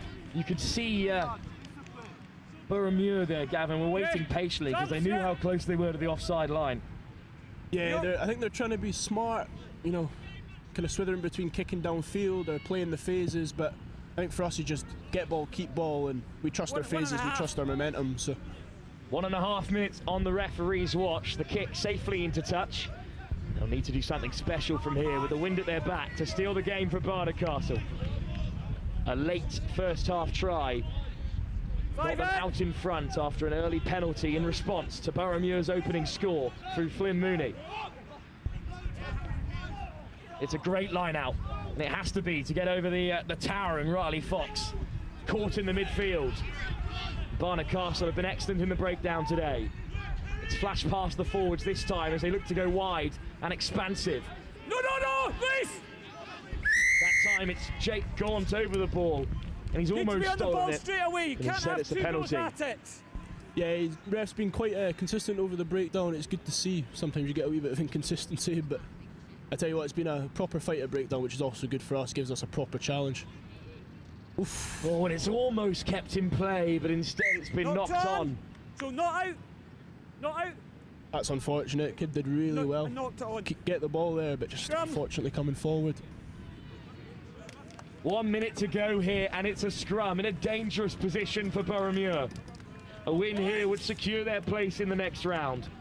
A victory for Barnard Castle might allow Sherborne to sneak in, depending on points difference. We'll have to confirm that post-game. Right, let's go. One thing will be certain, if they score from here, they're through to the trophy for a fourth year in a row. Yeah, squeaky bum time here, but hopefully we can get over the line. Hopefully the results point different ways. Oh! It's another great break from Leach. Flying through the breakdown to secure the ball is the skipper, Hugo Stewart. And now they'll go wide. It's a good tackle there from 15. He's done very well. However, hands in the ruck perhaps. It's come loose, but Mackenzie sweeps it up for Boroughmuir. Well, they're over the ball. There's a couple of players at it. But instead it's come back the way of the green and blue. Good carry from Grigor. Plenty of meters made. Retreating onside. It came off the Barnard Castle player. What a choice that was.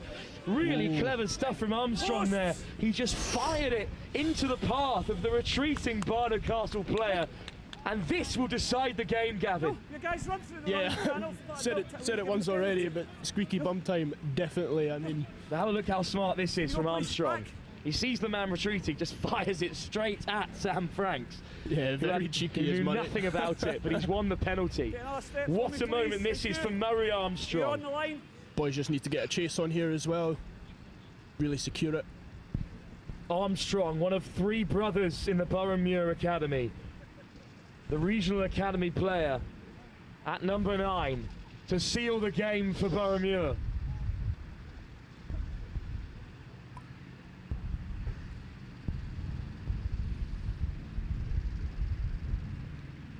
For a place in the trophy. He sealed it. Boroughmuir have done it by the barest of margins. They have snuck into the latter stages of this competition yet again, and they are delighted. Gavin Lockhart, what a performance, what a game, but what a turnaround as well to steal it. Absolutely fantastic rugby, to be honest. I mean, a lot of the games today have been either one-sided or a wee bit scrappy, but that was, I tell you what, that was a proper game of rugby. Proud of the boys, and Barnard Castle, excellent performance. Barnard Castle's best performance of the tournament as well, but Boroughmuir have just done enough. They scraped past Sherborne by 5-3, and by a scoreline of 10-8, they have just beaten Barnard Castle as well. What a day for Boroughmuir. They are through, along with the Glasgow Caledonians, into the trophy. Yeah, that's some performance, some result. I'd also like to apologise for the celebration at the end there. We're normally gracious in victory along with defeat, but no, I think the boys obviously, as you would be, a bit excited, but no, excellent. Completely understandable, of course. What a moment. And we'll be seeing Boroughmuir in action in the trophy quarterfinals tomorrow for Barnard Castle, a place in the bowl, but a competition they could certainly challenge for. I tell you what, those boys I'll be watching tomorrow. Those boys, brilliant team. I'll be watching them very closely. Thanks very much as well, Gavin, for joining us for that one. It's been great to have you, and we'd love to hear from you as well tomorrow, perhaps, as Boroughmuir head through to the latter stages. Absolutely. Well, here are the tries. It was an excellent opening score from the line out, and then a great team try. A couple of breaks down the right, then one through the centre by Gaunt. Pellet went over in the corner. And then just a couple of penalties. That is all it was to split the two sides.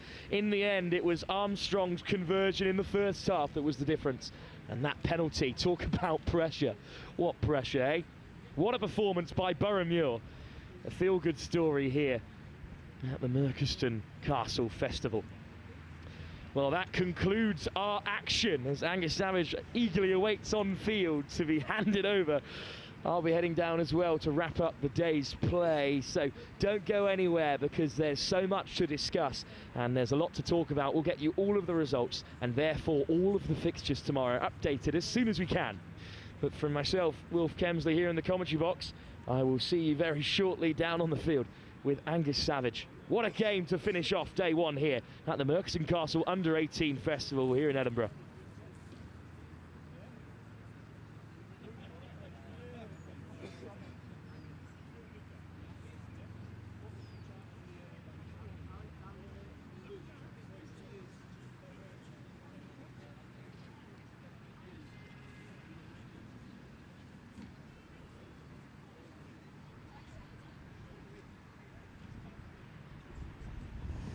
Well, thanks, Wilf. What a finish that was, hey? Last play penalty, Boroughmuir into the trophy, and it has been like that on all four pitches as we rounded up the day's action. Every single group had in some way something that was going down to the wire as to who was going to get through to that trophy competition, and my goodness me, has it gone that way. In Group 1, Merkon are through, top of the group. We are awaiting, though, to find out what happened between Finborough and Scarborough College to see who's joined them. I will find that out for you as soon as I possibly can. Over in Group 2, that group was blown wide apart because Dulwich College beat Seaford College sensationally not long after lunchtime. Seaford College had a massive points difference, so we're still sat top of the table. Dulwich were on plus 23. Meanwhile, Edinburgh, I should say, were sat on minus 11. Edinburgh were playing their final game of the day. They had to win by 35 points. They won 31-12. Dulwich go through to the trophy to join Seaford College from Group 2. Group 1 and Group 2 are going to be playing against each other, first in Group 1, playing second in Group 2, and vice versa. In Group 3, Mount St Mary's were top. We knew that going into the final round of games. What we don't know yet is who's going with them, because Norwich and Stuart's Melville, I should say, are still playing out their final game. And then, as we saw here on pitch 1, Glasgow we already knew were through to the trophy, but it was all about who was joining them. And wow, did we get some drama on the way to it. But Boroughmuir scoring in the very last play of the game with that brilliant penalty, go through to the trophy. What a way for the day to end here. It's been an unbelievable day here on day one of the Merkon Castle School Under-18 Rugby Festival. Absolutely sensational. I'm going to put my note paper away and I'm going to get my phone out, because what we're going to start doing is getting a little bit tech savvy and seeing if we can find out what's been happening on those other pitches. And poor old Wilf Kemsley's trying to hobble his way over to East. For a man who did his ACL not too long ago, this man is putting in some kind of a shift. Wilf, Made it down well done today. What a conclusion out here. Oh, it was an excellent way to end it. And Gavin Lockhart, who's, you know, his father is the coach, his brother was in the second row. So much passion from him as well on co-coms, which was great to see. Another knee-injured man, which is we're a little brotherhood up here. But yeah, a great game. Great for Boroughmuir as well. They deserve to go through. I think they would have gone through even if the result had stayed in Barnard Castle's favour, but that wouldn't have been nearly as exciting. So it's good that it's guaranteed. I think Glasgow and Boroughmuir, two Scottish sides through from group number 4. I think that's the right way that things should have gone in the end. So yeah, it's a great conclusion to the day, but I'm just so excited for tomorrow. There's so many interesting stories. I think Dulwich might have snuck in. I think, you know, despite the tough start to the season that they've had, that's amazing for them. They were excellent in that first game against Dame Allan's. You know, they're one of the dark horses, I think. You know, Mount St Mary's topping the groups, a great achievement and one of the hardest groups to call. so many stories unfolding. That's why we love the sport, and that's why we love this tournament. So I'm really excited about what's going to come next. It certainly is, and actually you bring up Dulwich College, and we're going to bring in Sam Bork over here because we're going to talk about how nearly Dulwich College almost didn't come through, because Edinburgh Reivers were playing on your field. They needed to win by 35 points to usurp Dulwich, so Seaford were through top of the group, but because Dulwich had beaten them, it was all going to come down to points difference. Seaford's was massive. Dulwich was sat on 23, Edinburgh on -11. Edinburgh needed to win by 35, and they won 31-12. I tell you, Angus, if you're going to go and watch a game today, go and watch Edinburgh Reivers against Dame Allan's. Wow, what a game. You had everything. You had massive carries, you had wingers just defying the laws of physics and gravity to be able to wriggle through so many amazing challenges. Ocean Beard scored 2 in both corners and was unplayable all game. I think Dame Allan's definitely underestimated the Reivers in the first half by giving them a lot of ball in the broken field, and Harry Weir, the 10 for the Edinburgh Reivers, was outstanding for the whole game, just finding a lot of space in that pocket. But yeah, unfortunately they didn't quite get to that score target they were hoping for, but definitely played some lovely languid rugby on the way. 35 would have been unbelievable in 24 minutes. Can you imagine waking up tomorrow morning and finding out that you've got the Edinburgh Reivers in the first round of the bowl? That would just be terrible. It's such an unbelievably good rugby team to not make it through to the trophy. We say this every tournament we go to, but the Edinburgh, and surely Edinburgh, you know, the early favourites for the bowl. I'm really excited for how the bowl is going to go. I'm so glad so much of the bowl is being broadcast as well. We've got the quarterfinals of the bowl, our first game tomorrow at 10, and yeah, whoever Edinburgh are playing in that game, that's a really tough ask, because there's a lot of talent down.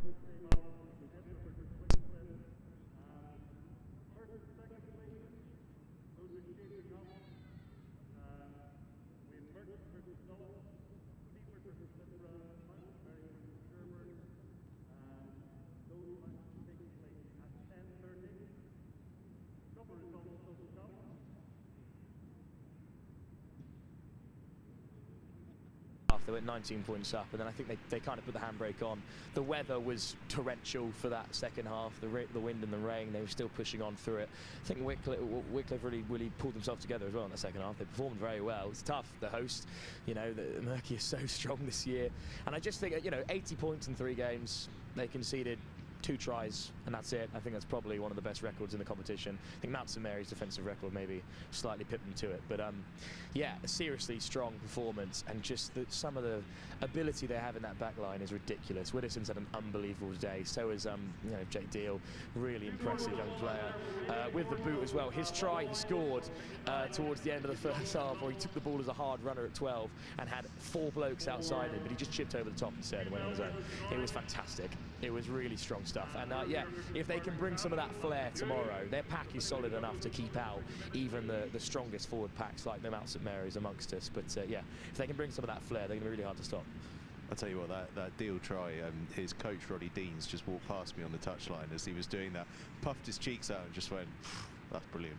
And that's all you can say, isn't it? That's brilliant. I have to say, speaking of, we spoke about special moments over there, but me and Wilf were talking. I watched Merkon in second game on pitch 4, and there was a moment where the ball kind of came scruffily out of the back of the ruck, and it's kind of gone on to kind of Yoga Benito style from Widdowson. He's touched it like that into Deal's hand. Deal has then thrown a left-handed out the back pass to their winger. I mean, go back and watch it. Unbelievable bit of skill, but I thought I was living in Brazil for a second. I mean, it's extraordinary. Merkon Castle might have all 3 contenders for try of the tournament, because they scored one against Scarra as well, which is an awesome team try where they went the length as well. So that'd be, yeah, they've done some special stuff. They would deserve to make it to the final of this competition, but who knows what could happen? You know, I mean, they'll have a tough game tomorrow in their first round of the trophy. But yeah, I think they're a real special team. I think they've really turned on the style since they got here. They know where they are. They know the cameras are on. They know they're at home. They know they're the defending champs. they do seem like a side comfortable in front of a camera. They play that sort of fluid style that suits it. Obviously, you know, they're one of many contenders. You look at, you know, we look at what Glasgow Caledonians have done. Seaford College early on. I'll be interested to see what the lineups were like for the Seaford versus Dulwich College game. I wonder if Seaford, with that big points difference, maybe just eased off the gas. They're seasoned pros at tournaments like this in St Joe's. They know that it's not about how pretty it is on day one. It's about how many people you've got fit and available for day two, which is where this tournament is really won. Well, Sedbergh last year was another tournament with a similar sort of story. There are a couple of teams here who were there, you know, and who will know all about how you keep yourself fresh for day two. I remember Kirkham flew through day one, and on day two lost their opening game and were out of the contest, really. So, you know, that can happen. That can happen to any of the sides, especially in this one where it isn't, like lots of competitions, it isn't another round of groups. It's straight into knockouts. And there's plenty of rugby. The Shield will be really hotly contested as well. But you've only got to slip up once in only 20-minute games to find yourself out of the competition. So, yeah, let's hope no one listens too strongly to our predictions early at half-time, because I have no idea what they're actually going to be, how it's going to turn out in the end. I'll tell you what, I've got breaking news from the stadium announcer, or stadium grounds announcer, which is that Stuart's Melville, I think, are through in their group. They got a late win against Norwich, so I'm just gonna pull out the phone once again and just see. We're giving it one last go to see what we can find. What groups do we need? We need groups 3 and group 1. Stuart's Melville, that is confirmed. They go through alongside Mount St Mary's College in group 3. Group 1 was the other one. Finborough Scarborough College. We are still awaiting that result, but how good is that? Stuart's Melville through. So we've got a lot of Scottish representation actually through tomorrow. We've got Merkon Castle guaranteed. We've got Glasgow Caledonians guaranteed. Stuart's Melville guaranteed. Boroughmuir guaranteed. 50% of the teams in the trophy are going to be from Scotland. That's a big feather in the cap for Scotland, because a lot of the chat on the sidelines, there's been a fair bit of humility from Scotland actually, saying that the reason we've got lots of English sides up here is because the standard they feel is slightly stronger south of the border, and that they want to be challenged, they want to push themselves. But actually, 4 out of 5 Scottish sides going through to the trophy, they've been performing well.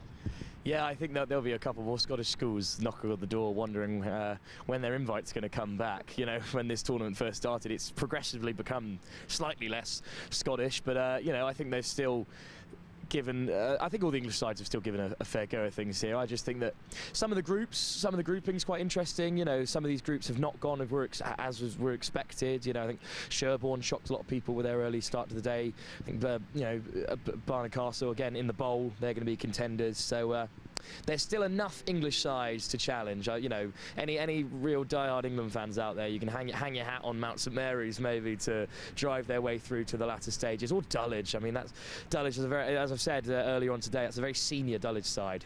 A lot of those boys have played together for a long time. Michael EJ on the wing is a good player as well. He didn't get a hold of the pill when they played against Dame Allan. It was all Isaac Chapman actually running the show there at 13. But you know, when in those crunch moments, you turn to a guy like Michael EJ, because he's a serious talent, and he's played a lot of rugby on the cameras over the last couple of years, as has Mully at 10. You know, they've got good connections with each other, and you know, Hector was a big loss for them, you know, running the show at 9 for all that time, but I think they've actually replaced him really well as well with their halfback pairing. So yeah, I'm excited to see what Dulwich can do.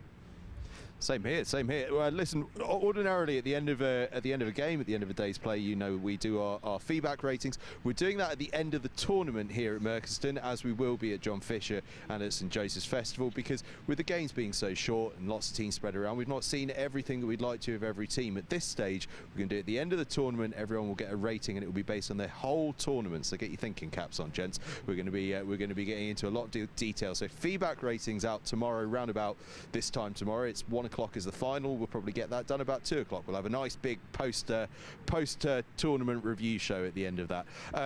In the meantime, though, I'm going to fiddle about on my phone and see if I can find out what's happened in Group 1. But meantime, Sam, highlight of the day so far. You know what? I would say that kind of Yoga Manito, as we say again, but from Merkon College. But I was speaking to, and as Will said, England fans, hang your hats on Mount St Mary, because when the torrential downfall came about 30 minutes ago, and you speak about Angus, you speak about kind of toughing it through, and I was speaking to the Mount St Mary's director of rugby, and he said, you've got to just, it's a win, and that's the only way you can go about it. And a bit of magic from Maverick Kelly at 10. And as me and Wilf talked about, you've got to have something special if you're called Maverick. But you can't play in the front row if you're called Maverick. Exactly, Wilf. But he found a little inside ball to his 13 while the rain was pouring down, and it was just such a special moment because you could see the whole of the pitch erupt as the 13 went over. I can't quite remember his name, but it was a really special moment, and it got that win. 7 points for Mount St Mary's, but a really, really special moment. You could see the kind of thrill in all of the Mount St Mary's players. It was fantastic. It's going to be hard to top that. Well, what's yours? We say also on Mount St Mary's, hang your hat as an England supporter. If you're a Georgian fan, you should also be hanging your hat on Mount St Mary's because they've got 4 Georgian internationals and a flurry of Czech internationals as well.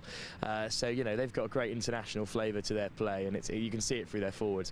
But I think best moment of the day, I mean, that Boroughmuir, you know, the kick to win it from Anderson, who had a really good game in the build-up anyway, and he slotted the pen, had Gavin Lockhart alongside me, whose dad was the coach and whose brother was in the row, and it was excellent. And I've got a real soft spot for Boroughmuir and for club rugby sides in these competitions. I think you know, you chat to a lot of people about the John Fisher tournament next week, and about just generally about people who like their code around here. You know, getting clubs involved into tournaments like this will do nothing but good for rugby at grassroots level, which is not miles away from where we are, you know, at the top end of school rugby. You know, that's where all of these players have come from. So I like Boroughmuir's involvement in the competition, and I like how they play the rugby as well. So that final penalty to win the game and see them through to the trophy is excellent. Yeah, it was a pretty special moment, and the cheers certainly went up all around the ground as that happened. For me, there's only one thing that can possibly be the best moment of the day, and that was standing within touching distance of the Calcutta Cup. Unbelievable. They put it away. They knew I wanted to get my hands on it, and they've moved it miles away from me. Oh, well, you know, my time has passed. I'm never going to get a chance to lift it, so standing near it with a microphone is as good as it gets. Listen, tomorrow morning starts at 10 o'clock. I'm just going to run you through who's in it. We're still awaiting that score to come through from Group 1, but it's Merkon Castle that are through alongside Finborough, probably, we think, and it'll be Wickliff College, I should say, and probably Scarra, but could be Finborough going through to the bowl. Over in Group 2, that one sees Seaford College and Dulwich go through, that really brilliant group that Sam was watching that final game in, where Edinburgh Reivers just missed out on points difference. They're through to the trophy. They're going to be a real threat. Dame Allan's also go through to the bowl from that group with Edinburgh. Sorry, I should have said Edinburgh in the bowl, not the trophy. Seaford and Dulwich into the trophy. Group 3, while my phone just does a bit of loading while things go on, I'm going to skip over to Group 4 because I know what happened in that one. Boroughmuir, we know, are through there. Barnard Castle go through to the bowl, and we will try and trigger things to finish up the rest of that. Oh, there we go. Wilf knows what he's talking about. Mount St Mary topped that group with Stuart's Melville sneaking in after their win over Norwich. There we go, Wilf knows. Mount St Mary's and Stuart's Melville through to the trophy in Group 3. In Group 4, it's Boroughmuir and it's Glasgow Caledonians. There we go. We know just about what's going on. Listen, it all starts tomorrow morning at 10 o'clock. It's pretty fast. It's pretty furious tomorrow. There's not a lot of time that we're out here on field, so you've got to stay tuned and stay in with us. On pitch 1, we are going to be opening up the day, if I find my my little schedule in front of me. Here we go. It's amateur hour up here. I do apologise. 10 o'clock we start with bowl quarterfinals. 10:30 trophy quarterfinals, and then it's every half an hour here on pitch 1 through to 1 o'clock when the trophy final is. Over on pitch 4, where Sam's going to be talking us through things, it's a 10 o'clock start there as well. Bowl quarterfinal followed by a trophy final. It all wraps up there at 12:30 with the 7th place playoff, which is in effect the plate 3rd place playoff, if that makes any kind of sense to you. I'm sure it does. It makes sense to me. I just don't describe it all that well. We're going to go and have a bit of a lie down, refresh the brains. Clearly mine needs a bit of work at the moment, but it's been a fantastic day here. Do join us tomorrow, 10 o'clock start. All builds up to a big crescendo. That 1 o'clock game here, the final, is the only game happening at that time, so all attention's going to be on here. That's going to be absolutely spectacular. So do join us at 10 o'clock. But before we go, anyone want to revise their predictions? Sam, happy with where you're at? Oh, I don't know. I really, after that Mount St Mary win, I don't know. I'm so unsure, Angus. Don't ask me. Go to Wilf.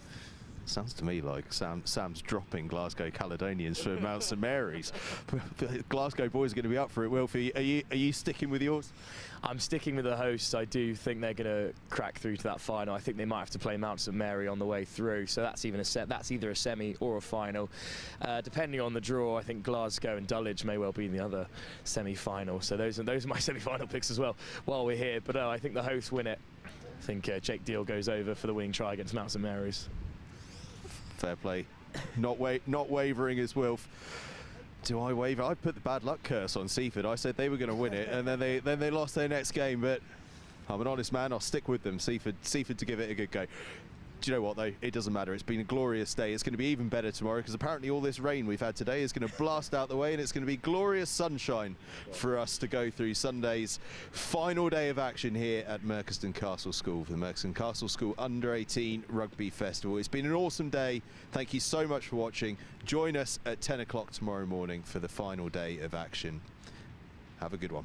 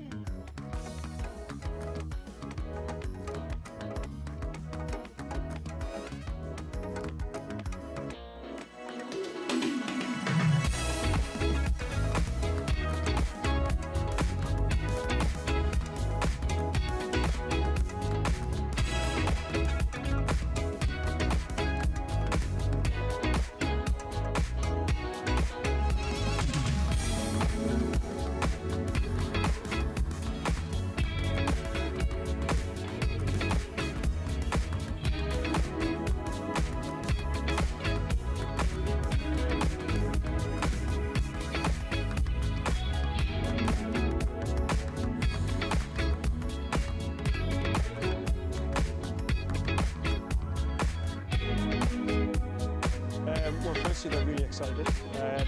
There's a number of benefits. One of them would be competition against different teams, so a number of teams obviously from Scotland, but also a number of teams who are not from Scotland, mainly England. 2 or 3 of the really big schools from down south, so we're looking forward to that. Opportunity for the coaches to spend time with the players in a competitive environment. We get a bit in the summer, we get a bit after Christmas, but we don't get a huge amount of competition, so that's great. And then probably the third one is a different format. So we're playing small games, be interested to see how the players adapt to that. The coaches I know have been going after sort of different tactics to play that type of game. So all in all, it's really beneficial. It's an important part of the calendar for player development in Scotland. Well, it was a really good 2 days up at the school. We went to school at Merkon. Really good rugby. I think the best memories were playing against the English teams, because here, obviously in Scotland, you just play against other Scottish schools, and I thought one of the best experiences was playing against other schools that have play a different style of rugby. I thought that was a really cool experience. Yeah, it was a real great experience, really high pace. That's what I really enjoyed. I felt like you just got in, everyone was full of energy, and you had plenty of time to exert it. It was a really good experience overall. I think it really helps with development because you're so used to playing like the Scottish system, and then you play against English schools who play a different style of rugby, and I think that really helps our development because you're playing against guys you've never played against, so you don't have a format right. They're going to bring this, so you don't know what to expect. I think playing just what's in front of you is really important in rugby, and playing against these English schools where you've got no experience against them is really good to develop as a rugby player and just play against different people. So yeah. Yeah, it was really good to get in amongst them. They play a lot more, say, up-front rugby. Their forwards took a lot of control. I felt like in a 20-minute game, it just made it completely different and really helped our development, I think. This time of season, there's a number of injuries as well. 1 or 2 people are prioritising playing elsewhere, so some of the players, the older players, they'll prioritise playing it at the senior clubs. So there's a number of players who are not available. Yeah, it's a great opportunity to get other players, mainly the younger players, into that environment, have a bit of a look at them. And yeah, it's going to be exciting, isn't it? Players from different regions playing against each other. Last year, Boroughmuir against the sort of Edinburgh Reivers was a fairly tasty game.